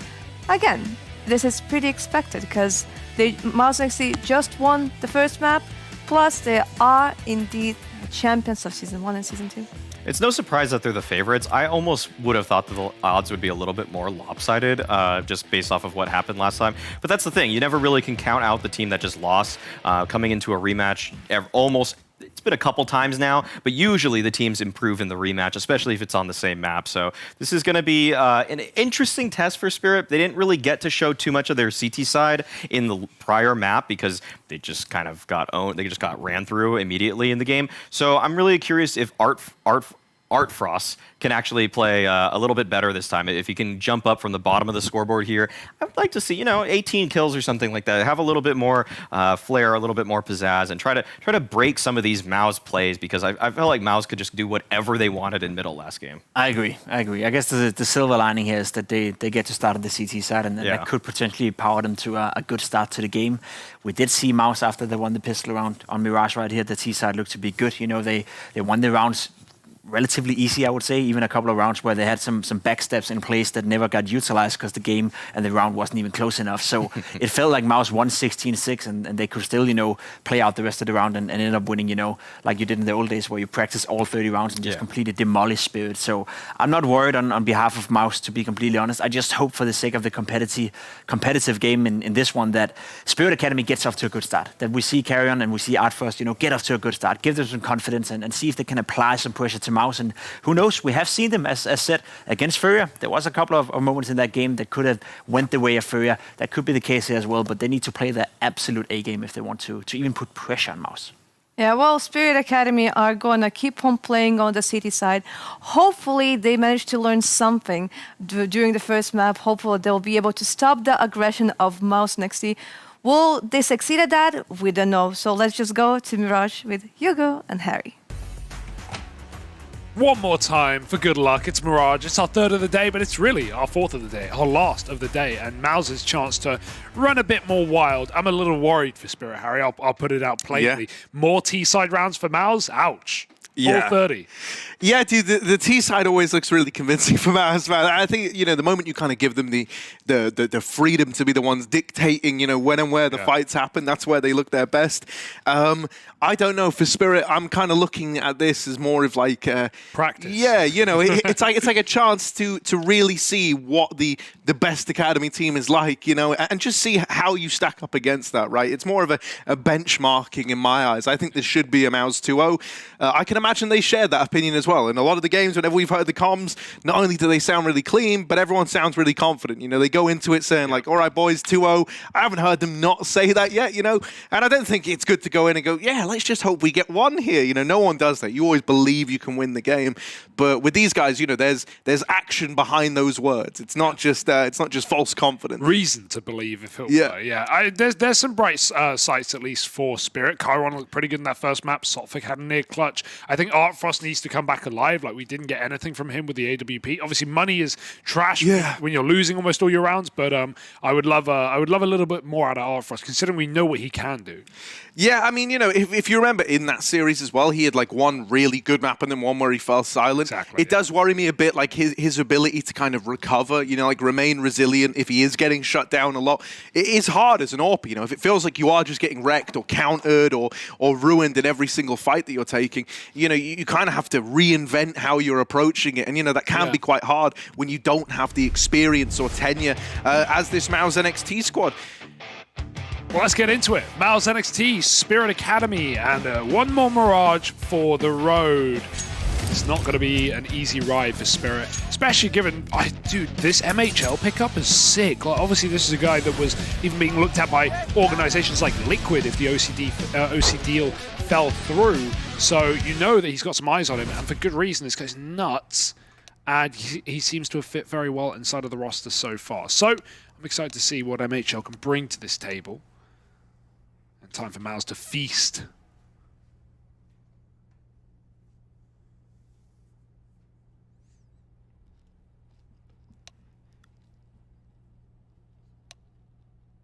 Any feasters? Any feasters in chat? Right, look. If you can get a pistol round, right, because they are kind of 50-50 anyway. If you can find one of these on the side of Team Spirit, get the ball rolling CT side, and maybe get in the heads of MOUZ, because just remind them, it's not the same map anymore, boys. And Kyron's got some heads. That's exactly what we need. Yeah, 4-man fight mid. Just Shane in the palace. About to be dethroned. Nice shot. However, don't. Maybe I shouldn't. No. 2 kills, and yeah, Spirit goes, screw you. Cool it off. Cool your jets, boys. Now they can't lose. Let's go play bomb, they say. I like the boost or the jump. Yeah, I don't want to say unwinnable, but it should be. His USP's dropped, but he's going to keep the Glock instead for these long-range fights. As he gets closer, this Glock going to get more valuable. He shouldn't be ready for the boost, but he's seen it now. They can double swing him. There's the triple. And I like that, you know, the realization from Spirit. Sophic probably goes, boys, just don't throw. Let's just go play the bomb. It's fine. Look at Kyron. He's hyping them up. That's what he was doing yesterday. He wins a round, and then he starts really getting verbal, and shaking his hands all over the place. I like it. Trying to get the boys reinvigorated. With a pistol in your pocket, world's your oyster. Yeah, you can see the parry match odds, 1.3 to 3.3, still in favor of MOUZ NXT. No surprises there. There is a little surprise here, 100% deposit bonus for your first deposit. It's for ages 18 plus only, but be sure to take advantage. Here we go. Sophic over in Con might be about to get tested here. They're actually boosting up into the window, and that'll be the first point of contact. Sui on the receiving end of Art Frost's M4. That's a little dink as well. Just a bit more chip damage. Now you've got JDC trapped over at Delpan. He's going to get dealt with. That's the bomb. With it, really any hope of accomplishing much in the round. And so Spirit Academy will find this conversion. Nice and clean. That's what you like. Can they keep it going once MOUZ hit guns? One more little eco throwaway round. At least they're going to have the AWP early.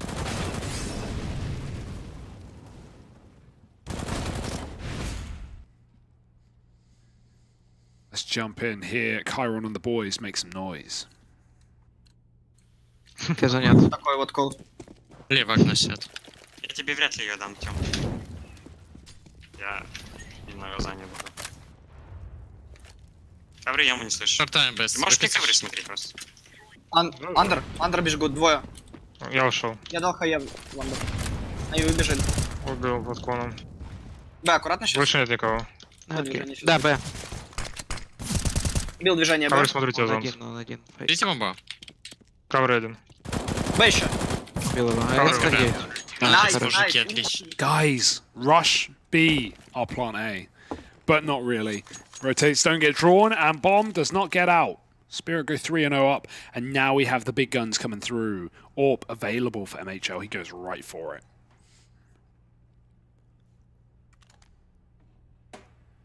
Yeah, trying to look and see if he has a spawn for anything. I don't think he does, so probably just gonna, not attempt one of these audacious spawn peeks.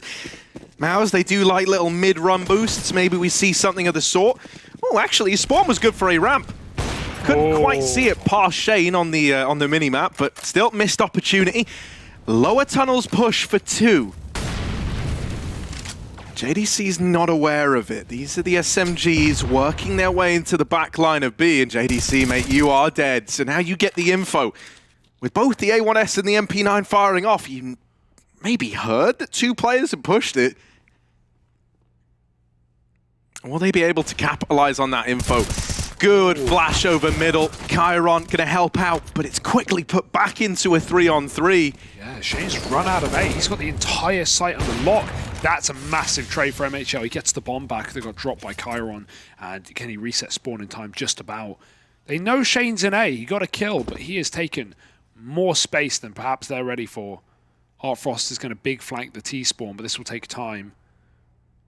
And in doing so, Altaneki's giving up A. Fine to play retake with the flank on.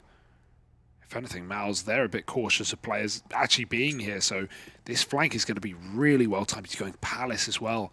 Make sure he starts walking, and yeah, earlier than he needs to. It's perfect. Artfrost may have the round in the palm of his hand. The question is, do MOUZ get suspicious with how free the site is? Fake. More time for Artfrost. And they are wondering what the hell is going on. They're about to find out the hard way. Oh, he's trying to play trigger discipline. Will eventually stop that plant.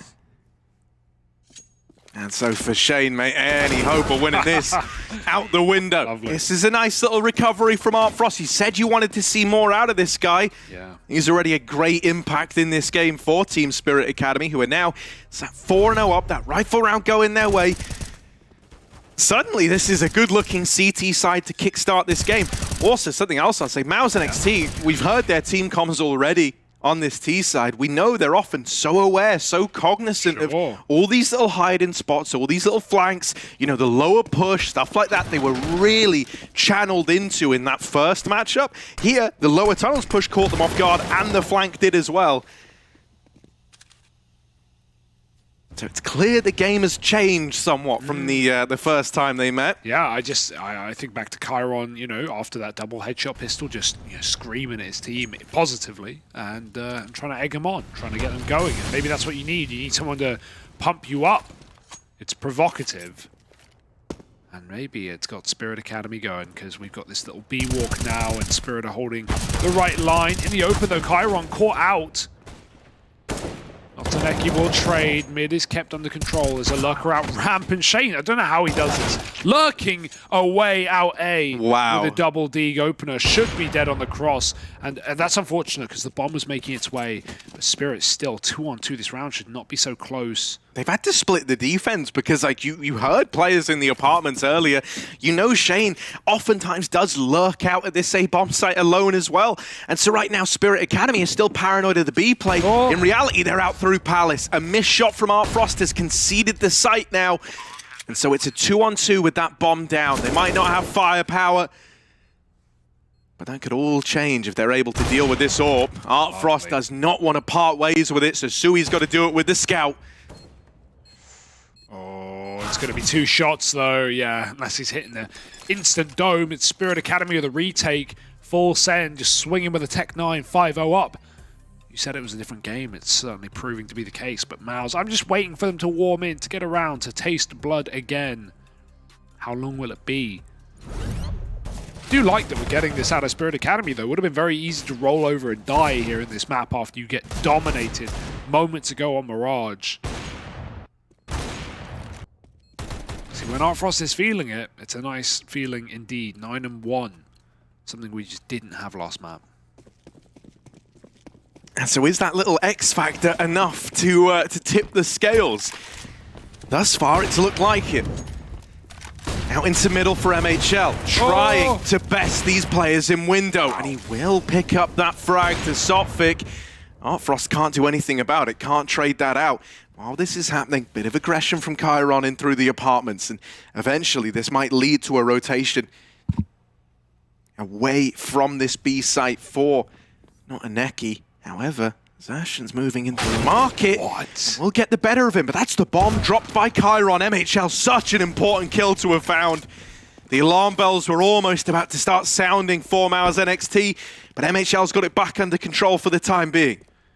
Yeah, B cleared out from the flank as well, so you've got full confidence that you can just run and plant. Xertion bodyguarding that and going towards Catwalk. 2-on-4, and it's a save for Spirit. All it was... Well, it was inevitable, rather. MOUZ were eventually going to get going. No question about it, but nice, really nice start from Spirit, and the save is fine. They can continue to rebuy for a couple more rounds. But yeah, MOUZ are here to play. They're here to stay. Nice. Why do they always do the O, man? They always... His other hand's got a thumbs up. Yeah, it's crazy, it's like mate. Messing with us. I'm not gonna lie, bro. If MOUZ ever did find themselves wanting to look into a new fifth, not that, you know, their current one has even had a chance to play yet. Are you trying to sell yourself, Harry? I'm not trying to sell myself. I'm trying to sell Xertion. Now, I know that Heku's been a long-time fan of him, right? Always been repping this guy. Yep. He's a very, very vocal player. He's directing the flow a lot of the time in these rounds. And on top of that, he'll put up great numbers and create real space while doing it. Just an incredible player in my eyes. I'm sure you don't need to sell that to MOUZ. I'm sure they're more than aware. Yeah. You know, it's nice to see that the orgs like MOUZ Sports, you know, do have these promotions and do give ways into back into the tier 1. Think about this quickly. Yeah. Like, it's so hard to get up into top tier CS, especially when there's so many good players in our PUG systems today and in our league systems. It's so hard to get up into the upper echelons of Counter-Strike. Usually, or previously, the way was, you know, luck or you win FPL and, you know, maybe you catch a few eyes there. But the Academy League is providing so many more ways for you to get promoted and to be able to play on these top tier teams. So I think that's awesome. That not only that it exists, but these, you know, tier 1 orgs are allowing these move ups. It makes all the difference in providing players a chance to be the best and play with the best.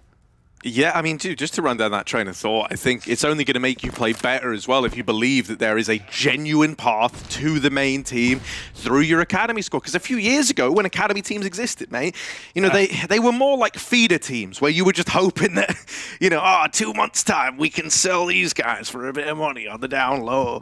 You know, they weren't anything official. Whereas now, mate, with the Academy League taking off, with promotions being something that's happened across the board with the most talented players, it's only spurring you on to really give this your all. And I think that's why we see the level is just so high in the Academy League. Yeah, plus from WePlay, 100 grand on the line each season. Exactly right. Ka-ching. It's money, baby. Who We all doesn't love want it. Yeah. Oh, dude, this is a dominant round, by the way. We're talking over it, but Spirit have shredded MOUZ on those 1v1s. Look at the map, though. Everyone's split. Not a lot of trading there for MOUZ. Not really able to get picked apart.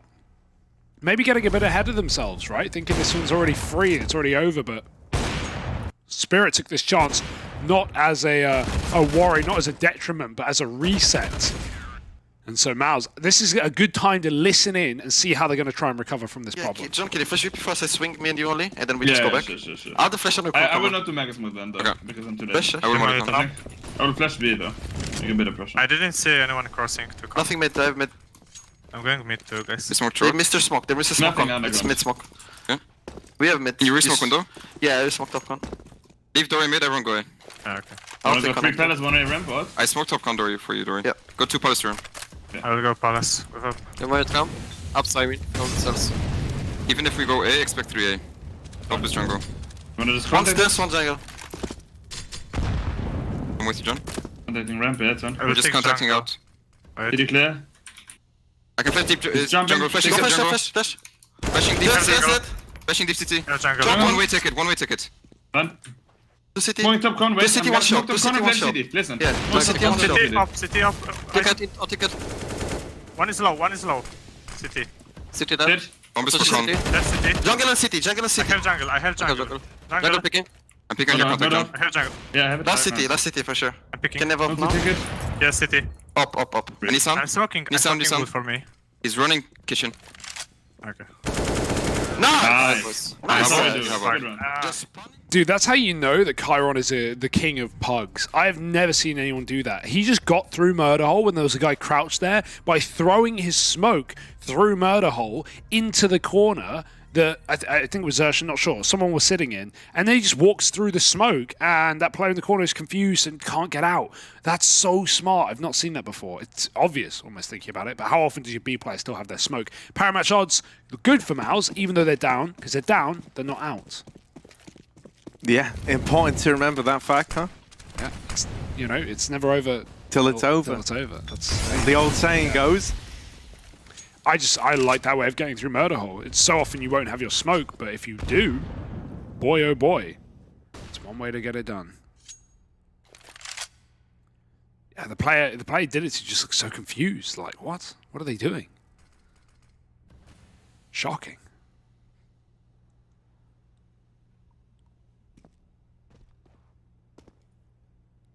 Well, is it just a flash in the pan? Or is this a route back into this for MOUZ NXT? They're going to boost for a window peak. They didn't commit to it actually in the end. And okay, right then. Well, Sui's been deleted. It's a flick shot as well. I don't think he saw him, bro. Gonna have to lead from beyond the grave now. Dear oh dear. It's not how you want your round to start.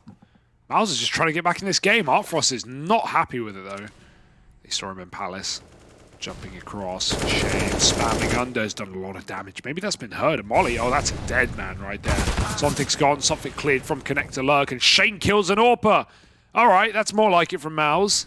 Just running out A with every entry in the book. Spirit, they've got to turn a new page. They have got to save. Get that double orb and get the hell out of there.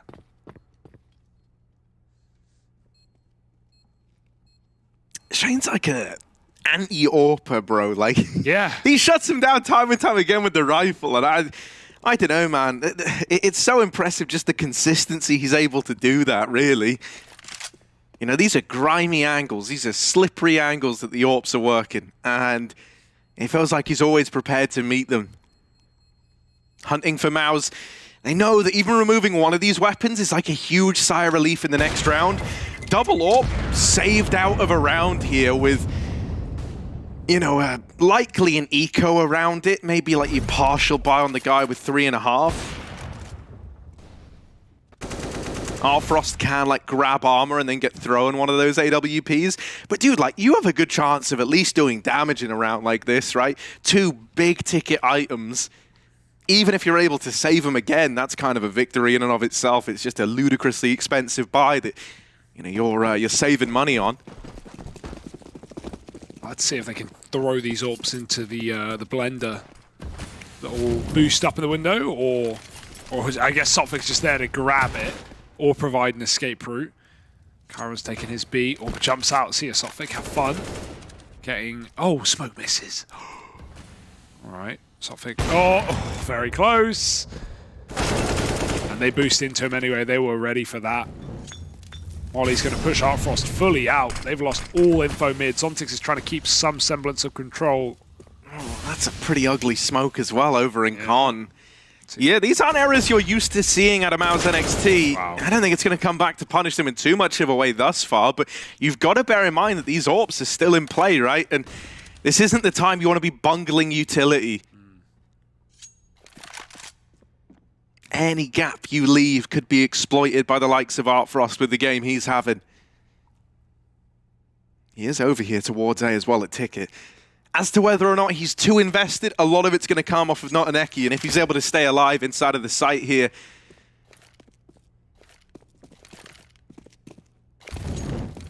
Truthfully, I'd like to see them bring Chiron around to this A site. Like, having the AWPs separated, you'd love them just to be together in something like this, because then you can just get out and save them. In this situation, Artfrost probably dead to the flank from Zersh, and even though he's super low, he's just there as the insurance policy to try and stop the AWP getting out. Yeah, just locked in. Not even active. Finally, Zersh's going to move, but didn't need to. There was nowhere to go. Chiron gets a kill on the way out, but now he needs to put distance between himself and his last known position. Nice cleanup. That's a very fortunate kill that he's against the low player when he gets the pistol out, but won't get much further. MHL close it out. And yeah, while it was a strong start for Spirit, I don't think any of us were sitting here too worried for MOUZ NXT. Feels like the inevitable is, well, happening as it should, as it always would have. But already, Spirit have matched their last map score, so yeah, definitely looking to one up, if not more.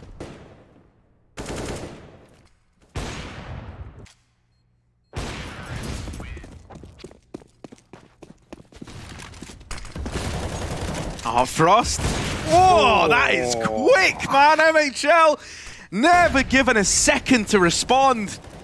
Wasn't ready for the pace. Chiron also pushed down short, but is he ready for a player going up on bench? Sui dead to the quick turn out of Chiron. He's having a rough start to this game, is Sui.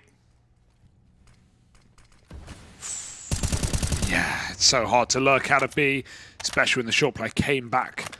Got a, oh, I thought boost up, and no, just give the anchor the smoke. The AWP is going to re-aggro short, might even have a boost here. Can do anything you want in a 5-on-2 like this. MOUZ give up info middle. Both players here. One's on catwalk though.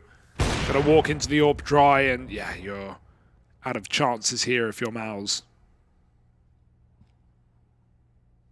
Not even kills being given to you. Yeah, I kind of don't like how it feels like whenever you run into a problem, on Mirage especially, JDC just seems to fall back into what he knows, like what's comfortable, what's familiar. And a lot of the time it is like these lurks towards the apartments. Haven't really seen him get away with anything from it, and a lot of the time it feels like it's just a pick going the other way. This shot was just gnarly, man. Fade away. You can't sprayed or something. Yeah, you cannot even, you know, you can't even blame MOUZ. Like, that was such a ludicrous shot to open the round. And it all spirals out of control on the back of it. This is why we were pegging Artfrost as someone to keep an eye on in the last game. And when he under-delivered, you know, it showed in the scoreline. I think now that he's firing on all cylinders, getting off to this rip-roaring start. CT start as well. It's a much harder task. They're going to try their hand at the B play. Good damage for Notaneki. Chiron going to hold on to the site. That nade might even deal with Zersh, and he just about gets out of danger. We'll start to clear out B. Now deep at bench. I don't know if they know about him. I don't think they have any idea. Sofia tries to check, but instead he just cleans up the bomb planter. Will be traded, but both players very low here for MOUZ. 5 health between them. You can wallbang MHL, you just don't want to give away your position. Artfrost with a one tap off the USP rather, and MHL, they know he's here. They saw the barrel. That's why they're not facing, but they finally do. Wow. As he flicks. Very good timing. I don't think they know he's low. Artfrost stays with the AWP. AWP v AWP battle. And I mean, bearing that in mind, this feels like it's 50-50. MHL on the angle! Oh, moves. Has Artfrost swings. Oh, man, that got so scary. 17-4 on Artfrost. He is having a hell of a game right now, right when Spirit needed him the most.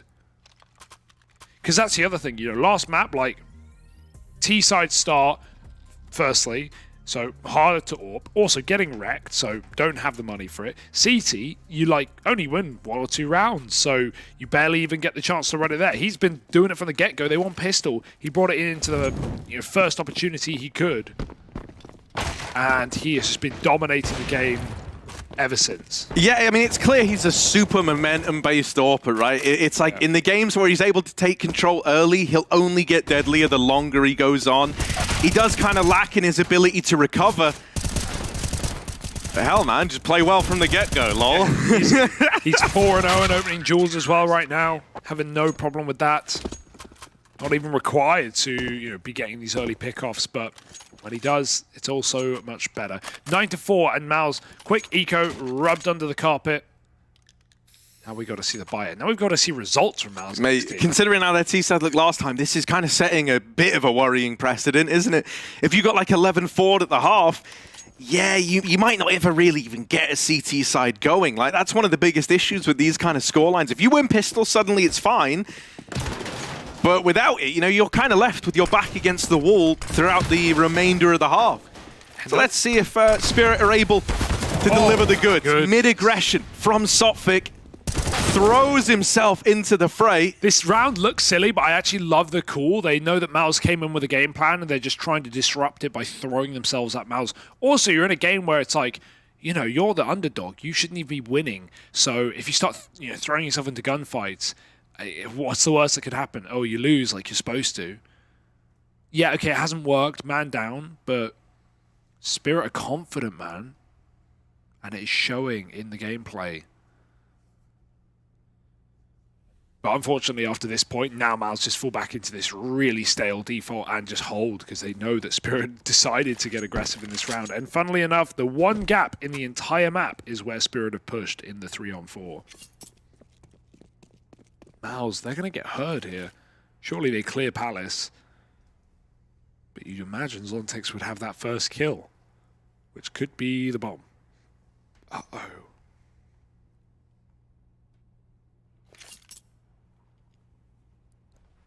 Oh my What? god. It's mad.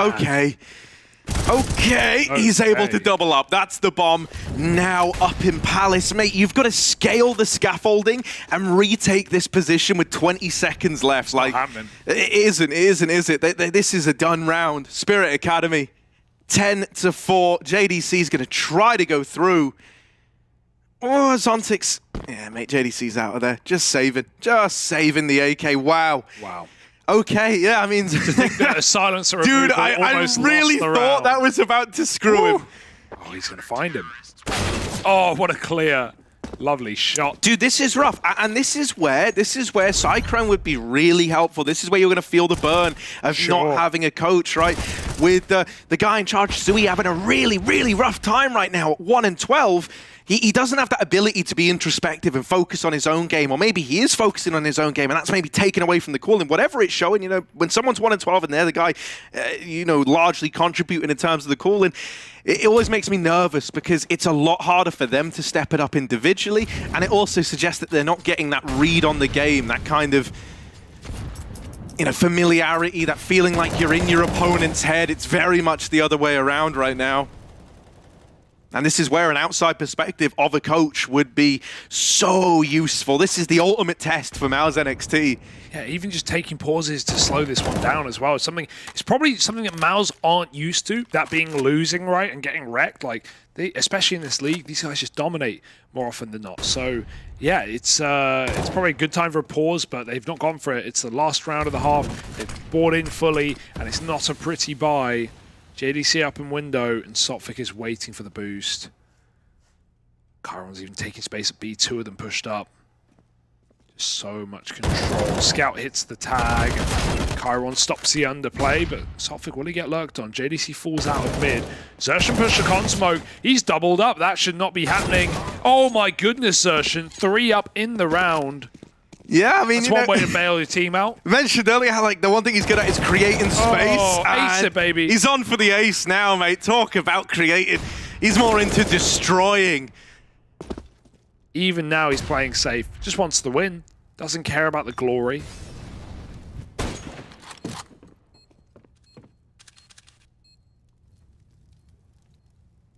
It's all about the round. Xerxon 3 health, tucked in.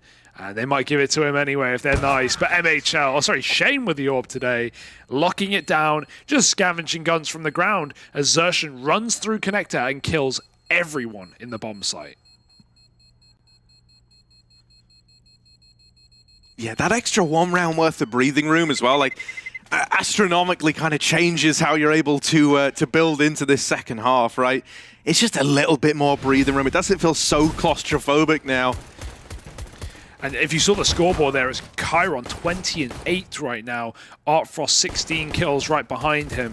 Both of them having massive impact on that CT side. So yeah, let's see how this pistol goes. Really, that's going to be the main decider because MOUZ might never get a chance to get rip roaring in this second half. Not with 10 rounds against them. What's it feel like to be on the other side, MOUZ? I wonder. It's not good. It's one of the situations where the grass definitely isn't greener on the other side.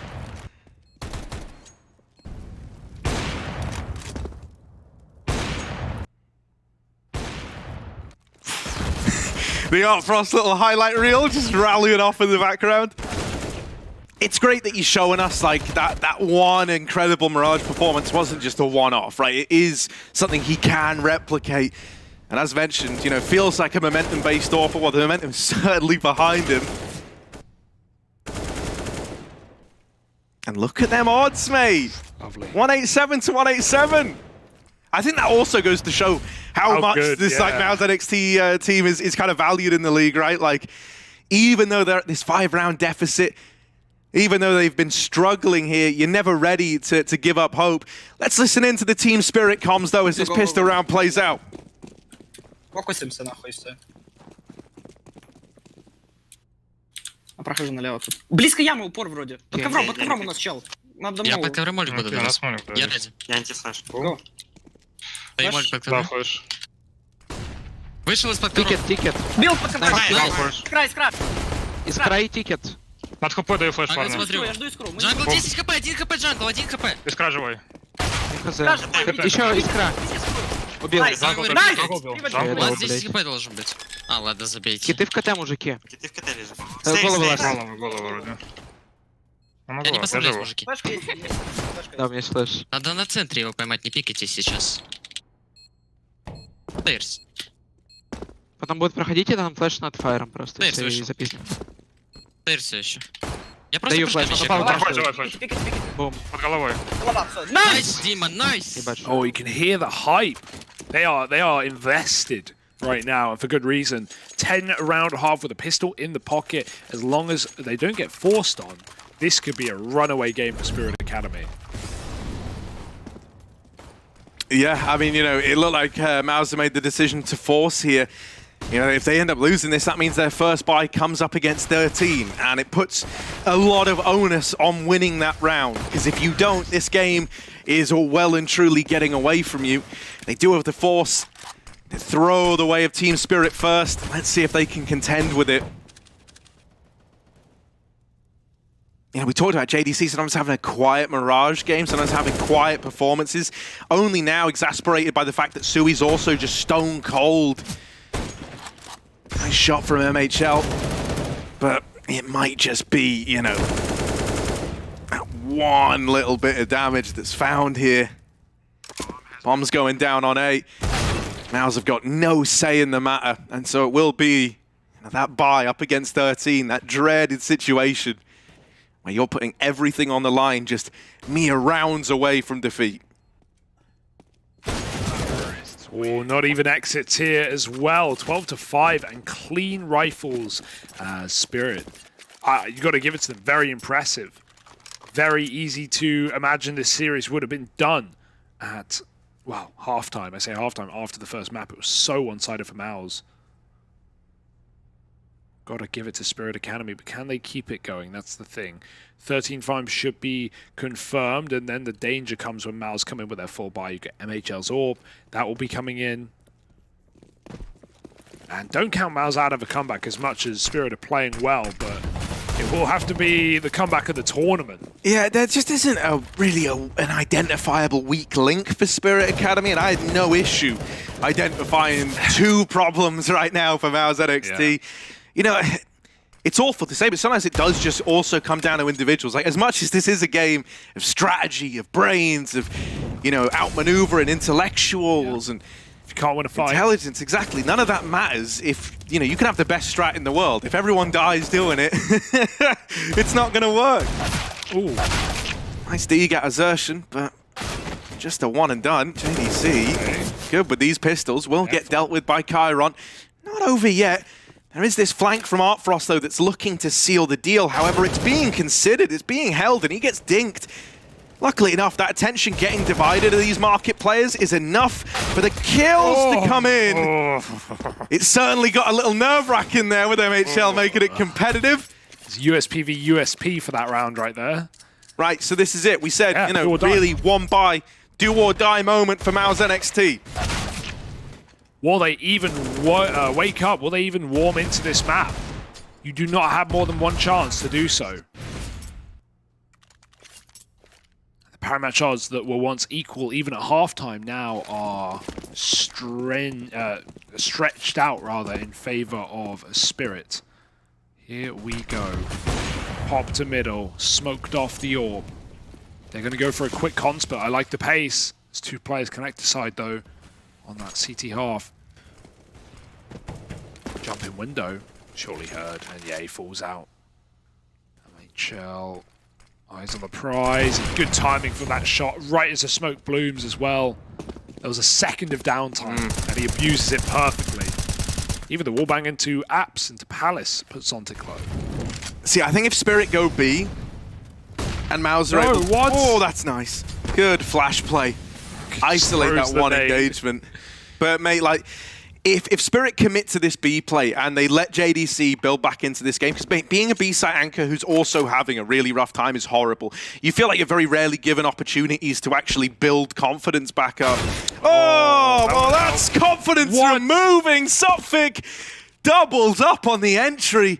And even though all the way over at A, they lose Zontix, that bomb is still down. It's a lengthy rotation for MOUZ NXT, giving time to Spirit Academy to get set up. And you got your star in the window right now, watching on this cross.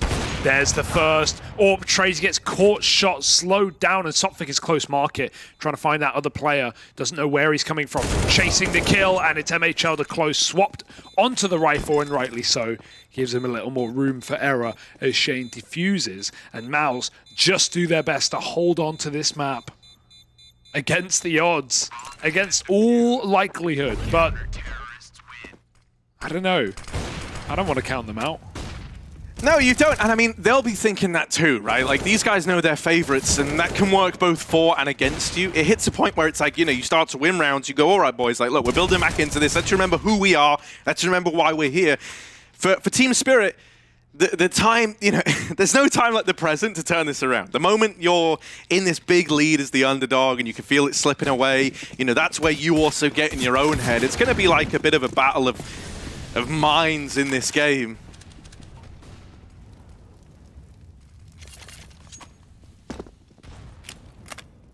Out towards A.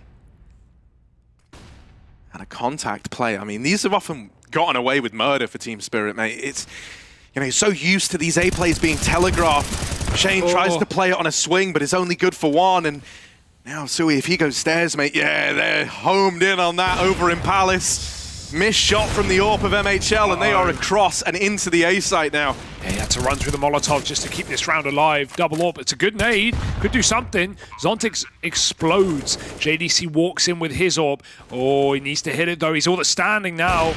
One quick shot. Palace swing is available. They're not in a hurry to fight him. Maybe on his next shot they will, and they might have to. Sophic's being overwhelmed, and almost the double for JDC with the Deagle.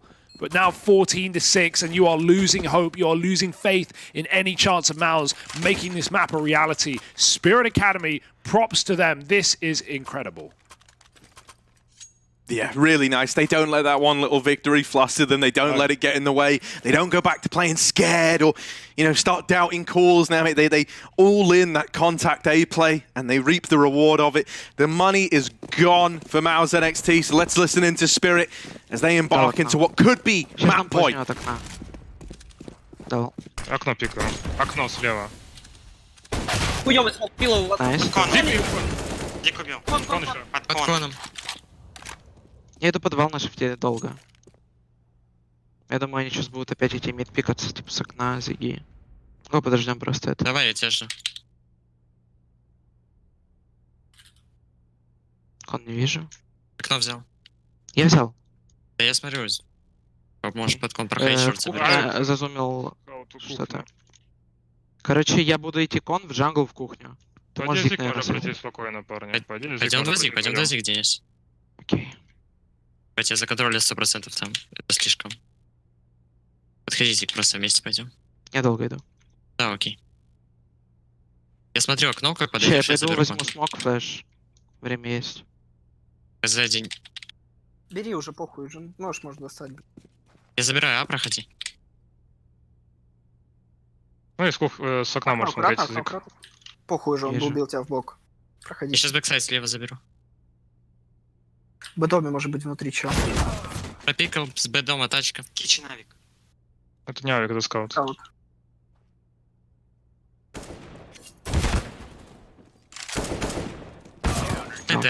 Нормально, нормально.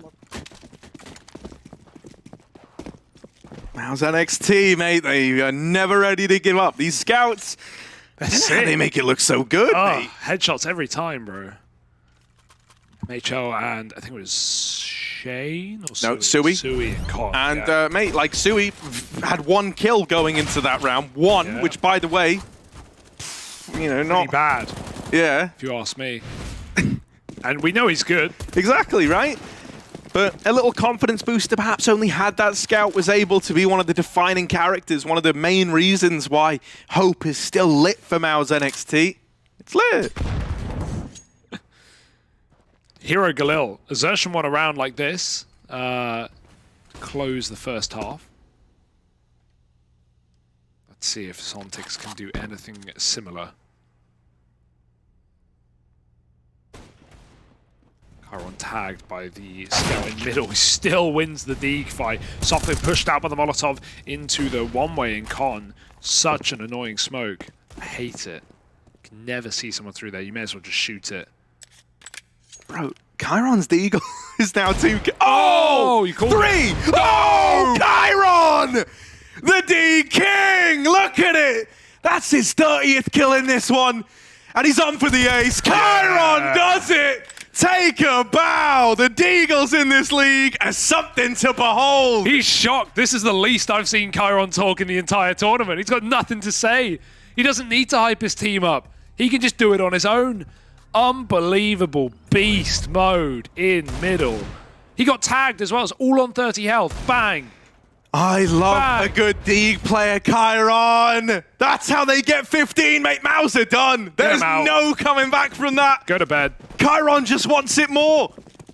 Unbelievable round. Round of the day, I think. Round of the tournament so far, mate. How is his Deagle? Wasn't even like that. He had a Deeg ace, but that's something else. Woo! Ooh. Wowee. Turn him off. Unplug the mice, I think. Dude, I don't know. You know, I don't know. I'm like game deficit, maybe. Yeah, I'm ready to close. Are you? Should we just let's close this one out? I think. Bloody hell, man! Unbelievable. I do not believe it, and it's just it was so in sequence. Yeah, like free fires. Boom, boom, boom. We love a Deeger. We love a good Deeger. And still, how do you go from that to a nice, slow, patient round? How are you not breathing success? DJ Khaled suffering from success right now is Chiron. Here they go. That's a step on the jiggle. Shane's heard it. No one's moving, though. Sui Deeg, and out they come. He's trapped. Shane needs this kill, but he's turned. It the doesn't timing get much worse. on that, bro. This is the game for MOUZ, and it looks like it's falling apart. We need some Chiron Deegs from Sui. He's been run down by the man himself, and he has been taken down. AK close, but you've still got to run out sight to go and get it. MOUZ are trying their hardest to keep this one going, but it does feel inevitable. Yeah, Spirit, they don't have to overface here. That's good spam damage, little something, but not an Eki, still the man to win the fight. And yeah, mate, this is as good as done now. Chiron with some phenomenal Deegs. In the round prior to Lost and Welt, now just Xertion would need something equally as remarkable with a far worse gun. They time the swing, Sophic locks it in, and Team Spirit.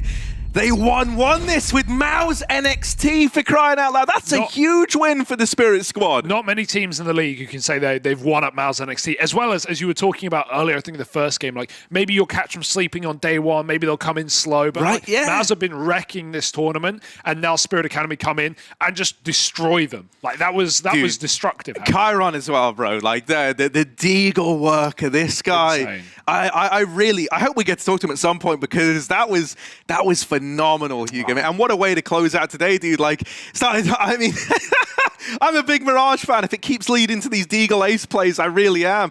Stick around, though, because the analyst desk, they're still coming up in just a moment. So please, don't go anywhere. Headshot, nice. Fist bumps go to the teammates. I wanna hear your go, go, go.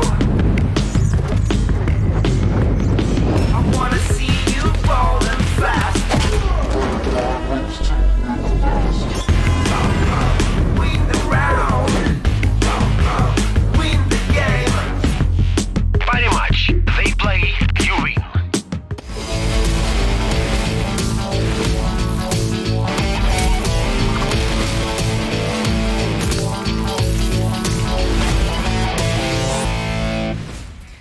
By winning 16-7, Spirit Academy showed us that even gods can bleed.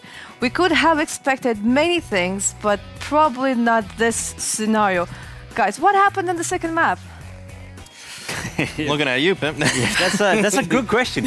I think Spirit Academy and Chiron happened in that second map. We talked about the win conditions coming into Mirage the second time around. We spoke about the fact that they were able to start on the CT side. Hopefully a good start to the game was enough to get them going, and that's exactly what we got.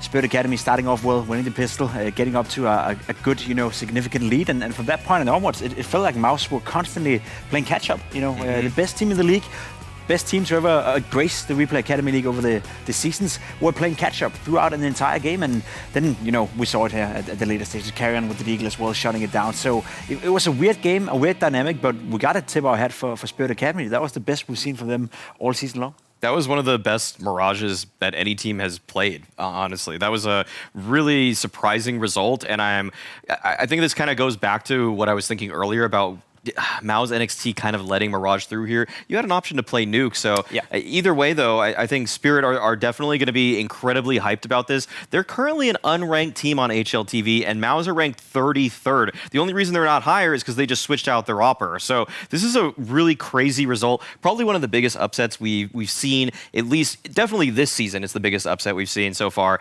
And for Spirit Academy, I think Sotfik too actually had a lot of good contributing moments in that one. He found some kind of, even in 3v3s, he was sometimes opening things up. I mean, Chiron definitely stole the show there, but Art Frost and Sotfik had some really impactful rounds too. So honestly, Spirit Academy, this was kind of what we wanted from this team. We wanted to see if they could prove that their individual ability was enough to really give them a strong position in this league. And right now, I'm actually thinking that they could potentially sneak into maybe the top 4 now. Into the top 4, and we should expect them at the LAN. I wouldn't have said it before today, but that game right there makes me believe that they can do anything. Yeah, it kind of also then explains the reason why all of our viewers were saying hey, where's Spirit Academy? Can Spirit Academy join? And right now we see the reason they managed to win against MOUZ NXT.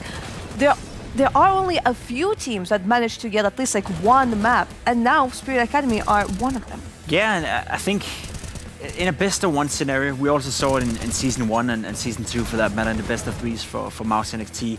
You're prone to lose a couple of maps throughout a tournament. It's very few teams in the world outside of NAVI, of course, who can win an entire tournament, let alone a major, without losing a map. But for MOUZ NXT to lose once in a while, that happens. I think what speaks to volume here is the fashion they did it in. They got absolutely outplayed and destroyed by Spirit Academy. It wasn't even a close game, and that's something we don't often see.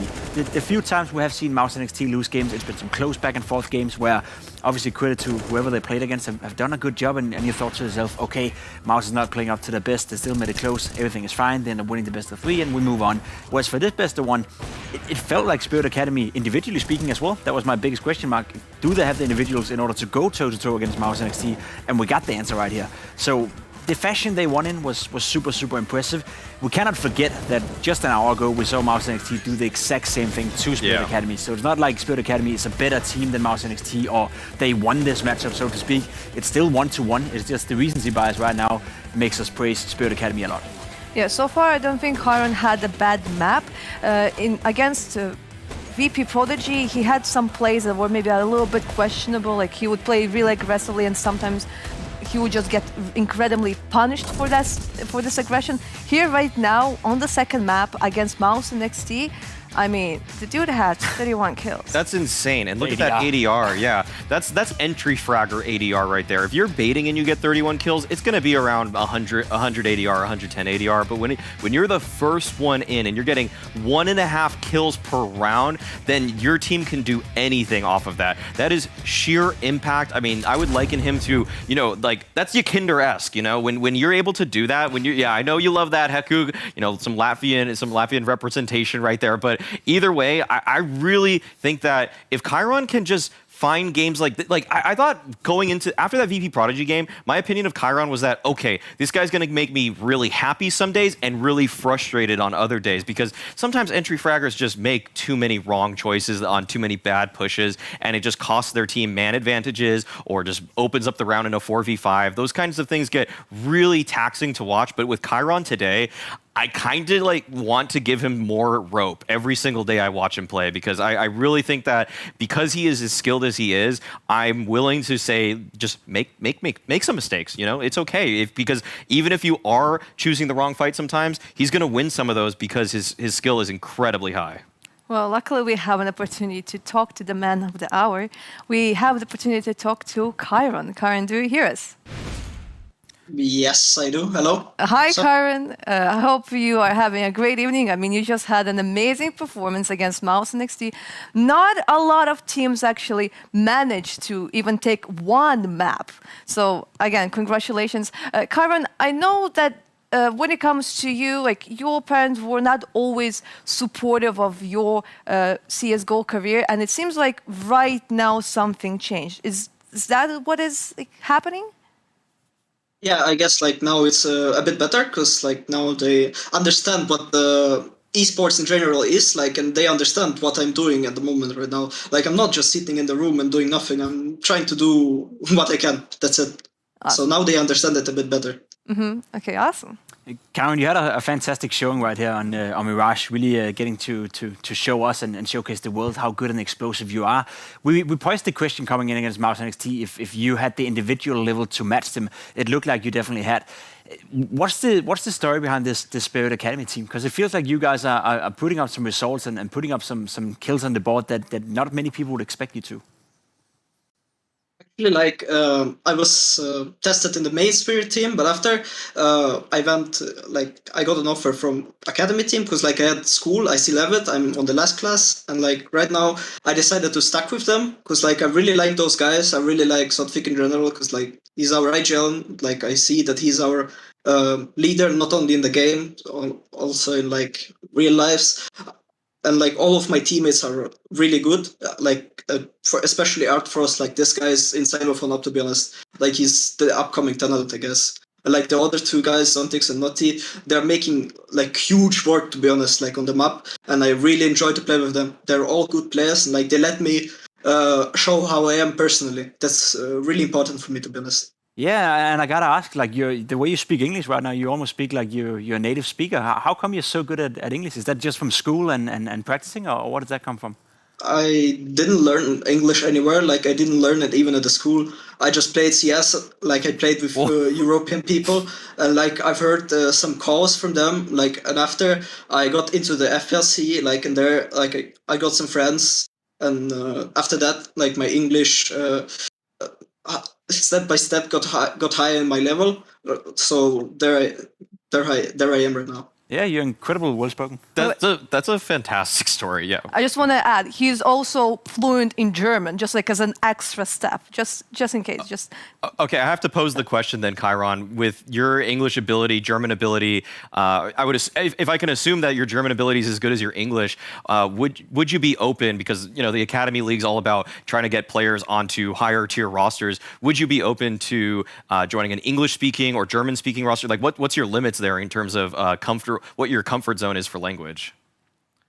It's fine for me to play. Like I've been played already, like in the English speaking teams, not for a long time, but like I played with EC Bridge guys, like they were speaking English all the time, and it wasn't really a big problem. Like about the German, I don't really know. I've been played only like in some German mix, but it wasn't a big problem as well. I even managed to give some calls to my mates, so they understood me. Like I was kind of a second IGL. But so that was pretty fine. So I'm open to any offers like from Germany, from international, and of course from CS also. That's great. Just one more time. How old are you? Sorry. I'm 17 now. Fantastic. Wow. Okay. One more thing, Chiron. I mean, you are a high-flying entry fragger. You're incredibly explosive with your play. What kind of players do you look up to? Like, what demos? When you're looking up for demos to watch to try to improve your game, who are some of the pros that you're frequently consuming their demos? Actually, like I've been watching a lot of Vkinder demos. Like I really feel that this guy is really impactful in the team because he makes a lot of space for his mates, even though he has like negative KD, but it makes huge impact into the team. That's what I'm trying to bring into my teams also. Okay, cool. Yeah, I mean, when it comes to Kinder, he often even has positive, and I'm sure like you will be pretty successful at getting those positive KDRs. Chiron, what is the goal for your team when it comes to the WePlay Academy League? Like, do you want to just get to the LAN, or your goal is to actually win the whole thing? Actually, like at the moment, the goal is to go to the LAN because I wasn't like on any like big LAN. Like I want to get one, like, and my team also want this. Like at the LAN, well, if we get to the LAN, like let's see what's gonna be after. Because like the first goal is just LAN.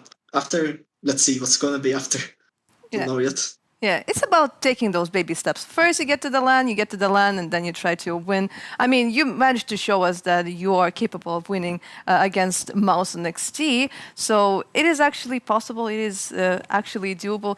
But thank you very much, Karin, for this interview. You will now have like a little bit of free time, but you will have to prepare for your upcoming matches. But again, thanks a lot, and again, congratulations. Thank you too for this opportunity to give an interview. I really like it. Thank you. Have a nice day. Won't be the last time, buddy. Won't be the last time. Don't worry. Yeah. I mean, what a guy. I mean, what a guy. Yeah, I just got a new favorite player in this game. I seriously just got chills. Yeah, this guy is awesome. I want to see Chiron succeed so badly. I'm not gonna lie, I was low-key tilting, like seeing his posture when he's playing Counter-Strike. It's like this so like, I'm not a big fan of it, but watching him on the server, like talking to him after the game as well, that kid got some brain cells, often. Honestly, like so many entry fraggers they're just running forward. They just have good mechanics or whatever. Exactly. But I'm really excited for now his future and where he's gonna progress to. That was a nuanced mindset right there. I like that a lot. Yeah, I mean, he already said that he was like watching Kinder demos. Maybe he also watched some of his interviews, so he kind of understands like, okay, I need to be like, this open guy, have this personality, and he's really successful at that, like, which is really nice. Successful for his team. I mean, he was the big driving force behind this, upset. I guess, as you said, the biggest upset we had in season 3 so far. A fantastic performance. Finished it off with a D-glaze as well, and now. I'm honestly blown away by the fact that, with all due respect, right, to the CS region, but when you play with people in FACEIT who are 15, 16, 17, their English are kind of broken, or at least in a learning stage where it's not up there yet. This guy speaks more or less fluent English. Of course, he's nervous as well, so we got to take that into account. But completely understandable, very nuanced, very reflective, and I'm blown away. That was a very nice talk. I can't believe that he just learned English from playing Counter-Strike. That is the sickest story. I mean, for people at home that think, you're for parents or anybody that think that this is just, sitting in a room playing games, you're just doing stuff just to pass the time. Like, this guy just learned an incredible life skill that can help him regardless of if he chooses a future in Counter-Strike or anything. Now that he's multilingual, the world is his oyster. It's amazing to see that. I mean, I'm surprised you still don't know Russian. Yeah, I know. That's I write. Like, I should catch up to this. I know a couple of words. The thing is, like, I know two words. I mean, the thing is, Mao, you play on the NA servers, or at least used to play for a really long time, so like you don't really get to experience like a lot of Russians. Now, you pimp don't really have an excuse. I'm playing against a lot of Russians, and they usually beat my ass as well. They're pretty good at Counter-Strike these days, as we spoke about. Have a lot of inspiration from NAVI, Gambit, VP for that matter as well. Yakinda serving as an inspiration here in this instance as well. So yeah, the CS boys are slowly but surely taking over the CS world, and I guess it's just a question of time before all of us have to learn Russian instead of the other way around. Well, we'll not get to learn any Russian tomorrow, because we will have Astralis talent against Fnatic Rising as our opening match. Maybe a little bit of German and maybe a little bit of Danish, maybe a little bit of what, Swedish. Yeah. And of course we're gonna be learning some Vertigo. Yeah, maybe. We'll see. Standings for Group B, Heko, it's looking nice still for MOUZ NXT. That was one of my points as well. Spirit Academy have already lost one map and they're sitting in a 2-2 position right now, which is a good thing after having faced MOUZ NXT and VP.Prodigy, especially considering they now have, you know, Internal Fire and FURIA left in this group. That's 2 games I expect them, and I suspect they will win. So they are a strong candidate to finish second now. For MOUZ NXT, this loss doesn't really have that many consequences. They just have to make sure they win their last game 2-0 and they will still be secure at the first place. So MOUZ NXT, it's looking good for them despite them losing right here in Mirage. Yeah, but at 5 o'clock we're gonna have Astralis and Fnatic Rising. Again, hopefully it will be no Vertigo, but we have like way more hopes for Young Ninjas and bo1 Academy that we'll have at approximately 7:20 Central European time. I'm just like thinking, what are our chances of Dust2? I don't think we're going to be seeing any Dust2 coming out of this one. Young Ninjas always perma that one. Okay, Ancient. So, Ancient is possible, but I'd say a little unlikely. I think so to set up the map narrative for tomorrow, it's just kind of, are we going to see Astralis talent play the same maps again? Because we know Fnatic Rising will give them those maps. Fnatic Rising probably feels even confident about that matchup too, having watched Astralis talent fail so many times on that map. So I want to see Trace, I want to see, you know, the Vigo for Astralis talent come together and say, maybe it's time we try to put our best foot forward on a different map. Yeah, I agree. Let's put it this way. I don't think Astralis will remove Vertigo from the veto. I don't think they have that strong of a map pool. And I think Fnatic Rising, with all due respect, they probably should pick into it. They probably should prioritize Vertigo high. So I expect we will see Vertigo in one of those games. But if you're Astralis, you got to put Vertigo down to your 4th prioritization and then pick something else, whatever that could be. Maybe Nuke is probably not going to be a possibility, but yeah, there's other maps. Inferno perhaps would be an option. We'll have to wait and see. Yeah. But hopefully, it's not going to be 8 Vertigos played for Astralis talent. Will be, Please, no. Well, we'll just hope for the best, but for now, we are done for the broadcast for today. We'll be back again tomorrow at 5 o'clock, so join. But for now, have a good night. See you.